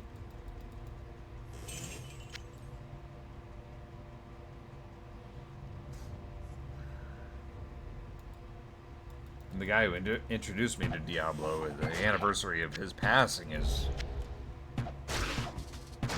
literally in like 7 hours.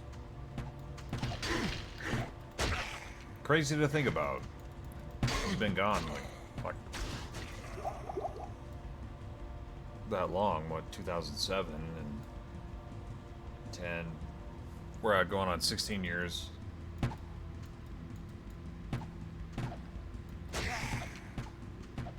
All because of an accident. But, you know, well, we're not here to dwell on that kind of shit.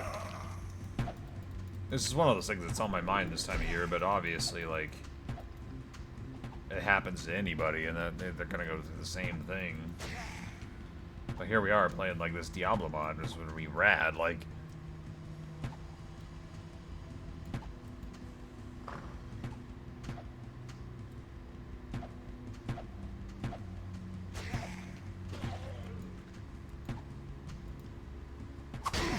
Ouch. Gotta be wary of those traps.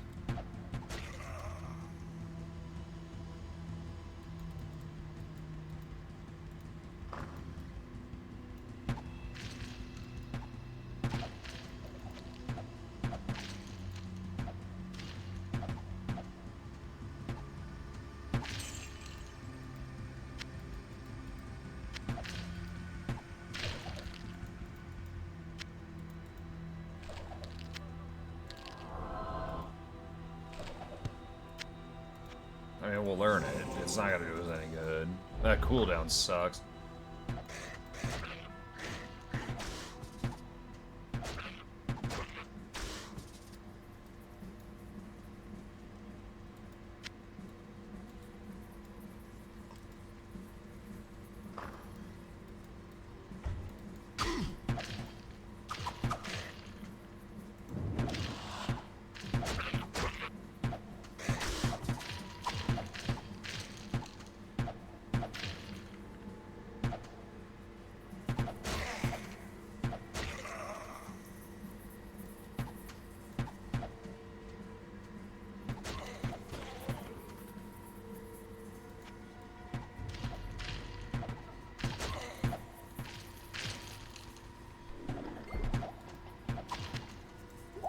Like that. That's why we have the regeneration right there, is just to keep our little army of darkness going. Speaking of which, I need to watch that before Halloween, because I love that movie. Again, same guy, same buddy, same friend growing up. Introduced me to Army of Darkness.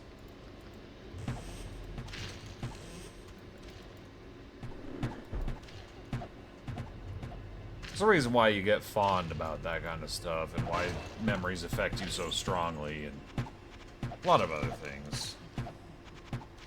You know, that's just life, and that's how it works. Let's get accurate minions.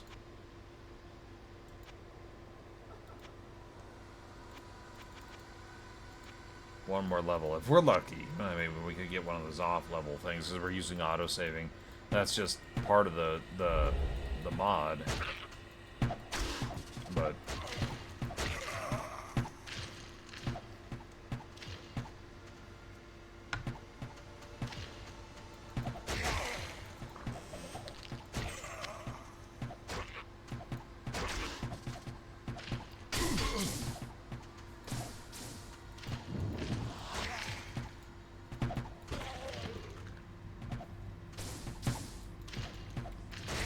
yeah, I remember the first time I watched Army of Darkness because of that dude. He brought the DVD over to our house.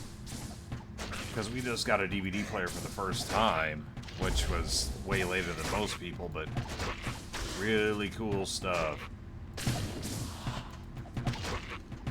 And we watched Army of Darkness. I was like, that was awesome. Then ever since then, I've been in, you know, in love with this series, and like Evil Dead and all that shit. Really good. I love cheesy 80s stuff though. Like, it might be my age, it might be, you know, the fact that they're good films too. You know, it depends, that's subjective, but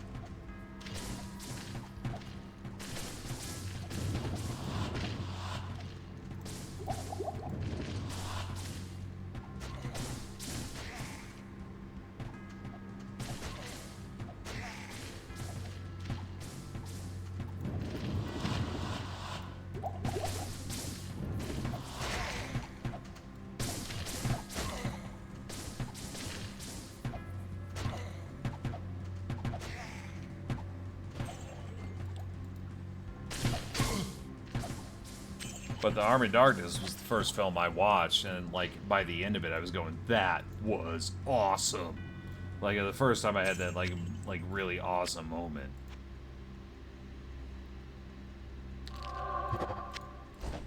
Might as well just need the armor.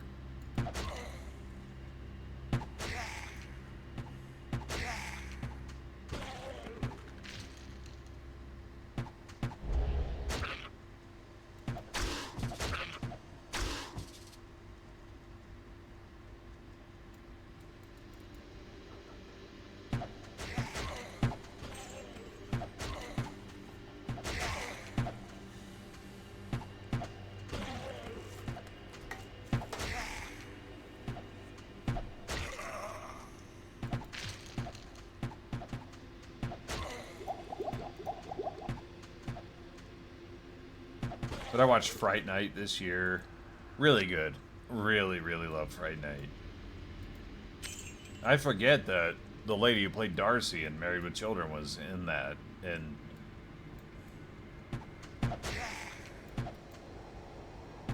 makes me feel funny, man. But I like the classics. A lot of the modern stuff's not so good. In my opinion. Again, this is all, you know, subjective shit, so, like, if you disagree, you're welcome to. It's just... But I also don't like slasher films.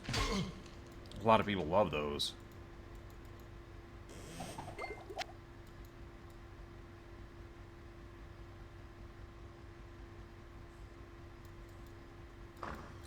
One of my favorite scary movies of all time is still Alien, the first one. Man, really good stuff. Oh, I love it.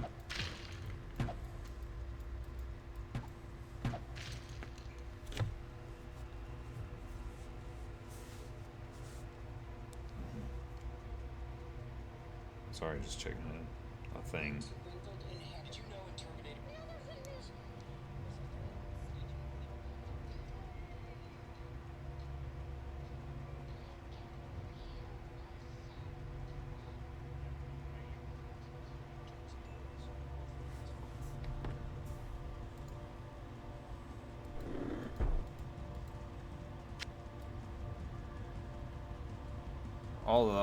Although I gotta say, all of you lurking and doing your thing, I love you.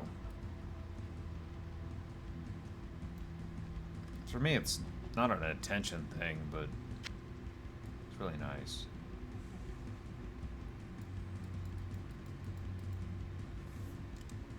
Alright, we got one beer to go. Ugh. Then we're gonna go to bed. Raid out, and then go to bed. My time slot's the biggest factor, I think, but with Baby Bald being, you know, Baby Bald, the way things went down tonight, you know, all it takes is a bonk, and you just have to drop everything. That's what you gotta do. It's like, she's my world. Love that kid. Gotta get one more level though, and we'll be able to summon one more skelly man.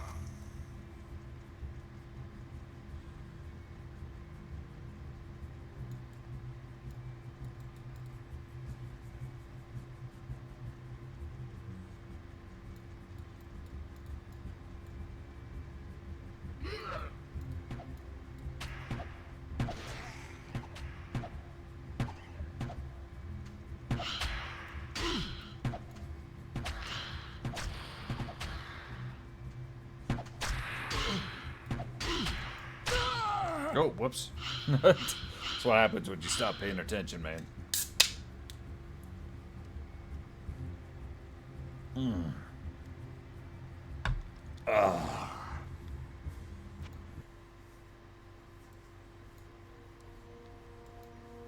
But anyone that's made this channel what it is, thank you. From the bottom of my butthole. I mean it. No, I seriously do. It's just one of those things you can't quantify.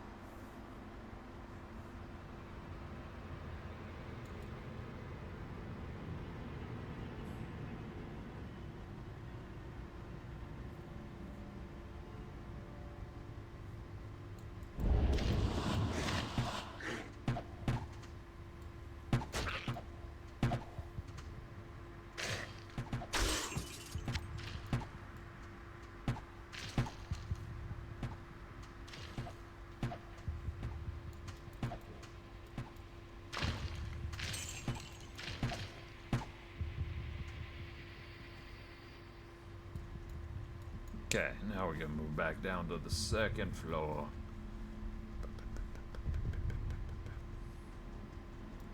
Suppose we could also do this. Not a big fan of the jog, but makes sense. Ouch. Get back to where you're going at the very least.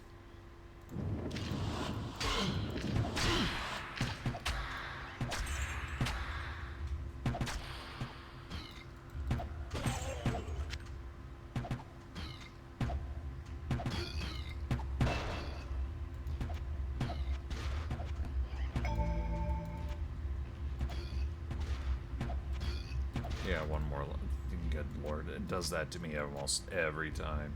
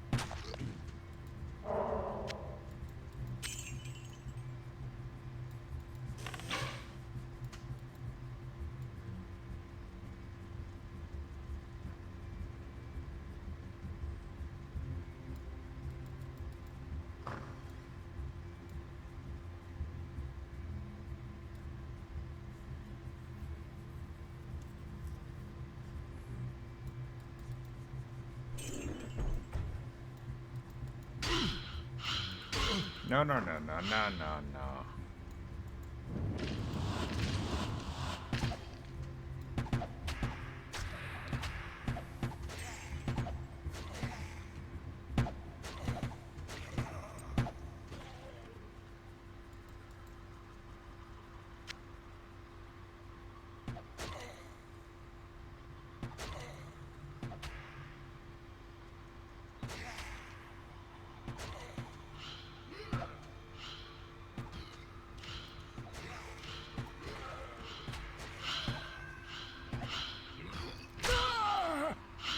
Alright, with that death, I'm gonna raid out and